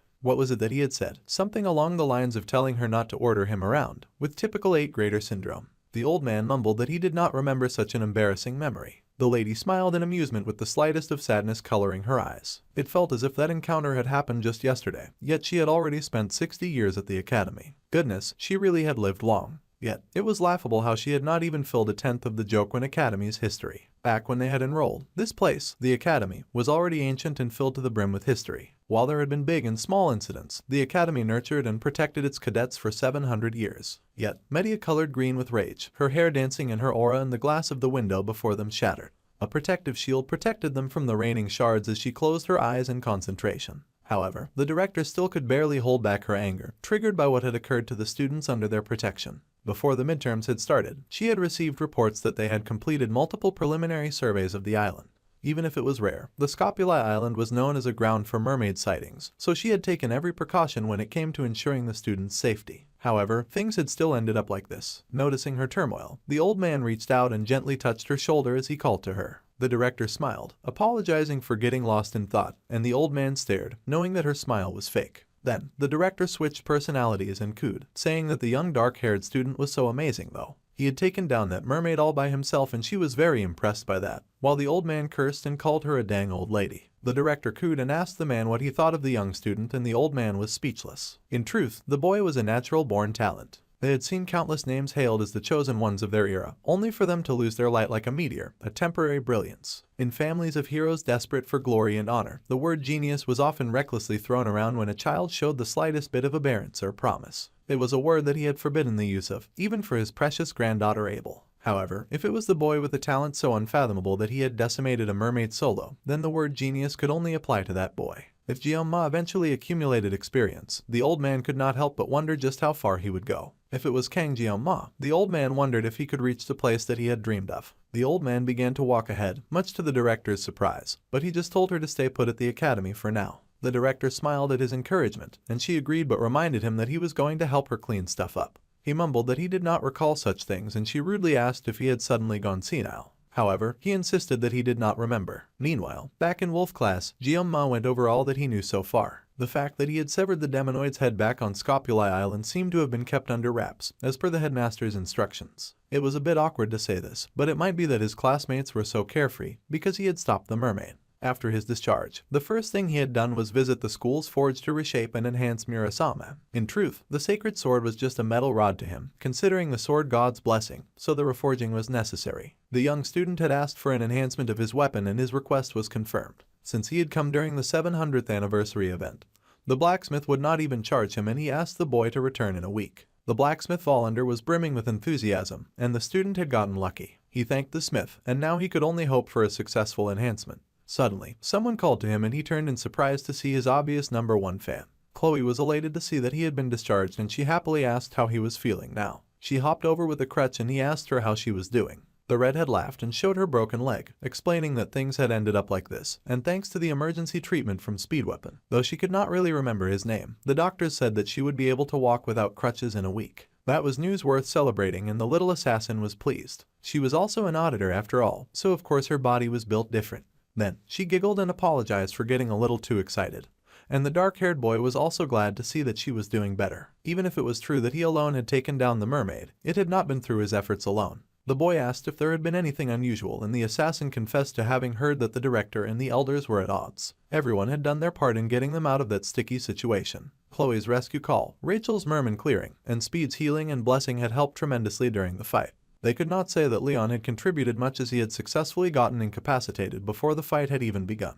He had barely commanded or directed the way the fight would go either. Now, Jeon-ma was concerned and wondered how the blonde was even going to defeat the Demon King with that kind of attitude, as being that useless in a serious battle was a one-way ticket to the netherworld. He then wondered if the blonde had been so useless since he had gotten injured first. Suddenly, someone appeared at the door of class and yelled at everyone to stop what they were doing. Their wolf class teacher was back, and he yelled for everyone to be quiet and to sit down. There were a few very important announcements to be made before the training assembly. This might be sudden, but for the time being in their class, there would be someone co-instructing with him. He cleared his throat and then prepared to introduce them. The students were surprised to get a co-instructor out of the blue, and some of them even found the situation rather annoying. In walked the Sword Emperor himself in all of his white and pristine glory. The room was shocked to see him stride in, with a serious expression on his face. The students were alarmed, wondering why the Sword Emperor had come to their class, and they thought that the whole situation was so cool. Then, the man with golden eyes then looked up, and the black-haired boy was stunned, wondering just why the old geezer was there. Later that night, inside of a room with a square window, a grown man was getting knocked around. The man begged, saying that he was sorry, when a small hand grabbed the chin of the bleeding man. The lady with white hair then punched the man again, sending him flying. The man begged the instructor Kim that he was really sorry. However, the white-haired instructor covered in purple huffed at the elder. She huffed with eyes glowing purple, saying that the 5th Corps commander was enraged. 2 fingers pulled forth a curved green and red item. It was one of the teachers in the academy, and she raised the curved item to her lips, saying that her subordinate should have cooperated when they had the chance. They really had a knack for annoying people, and when the man tried to beg, he was beaten harshly. The teacher then bent and asked the man if he could repeat himself again, as she found him very annoying. The man coughed and spat blood, and the pink-haired lady sighed. She nibbled on her little treat, mumbling to herself and asking if it had really been that difficult to bring Leon back half dead. Even if he was a hero candidate, they still could not get it done despite taking a mermaid along with them. The mermaid had indeed been targeting the blonde hero after all, and the pink-haired lady was pissed. Thanks to her henchman messing up the job, the blonde was now comfortable at the academy. The man once again tried to apologize but ended up spitting up even more blood. The pink-haired lady snorted and kicked the poor man again, saying that he clearly did not take her seriously. The man cursed and swore, his hand to his face as he cursed and hated. He thought that the mere instructor had a lot of nerve to treat him this way and walk all over his face. The instructor was greatly disgusted and complained about the dude getting blood on her shoes. She sighed that the whole situation was ridiculous, and frankly, it annoyed her. She could not believe that a mermaid of all things had gotten taken down by a bunch of first-year students. The situation was completely unbelievable. Then again, looking at the new students this year, the instructor would not be surprised if they could indeed do anything. The messed-up man tried to speak, saying that apparently the whole beatdown had been done by just one cadet, which made the instructor pause. The pink-haired lady of course suspected Leon. However, the man coughed and said it was not the blonde at all. She could not stand the suspense, so she demanded that her subordinate just spit out his suspicions. The man confessed that the person who took down the mermaid was actually the year's top student, Kang Jeong-ma. The pink-haired lady was surprised to hear that the special admissions student had somehow beaten a whole mermaid. She did not even look like she believed it. However, if that was the situation, then she was powered up. The evil instructor licked her lips, saying that she found the situation quite exciting. Meanwhile, back at the school, most of the students were living normal lives and doing their counting as usual. It was of course the daily run of the low-ranked students, and they chased after their brutish instructor, who yelled that he could not hear their counting. They yelled even louder as they ran after him, shouting out their numbers louder and louder. As the students trained, a lone figure sat and watched with a crutch by their side. It was the redhead, who sat with a happy smile as she waved at all her suffering classmates. Jeong-ma could not help but look at the girl in jealousy, as he would give an arm and a leg to skip physical training class. It was so brutal. The teacher happened to catch him slacking off and yelled at him to go faster and that he was too slow, so the boy panicked and picked up the pace. It was not only their gorilla instructor with them, but the famous sword master as well, and he asked if the poor boy was still hurt from the incident in the midterms. The boy yelled that he was not hurt, and he wondered why the heck someone this important was running along beside him. The Sword Emperor, Siegfried von Nibelung, was a descendant of the first Sword Saint, the right hand of Balor, Jokwin, and the Sword Saint, Aaron Nibelung. Siegfried was the man who would later inherit the title of the Sword Saint, a title that was as unique to him as his own name. The Sword Saint would become one of the greatest forces of humanity, and not only that, but during the Second Demon War, he would also become Leon's swordsmanship master. The old man was a character whose importance rapidly increases in the later half of the story. So, the poor background character could not understand why someone that important was now keeping tabs on him when his only desire was to stay in the shadows and out of the plot. He wished the old man would just go back to watching over Leon. The main story, which was gradually going off track, was now completely falling apart. As the Oreo-haired boy thought about it, he realized that the blonde never actually ended up receiving the Sword Saint title. It was a pretty big issue back then. Well, since the hero of the story could not inherit the title anyway, the MC figured that maybe it did not matter in the long run if the story did go a little off track. Barely a minute went by before he took back his words and immediately decided that being hounded by the Sword Emperor was still way too uncomfortable. Glancing at the Sword Emperor, an old man who was running beside them and still making them eat dust, the main character then realized that the old man's form was actually poster-worthy. The man looked so good that his other classmates were impressed too. It was as if they were running together with the man matching his pace. The old man told the young lad that the foundation of any warrior came from physical strength and endurance. No matter how outstanding a talent may be, it was useless if the body could not support it. Conditioning was the foundation which enabled further growth. The old man yelled for the young lad to not cut corners and to keep up. The boy agreed and raced after the old man as fast as he could. And the old man yelled that he could not hear the boy's response. The boy yelled that he definitely understood. The old man was thrilled and smiled, happy with the boy's response. Then, he somehow raced ahead even more and demanded that the young lad keep up with him. There was no way for Kangen to possibly accomplish that. The boy was barely keeping up with his classmates that had started to give him a considerable gap as they ran. Jianma was so confused and wondered if the old man was somehow aging backwards because he had so much strength. From now on, unless it was for field training, the use of personal weapons was strictly prohibited. Suddenly, a sack was shaken out and a bunch of rusty, dusty weapons got shaken out of it. Instead of personal weapons, the students were then asked to pick up one of the weapons in front of them and to master it. The young prodigy was surprised to see that even a sashimi knife had been included in the weapons that the old man had pulled forth. The other students thought that this was rather out of the blue, and one of the students wondered if his weapon was a family heirloom. Then, a student had a question for the Sword Emperor and the man was interested in hearing it. The boy asked if, in the long term, he believed that it would be best to get used to the weapons passed down from their families, and he wanted to know why that was being prohibited. The old man said that it was a good question. It was because the basics were more important than everything else. The more the students relied on high-grade weapons, the more likely they were going to neglect their training. It was easy to mistake the power of a weapon for one's own strength, and that would eventually lead to the very weak user of a very powerful weapon. In that case, it was actually even more important to learn how to use them and make up for any shortcomings. One of the guys grunted that the boy who kept raising his hand was just making a fuss to get attention. However, the old man said that no matter how well armed they were, if their skills were lacking then their weapon would end up being a pearl necklace on a pig's neck. Also, the old man glared with a serious gleam in his eyes as he added that a true master would never blame his equipment.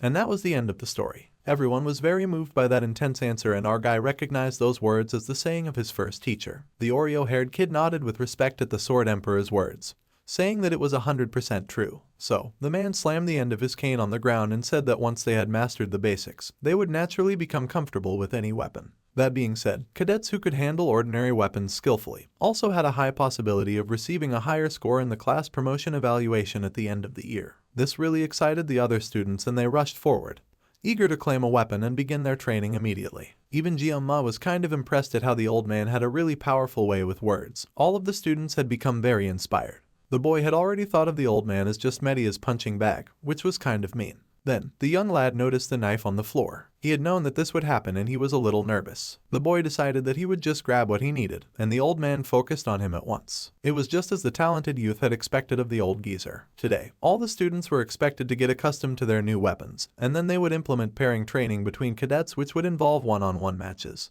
The students were surprised that they would be engaging in such matches without the subspace, and they worried that they would surely get hurt. The old man reminded the cowards that they had enrolled into the academy to grow into warriors worthy of carrying on the legacy of the ancestral hero. A warrior could only truly grow through combat while facing the risk of being defeated. However, if the students pointed their weapons at each other without thinking, then they could easily end up killing each other without even meaning to. So, before pairing, the Sword Emperor planned to personally give them a demonstration of proper sparring. The students were excited that they would get the opportunity to see the Sword Emperor's sword skills live and direct. Another student was excited because they had only watched the display on internet videos. Their brutish teacher then reminded them that he was still there and he told them to be quiet, and there was to be no talking during lessons. Li Wenbin was an educator at the world's top academy for magical students, and in his entire career, his whole life, this had to be the biggest and worst crisis he had ever faced. Even if it was just a demonstration, the poor instructor was somehow expected to face off against the Sword Emperor. Internally, the poor instructor apologized to his mother as it seemed like this was the end of the road for him.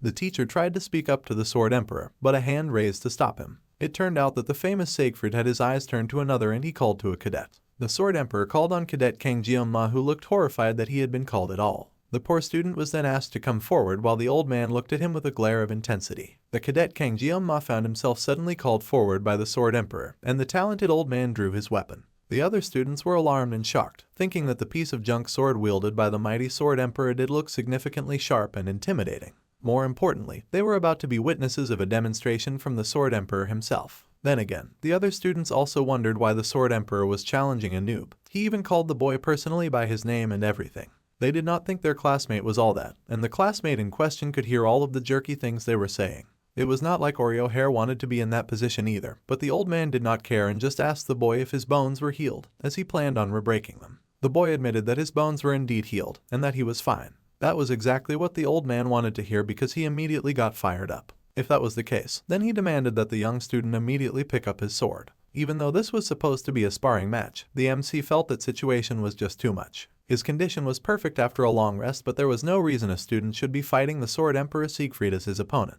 Our guy was sure that if he crossed swords with the old man, it was clear that it would not end easily, and he was kind of nervous about that. At least one of them would lose a hand, and if they were extra unlucky, a head would roll. The boy wondered if it was because of the divine power, and victory was spelt shakily in the waters of his mind. Even if he did not want to, his instincts were craving for a fight. However, this situation was far too different from the usual. If he thought about the consequences of this matter, the boy openly admitted that he was nothing compared to the skills and experience of the Sword Emperor. The young man asked for the old man to please lower his sword. The other students behind him snickered and laughed, saying that of course, he would say that. They knew that their classmate would get beaten like a dog, and they mocked him openly as the boy silently hung his head. However, Jeonma's eyes told a different story, and they shone with a sharp challenge. The old man was not moved by the young student's pleas, and instead seemed enraged by his behavior, asking if the boy had no pride as a swordsman. The old man glared and asked how long the boy thought he could live while hiding his power, and he demanded what was the use of the extraordinary talent that the boy had been given if he chose to remain a coward for the rest of his life. His words really stung, and they resonated in the young boy as he considered the word pride. It was the word that he had engraved in his heart ever since he had claimed the title of the greatest swordsman in the country in his past life. Those two characters that spelled out the word pride were the reason that the boy had never put down his sword and had spent most of his past life cutting fish as he had been shown to do. The provocation from the Sword Emperor was trying to test him, and even the instructor Li looked concerned. The elite students were also watching. If Kang Jeonma were to fall for that provocation in this situation, then he would definitely regret it for a long time. The boy was sure of that. However, his grip still tightened on the knife he held. The instructor rushed forward, wanting to help the student out, but the old man raised his hand to stop the instructor Li. The Sword Emperor could already tell that the young boy had already made up his mind. Cadet Jeonma. Everyone watched with bated breath as the boy's name was called once again, and the MC got a serious expression on his face as he finally decided to learn from the Sword Emperor. The main character raised his sashimi knife with the intention to do battle, and the blessing of the sword god manifested over him. There was darkness, the air tense as the two swordsmen stood before each other, the atmosphere thick with the scent of challenge. The two stood face to face, sword raised and sashimi knife poised at the ready as both men sized up the opponents that stood before them. On one side stood Jeonma, a stripe of white in his dark mop of hair as he faced his opponent with a serious expression on his face. The old man thought that it was as expected, and his own sword was raised to meet the challenge. The man's golden eyes gleamed as he assessed his opponent. Even though he was 70 years old, the Sword Emperor could still remember a moment that vividly came to mind: the enlightenment that he had gained through the sword. Back then, the Sword Emperor had not been mature yet. He had met a one-armed wandering knight. The knight had gripped the smaller boy's hands in his one giant grip. That wandering swordsman, the knight, had then shown the young boy the power that could be wielded when one swung a sword with the grace and the might of a warrior. That knight back then had undoubtedly been at the level of that realm, and the young boy had watched the knight in awe. The boy that he had been keeping an eye on since the allocation test, Kang Jeonma, now stood before him. The old man was sure that if it was that boy, then likely the young sashimi knife warrior would be the clue that would lead the Sword Emperor to that realm. Excited, determined, and ready, the old man raised his mighty sword and prepared to strike. In a flash, the Oreo-haired student moved, almost faster than the old man could detect, cutting with intensity and speed. The old man's gaze remained steady and his golden eyes shone. He swung his sword as fast as the boy was moving and the youth only managed to dodge the next slice. The old man then turned with alarm, but was also very impressed that the boy was dodging his strikes. Meanwhile, the dark-haired boy was already spinning back and ready to throw in the next combo of attacks. The main character flew at the Sword Emperor, who watched him approach with something akin to a gleam shining in the old man's eyes. Their dance was a dangerous and wild mix of sharpened metal sliding against each other as they were narrowly escaping each attack. The old man was impressed at the boy's boldness to charge head-on without even attempting to avoid his next attack. It was a peculiar sword path, and the Sword Emperor thought it was much like that of a swallow in flight. The dance continued, flashes of blue and green clashing against each other as they both spun and bobbed and weaved, facing each other head-on as the sparring match continued. They were almost evenly matched, which was a feat to accomplish on its own, and the match went on, both fighting and working hard to match the other's hot and spicy pace. The old man was impressed by the young lad's physical abilities, noting that even those had improved compared to the past. The youth could somehow push him back so effortlessly, it was amazing. However, the Sword Emperor's gleaming and bright sword was raised high with the intent to strike, and it was not the kind of firepower to be taken lightly. The Sword Emperor swung his sword, a bright burst of light emanating from that powerful swing. It was so sharp and swift that it would have surely blinded a weaker opponent, and Jeonma felt the swing coming from a mile away. It was an earth-shattering and powerful strike. Meanwhile, the other students watched the fight intensely, studying the battle that happened before them, and one of them could not help but remark internally that he did not understand. The student sulked, thinking that the MC had just gotten lucky with the matchup during the last subspace sparring. The boy was just from an ordinary class, at best. The weak student was the only decent cadet among the special students. However, it was not supposed to matter that he was decent, since the sulking student expected all special students to be weak. So, the student could not understand why the great and famous Sword Emperor cared so much about that one special student. The student watched and scowled, and before the fight began, he hoped that the Sword Emperor would give the Oreo-haired student a proper lesson so that they could see the weak student cry like a baby. Then the students watched as the fight began, and for a moment they were all speechless. The sulking student was confused the longer he stared at them, and the more he stared, the more he thought that both opponents were just standing still, neither of them moving to attack, and he wondered why this was. Meanwhile, Instructor Lee could see everything, and he watched in shock, knowing that the two opponents were in fact not standing still at all. The instructor had doubted the Sword Emperor's words at first, but he was genuinely shocked to see that Kang Jeonma was truly exceeding expectations, as they had not expected the young boy to be at such a high level. The instructor had earlier expressed his worry to the Sword Emperor, saying that the headmaster would not like the idea of the old man sparring students, plus the cadets around him could be affected too. However, the old man had just responded, asking the instructor if he really thought that the man would actually cross a real sword with the young boy. The old man assured the teacher, saying that if his thoughts were correct, then Kang Jeonma would be able to step into that place and face him man to man. The instructor was surprised to hear this and asked if the old man truly meant the mental realm. It was supposed to be a huge feat for any student to possibly grow enough to reach such a state, especially a first year. Yet, the young boy had actually managed to enter that place and even withstand the strikes that the old man threw at him. The Sword Emperor himself could not help but be astonished at the talent and skill displayed by the youth he challenged. A duel in the mental realm was an intense battle of wits, and one could tell just by crossing swords. The young boy with the dark hair, even in this short time, he was growing, and he was growing strong. The lazy student held his sashimi knife high, with no hesitation in each mental step he took. The boy's posture was strong and his stance flooded with determination. The old man could not help the happy gleam in his eyes and the smirk on his lips as he regarded the boy's impressive form. If that was the case, then the old man raised his weapon, and it was charged with power, bright and intense. The sword that he held would have to rise to meet the young boy's challenge, and it sparked to life with light and energy. The Sword Emperor asked the young boy to take this, and he sent a huge energy wave right at the young boy, and the students felt the charge even from where they stayed, watching in awe. The instructor was alarmed and knew that the blue light was aura. The students stared in shock, and the instructor worried if the two had broken through the mental realm and returned to reality. The old man grinned with his eyes gleaming in glee, and the young boy faced him in challenge with a dark determination in his eyes. This was nothing like what the Sword Emperor had said it would be, and the instructor wished they would stop as soon as possible. The instructor Lee had to stop this before it continued and escalated into something wild, or they would end up seeing bloodshed on the school grounds. There were sparks as both fighters took off and leapt at each other, and the teacher yelled out to the Sword Emperor, begging him to stop. However, someone suddenly showed up and she yelled that the Sword Emperor was crazy. It was the director, and she had popped out of nowhere with a sharp burst of energy, snapping the two fighters out of their intense challenge, and the lady screamed in rage, asking what the crazy old man was doing to his student, and then asking if he had lost his mind. The talented Sword Emperor could not help but apologize to the school director, who was fuming by the way. She growled and asked what he was saying, so the Sword Emperor quickly corrected himself. He admitted that apologizing was not right, which further stupefied the irritated director. She glared at him, her eyes blazing red with much annoyance and disappointment at his shameless, reckless behavior with a student. Grabbing him by the collar, she yelled and asked if the old man was in his right mind at all. If he was senile, then it was best for everyone if he just stayed home and rotted. The talented director had worked so very hard to get the old man a spot, and then he pulled a very dangerous stunt with a student. At this point, she was convinced that he was out of his mind. She also asked if he wanted to die. The students had whispered and murmured when the director had shown up to stop the fight, and she was hesitant about causing a scene. The old man admitted that he had not intended to do anything dangerous, and she cursed in frustration at the situation they had found themselves in. Meanwhile, the old man glanced back at the young main character who was busy sheathing his sashimi knife. The Sword Emperor had actually gone a little further than he had expected to, and he had ended up losing self-control. Without noticing, he had ended up exerting his aura to the fullest in a battle against a student of all things. The director was still yelling out rude insults and asked the talented old man if he was deaf. He groaned and called her by name. Then, he turned to Medea and sincerely apologized for stressing her out so much. The director had not expected that, and she was truly surprised by the apology. In over 50 years, the beautiful lady had never heard an apology fall from the old man's lips, and he said it that day once but twice. It was unnerving. So, the director then asked why the Sword Emperor had engaged in something so foolish earlier that day. He had unleashed the Sword Spirit's blessing on a student, and if it were not for her, something terrible would have surely happened. The old man sighed and admitted that if he had not unleashed the blessing, then he would not have been able to gain the upper hand in the fight.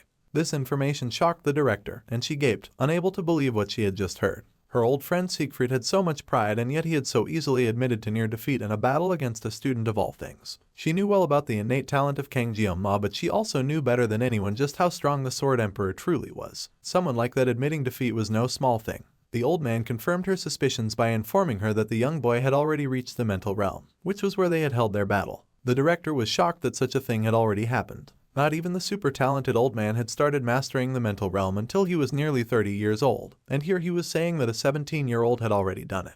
It did not make any sense to her. The old man sighed and admitted that he did not really understand either, but if there was something that could offset experience, then it was definitely talent. The smoke from his cup bubbled up in the tense air, and the director groaned with her hand to her face. Kang Jeong-ma was turning out to be way more trouble than she had anticipated that he would be. She recalled rushing to him after stopping the fight to ask the student if he was alright. But the boy was surrounded by a deadly aura as he was still getting out of the mental realm. The director had stopped in her tracks, and in that moment, any semblance of dignity as an educator or a 7-star vanished from her. The emotion she had felt towards that boy at that moment had been pure unadulterated fear. It was a feeling quite similar to the one that she had when she first met the 6th Division commander called Vasan. He had been a towering, terrifying being, and she wondered why she would feel such a thing now when facing a student.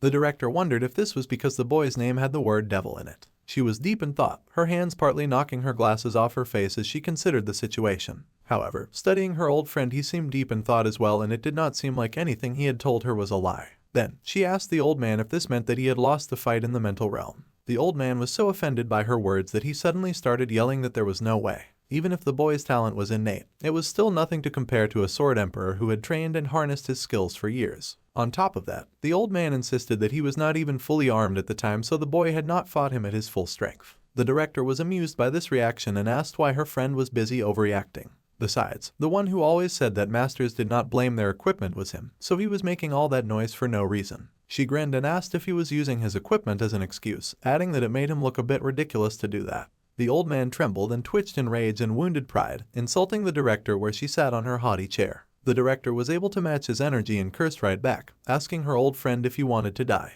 Then they both launched into a nice friendly cursing match between the two of them. Meanwhile, somewhere else, two people sparred against each other. There was a huge flash of light and a rending of the waters and the earth as their weapons met in a huge clash. One figure was the grinning old man, wrapped in the thrill as he did battle with the other figure, which was of course Kang Jeong-ma. Suddenly, a notification bell went off and Jeong-ma's eyes snapped open. The boy had been awoken from a dream and he stared at the roof, dumbfounded and silent. The fight between the two warriors had ended well, but now that he thought about it, he found the Sword Emperor to be quite hot-headed. If Medea had not intervened, things could have gotten really dangerous for him and the other students. The boy with the Oreo-streaked hair rolled to his side as he pondered his new situation. As he recalled bits and pieces of the fight, the young gloomy lad recalled that he had somehow entered the mental realm. It was strange to actually experience it instead of just playing it as a gamer. The mental realm is an active space that could be activated by the mastery and understanding of one's weapon. It required certain conditions to be met, of course, and only peak masters who had honed a single weapon their entire lives could enter it. Due to this, even in the world miracles blessing him, not even 10 heroes could freely enter the mental realm. Leon, the protagonist who is blessed with the qualities of a hero, needed 3 years of private training just to set foot in it. Our guy knew this because he had stopped playing the game at that point. However, now he wondered why it had been possible for him to enter the mental realm right away. He did not think himself as talented as the game's protagonist, and he certainly did not have protagonist buffs either. Suddenly, Ma's eyes widened as he recalled that his weapon of choice was a sashimi knife, and he had been using a sashimi knife nearly all of his professional life in this world and the world before. In his previous life, the young lad had been using the sashimi knife for more than 20 years. That was a lot of time. What's more, every time that he unleashed the sword spirit's blessing, he experienced a concentration that transcended perception. The tangled life here and his past life harmoniously intertwine, breaking through situations. That was right. Based on Ma's experiences so far, avoiding situations only made things worse. Rather than being swept along passively, it would be best for him to tackle what he could do and to solve things step by step. The main character grinned as he was now newly motivated, and he stood with his sashimi knife in hand, ready to give his new theory a try. If he could freely control the mental realm, then he could train in combat without relying on the sword spirit's blessing. So, Kang Ma closed his eyes and concentrated. For a moment it seemed like nothing happened as he tried to slip into the mental realm. The light from his window illuminated the boy who stood at the center with his knife in hand. The more he focused, the more the light seemed to dim, and the boy was transported outside of his physical body to a realm that only his mind could access. It was a realm with translucent buildings and towering structures, the mental realm. The more the main character focused, the more cracks suddenly began to appear over the picture of his focused form. The cracks were red, and a large demanding hand tore through the pure blue realm and reached for the struggling boy. The hand crept up behind the boy who was focused with his eyes closed, and its long fingernail pressed against the young lad's shoulder. Kang Ma gripped his sashimi knife tightly, surrounded by a wave of blue with muscles bulging in his arm. The main character was shocked and stared at the sudden transformation in speechless surprise. However, when he tried to adjust his hold on the knife, it started to fade away, much to his shock. Our dude was now transported back to his room just in time to see the knife in his hands turn to dust and fade as well. He could not fathom what on earth had just happened. Meanwhile, in the dark of the night, someone said that the elder had gone too far this time. Indeed, the elder's actions could be seen as a blatant disregard for them. Someone slammed his fist on the table and yelled that it was something they all agreed to. Sending demons was out of the question, as those creatures were clearly their enemies. However, someone insisted that such a thing did not matter. They needed to eliminate the troublemakers as soon as possible. Then, someone had to add again that they needed to investigate the top student called Kang Ma. There was a possibility that the top student was also a candidate for the hero. However, they had been sure that the hero candidate was Leon Van Reinhardt. Still, the Oreo-haired kid was considered a half-baked brat who could not even properly manifest his blessing. That was barely someone worth looking into, and the old man asked if they had forgotten that already. However, the half-baked brat's swordplay had definitely taken down the genius twins during the class placement exam. What was more, Media was blocking information under the pretense of protecting the student. Everything about our guy was suspicious from start to finish, and they had to admit it. In any case, the hero's fate was unavoidable, and another said that the conclusion was correct. As if that was not enough, the 7 stars were causing trouble. They had to eliminate any possible sprouts quickly before they got in their way. This time their enemies had even brought the Sword Emperor to the academy, a move that the plotters could not stand. Since the academy director happened to be one of the 7 stars, their standing as elders had severely weakened. After Basman was defeated, the public only looked up to the 7 stars while the plotters were treated like outdated relics. Nothing frustrated them more. It was them, the elders, who guided the foolish masses and maintained the balance. Even now, if a hero were to appear, their very existence would once again be threatened. Indeed, they needed to maintain their power, and in order to do that they needed a public enemy. The other elders agreed that the hero who threatened the Demon King had to be eliminated. The old man who had been doing most of the speaking was also one of the elders of the academy. Thanks to that awful woman who had beat him up, he was now forced to exert so much effort to persuade the elders with sheer force. The 5th Division Commander was furious, and if the elder did nothing there, then he would have to face the 5th Demon King Division Command, Calder Acker, who was disguising himself as an academy teacher. Rather than face that sadistic little feline, he would rather beg for death. So, the elders came to an agreement and asked that they issue the orders to the auditor family. A hammer fell dramatically to the ground, which could not necessarily be a good omen, and our guy stared at it with a vicious look in his eyes. Someone was begging so desperately to be spared, and it was an older gentleman with an apron over his clothes. With shaky hands, the main character lifted his sashimi knife despite the man's pleas. Kang Ma cursed at his situation, but he managed to lower his knife before the cowering man. Our guy's new weapon, the new Murasame, had been redesigned to fit the specifics of a sashimi knife. It was now 35 centimeters long with a C-rank destructive power, and a range and hardness of E with a high-rank potential for growth. Ma stared at the new sword with immense irritation on his face. The man in charge of working on the sword said that he had been hammering steel for nearly 30 years, but he had never once seen anything like this. To put it simply, it was as if the Murasame sword itself refused to be forged into another shape. Somehow the sword had broken in two, so the blacksmith had hastily melted the metal and reforged the sword, barely managed to give it a proper shape. If any ordinary blacksmith had tried, the metal would have likely ended up a useless lump of metal. The blacksmith insisted that it only took one strike of the hammer and the sword broken apart, insisting that his tale was true. Even with 20 years of experience with knives, our guy could not help but find the craftsmanship impressive. The specifications also somehow aligned perfectly with the blessing, but the hardness of the sword remained E rank. The situation was eerie and peculiar, and the blacksmith worried that he would be blamed for damaging the sword. The working man insisted that the potential of the weapon was good, so if it was reinforced, it would definitely become useful. It was not exactly an apology, but if the main character brought the reinforcement materials, then the blacksmith would not charge him.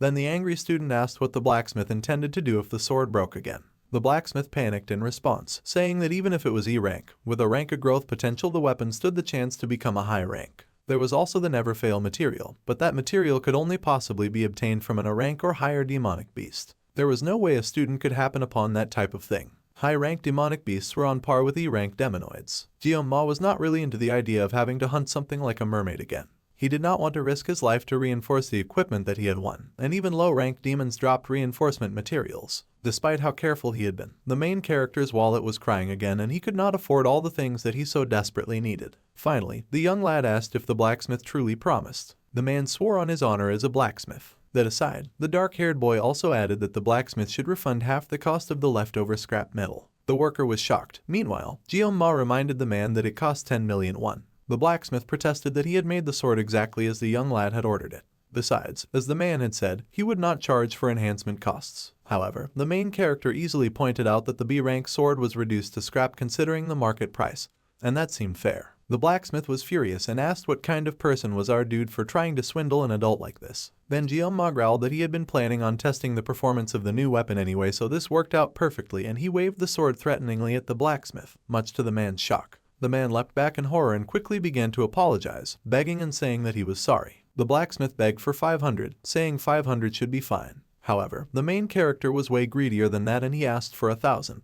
The blacksmith was horrified and lowered it a little, asking for 800 and no more. The black-haired kid raised his magical sword, and the blacksmith squealed that even the scraps of a B-rank weapon have a different market value. It was hard to buy scraps for the same price as the original amount. However, the young lad looked very dark and deadly as he demanded that the blacksmith hand over what he had come for, with both his eyes and weapon glinting with deadly delight.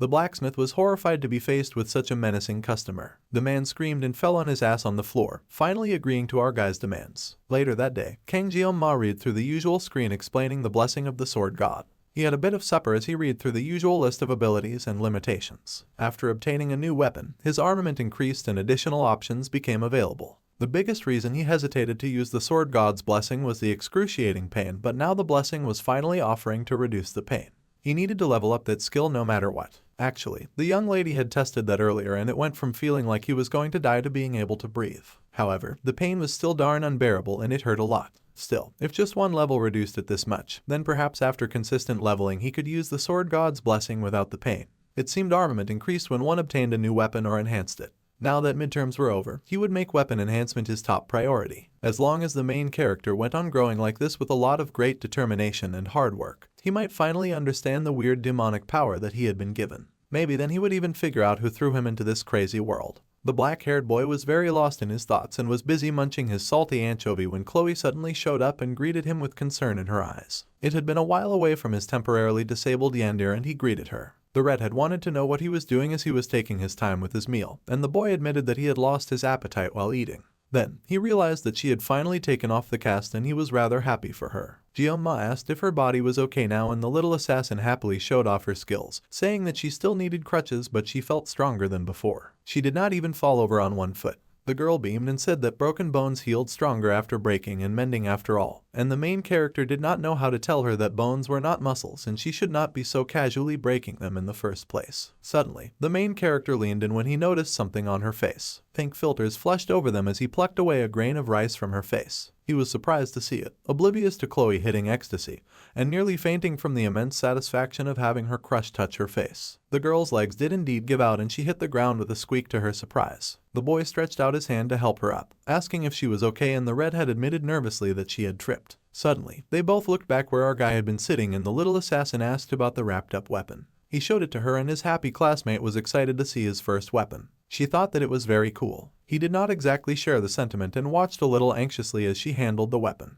The wrapping slowly started to fall off the sword and the girl's smile was bright as she regarded the pretty blade. It was hard to believe that the sword was E-rank and it looked so adorably good. The young lad smiled sadly at his E-rank sword and Chloe panicked, hurrying to say that was not what she meant and that she meant that for the lowest rank, it was really good. However, that still sounded mean and she hurried to fix her words. Guillaume smiled and said that it was fine since he already got some money back from the blacksmith. The man had said that he would not charge for enhancement if he brought the materials, so hopefully, if he enhanced his new knife a lot it would become usable. The redhead cheered him on and said that was right. Her classmate was already strong even with just a sashimi knife, so she was sure that with a proper weapon, he would definitely get even stronger. The black-haired kid thanked her. Honestly, there was no real reason for him to get stronger, and ever since he cut down that mermaid, he had been able to handle mid-tier magical beasts. Besides, the main reason that the boy wanted to enhance his weapon in the first place was just to reduce the pain that his blessing brought him. The young lad sighed heavily as he considered his life. This made Chloe worry and she quickly apologized, saying that she did not mean to insult his weapon.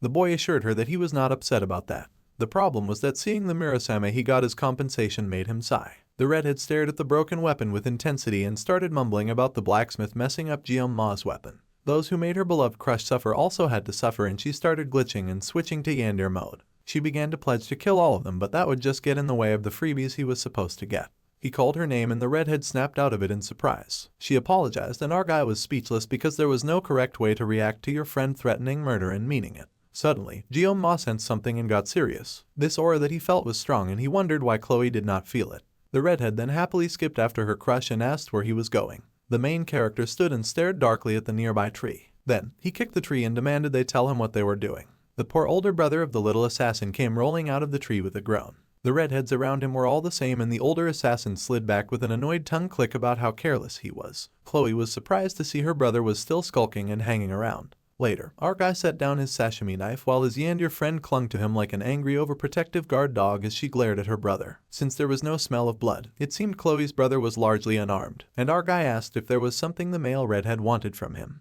This made the older assassin flinch and for a moment there was silence as none of the three spoke. Jianma quickly lost patience with that and said that he already explained it to the other boy before in a way that he could understand. The male turned to glare at the main character, saying that he came looking for him, yes, but it was not because of their old beef. Then, the dark-haired boy wanted to know why the redhead boy had come then. The redhead muttered that even if he told only Chloe, it was obvious that it would reach the gloomy student's ears. So, it was better for the red boy to just tell them both directly. This was all related of course to Kang Jianma. The red boy adjusted his mask and turned as he announced that the academy's elders had made a request that the Oreo-haired boy be disposed of. The sashimi knife wielder was shocked that the academy's elders had appeared, and of all things they were focusing on him. The little assassin yelled at her brother and asked if the older redhead had come because of that and if he intended to hurt her friend. The older brother was in pain, calling his sister and saying that she had been away from home too long and that she had lost her edge. She growled and asked her friend to get behind her, refusing to let her brother harm him. The female redhead was determined to handle this herself. She cried out for Jianma to hurry while swinging her crutch around like she was not lame in one leg. To both guys, she looked kinda ridiculous. The redhead boy sighed and said that his sister's instincts turned out to still be very sharp. Then, the boy turned to the main character saying that he did not actually care what the talented student had been up to, but the elders were oddly fixated on him. Not just the redhead boy, but even within the auditor family, there was a sense of unease. They had temporarily postponed the elder request, and the request had been made in secret, bypassing the academy head. A request to eliminate a mere student went strongly against the auditor family principles. However, since it was a direct order from the elders, it was hard for the family to ignore. If the pressure from the top went on, then the family would eventually have no choice but to investigate the scary student. The redhead boy sighed as he rubbed his mask. Whatever the case, his sister was a member of the family, so she needed to know what was going on. The little assassin was surprised to hear this. The boy had come under the pretext of the family's principles, but in the end, he had just been worried about his sister. Our guy could not help but admire that. That was all that the older boy had to say and he quickly turned to leave before he got even more mushy around them. However, Jianma called out to Nox and the assassin paused, glancing over his shoulder at the other boy. The gloomy student was wary about the red-headed boy as the last time they had met, the redhead had said something different.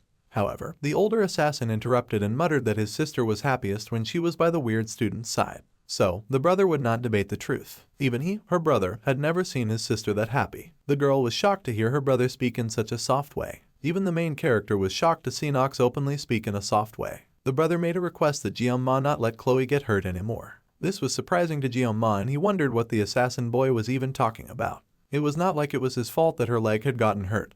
They had just happened to be on the same team. The redhead seemed to get tense the longer our guy gaped at him in silence, and the student managed to work up the strength to say that he would look after her, though that would be to the best of his own ability, and as long as she was near. The assassin boy then decided to ask our guy just one thing. He asked how the black-haired boy had become so strong. For some reason, this was news to the scary student, as he had not at all realized that he was strong. To be considered strong, one should have the ability to withstand any threats at all times, kind of like the Sword Emperor. Someone like him, who could only maintain that level of strength for less than a minute a day, was not at a level where he could casually boast about being strong. The idiot was oblivious to the fact that no student should be that strong. Still, Jeonma did not feel like he could even talk about strength in such a situation. Nox, who used coal as an excuse, revealed family secrets to him, an outsider, so there was no way that our guy could trust the assassin to keep his mouth shut. So, the Oreo-haired main dude called Nox and informed the gifted assassin that he lacked desperation. The assassin asked what the boy meant, and the main character explained that it did not matter how much of an auditor the assassin was. There was a certain vibe that came from real-world experience. If the older assassin remained cooped up in the academy, then he would eventually hit his growth limit soon.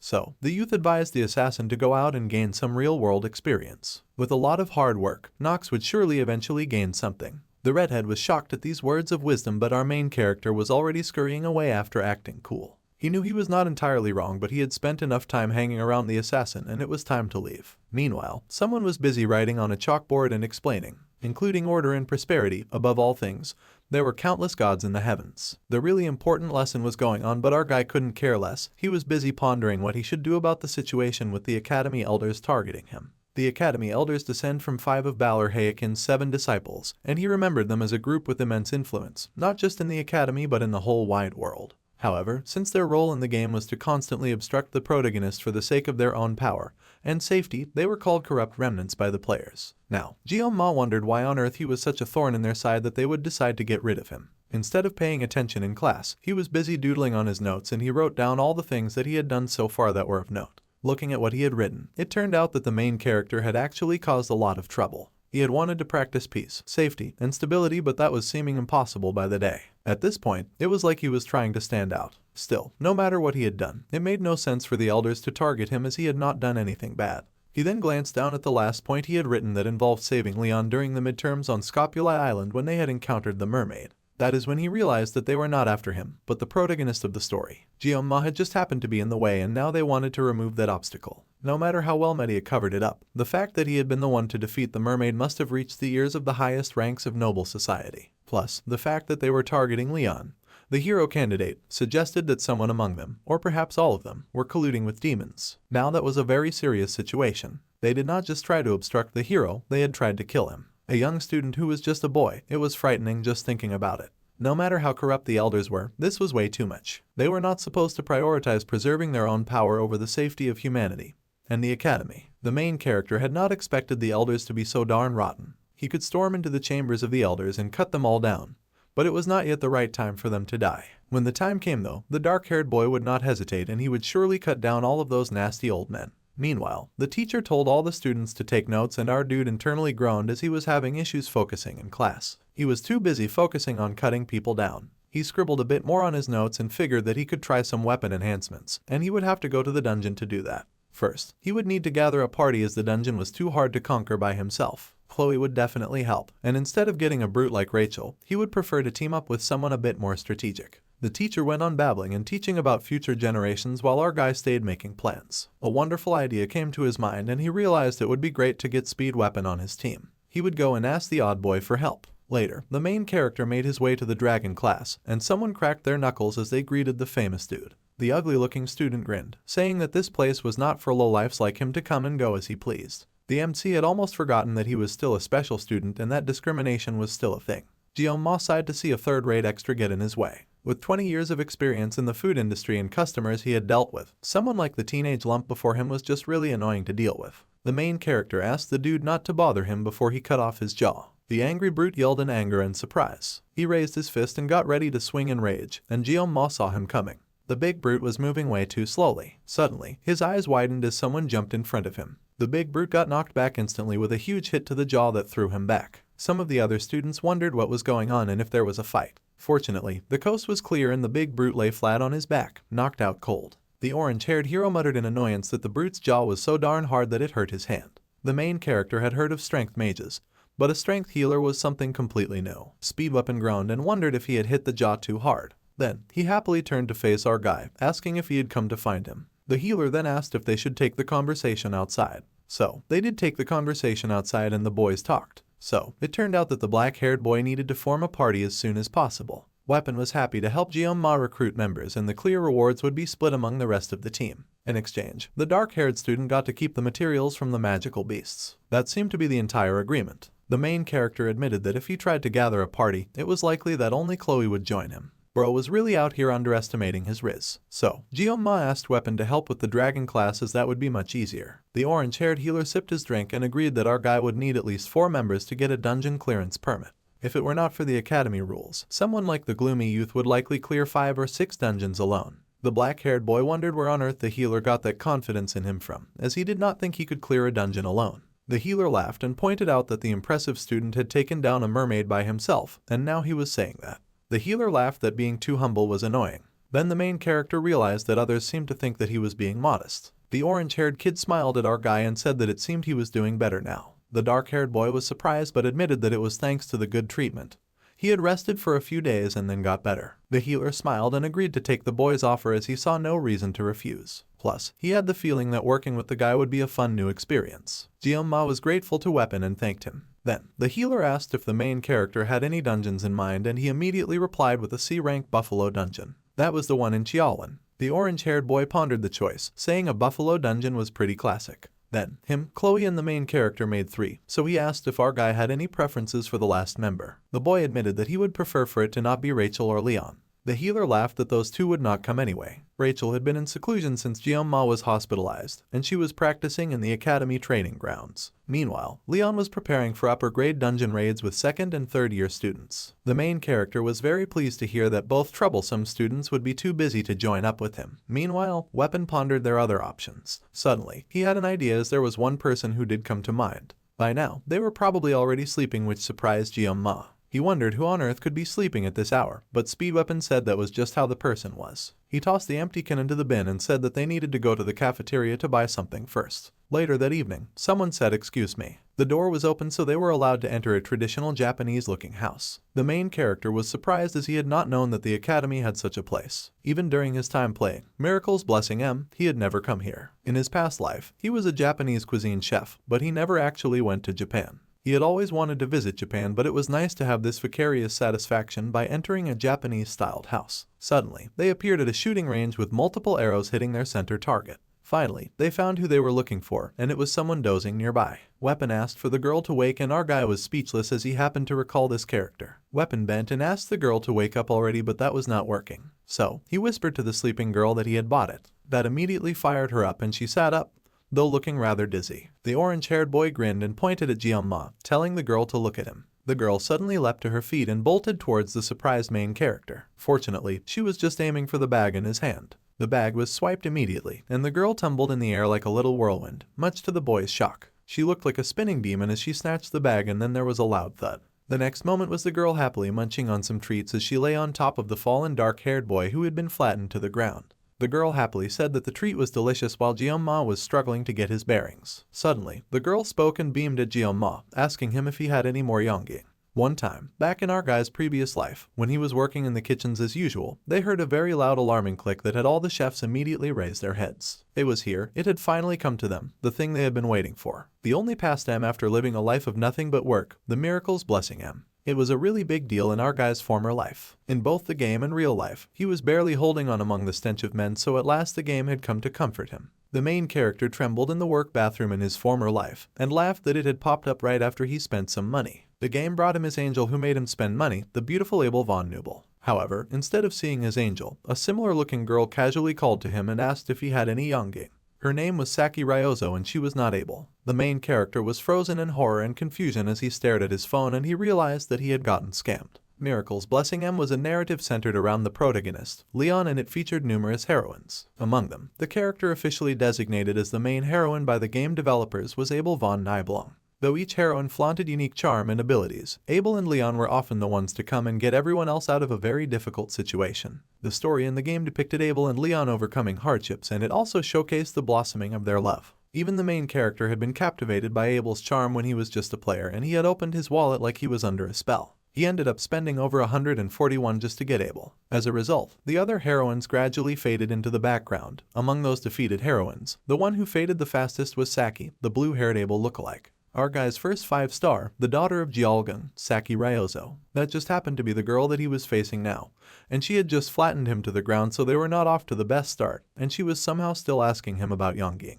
The main character was speechless for a while, and the girl turned, saying that he looked a bit foolish. So, this girl was the reason that Weapon was so confident. Having used her, our dude was aware that Ryozo was a top-tier DPS among ranged attackers. Though it did not seem like it, she was a skill-based character that was completely different from Leon. Plus, since she barely impacted the main story, her joining the party would not disrupt the plot. Probably, our guy sure hoped that everything would be fine if he teamed up with her. The girl asked her friend Weapon what brought him here, and he held some treats to keep her attention. She snatched the treat and asked him to spit out his request, so the orange-haired boy introduced her to Kang Jeon-ma. She must have already heard of Goen-ma, and she mumbled that she did. Well, the dark-haired boy had come to the healer that afternoon, and he saw him getting harassed by some punk earlier. The blue-haired girl asked for them to just get to the point already. Weapon sighed and then admitted that they were recruiting for the Buffalo Dungeon raid next week. The orange-haired boy's explanation is a whole mess, which lived up to his name Speed Weapon. They were to split the clear rewards except the horns. This curious offer made the girl glance at Jeon-ma, and then she walked over to him like she wanted to inspect him a bit more. He was the one that fought that one guy back then in the training subspace. She remembered the main character from that time.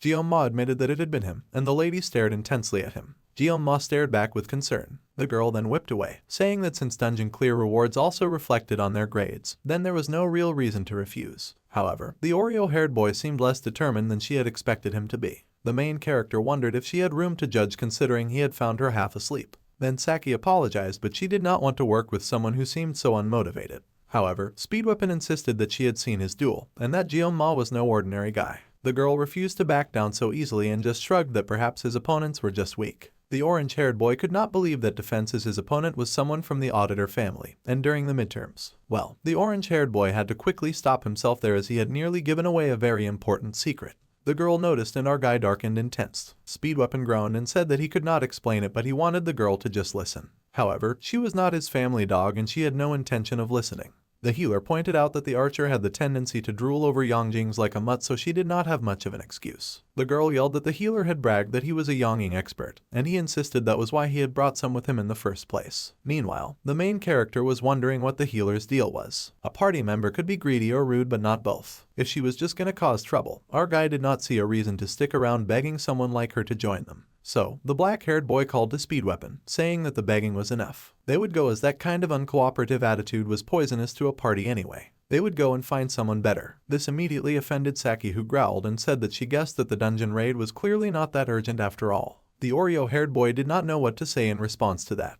The boy then opened his jacket and pulled out one of his small sashimi knives. The two were shocked when he pulled out the knife and it was glowing. Jeon-ma casually sliced the air with his knife and it formed a very clean arc in front of the two who stood before him. The knife flew from his hand, hitting the target in the distance dead center, and he had not even been looking. The girl was shocked to see such a display of strength, and she turned to the gloomy student in shock just as he pulled forth yet another knife. Her eyes widened in alarm as yet another knife flew and once again hit the target dead center, so it had not been a lucky throw the first time. Then, looking extra cool, the Oreo-haired kid asked the lazy archer if she was interested now. The girl was speechless. Shivers traveled through her as she stared at the boy in awe and she was unsure what to say. Later, much later, a door swung open and Saki greeted. The girl looked a little geeky in her glasses and uniform. The rest of her team members had arrived and they noted that she had arrived rather early. Chloe happily greeted the other girl, and the brunette locked eyes with the dark-haired boy. The archer nervously greeted him too, though she was still a little wary of his scary skill. Jeon-ma also managed to greet her, noting that using his sashimi knife to threaten people worked every time. The healer sat beside his friend and was amazed that she had already gotten the work done, though she mumbled that it was just a few clicks. The permits were now ready, so they were ready to start. The team gathered around in the room and it was time for them to begin. Speed Weapon cleared his throat and got busy putting down some notes on the drawing board. The Buffalo Dungeon housed C-rank demonoid buffaloes, and he drew them so poorly they looked like pigs in disguise. Apparently, the demonoids were nicknamed water buffalo and they had the tendency to charge from a distance, so it was advised that everyone be careful. Close combat against the demonoids would be tough, but they were weak to ranged attacks. They had one really important rule to follow, and that was the one thing that they must never do. They were to never open the stone gate at the center of the dungeon. The redhead asked what would happen if they did, and the healer admitted that rumors said that it was some kind of seal or something.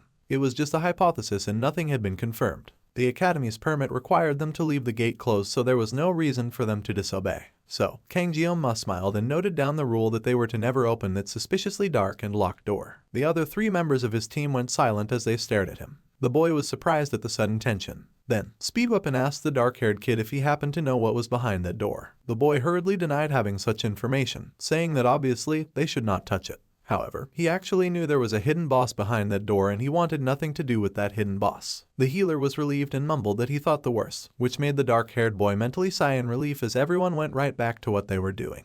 The dark locked gate would only open under specific conditions. It was locked by the system now anyway, so he did not have to worry about it. Ignoring that risk, the efficiency of the dungeon that he had picked was unmatched. Then his eyes strayed to the brunette archer who was busy munching on her favorite snack as usual. The gloomy student was surprised to have been caught staring, so he just mentioned his surprise at how much the girl really liked that snack. Saki replied that it was normal for brainy types to need candy. However, Jeong-ma thought that was rather ironic when the girl could not even form proper sentences. That is when the boy noticed something that he might have forgotten for a bit too long. There was growling coming from Chloe. The Yandir had noticed him staring too long at another woman and she was already pulling out her knife. However, the boy tensed when he noticed something even more important. Even now, as he held his meeting, they were being watched. The boy turned to Chloe, who was fighting to keep her Yandir in check and losing. For now, the main character and his team could only wait, with his eyes shrouded in darkness. The enemy would eventually appear when the time came. Finally, after so long, I have mustered the courage to start writing more and slowly start catching up with all the hot series that you guys have enjoyed and loved on Otaku Life. I hope this has been a good start, and I hope you guys look forward to more as I start updating everything. Please be sure to subscribe, share, and like the heck out of this video to increase the engagement. It almost feels like an uphill battle between YouTube and me, but I'm sure we'll push through once again like we did before. Until next time.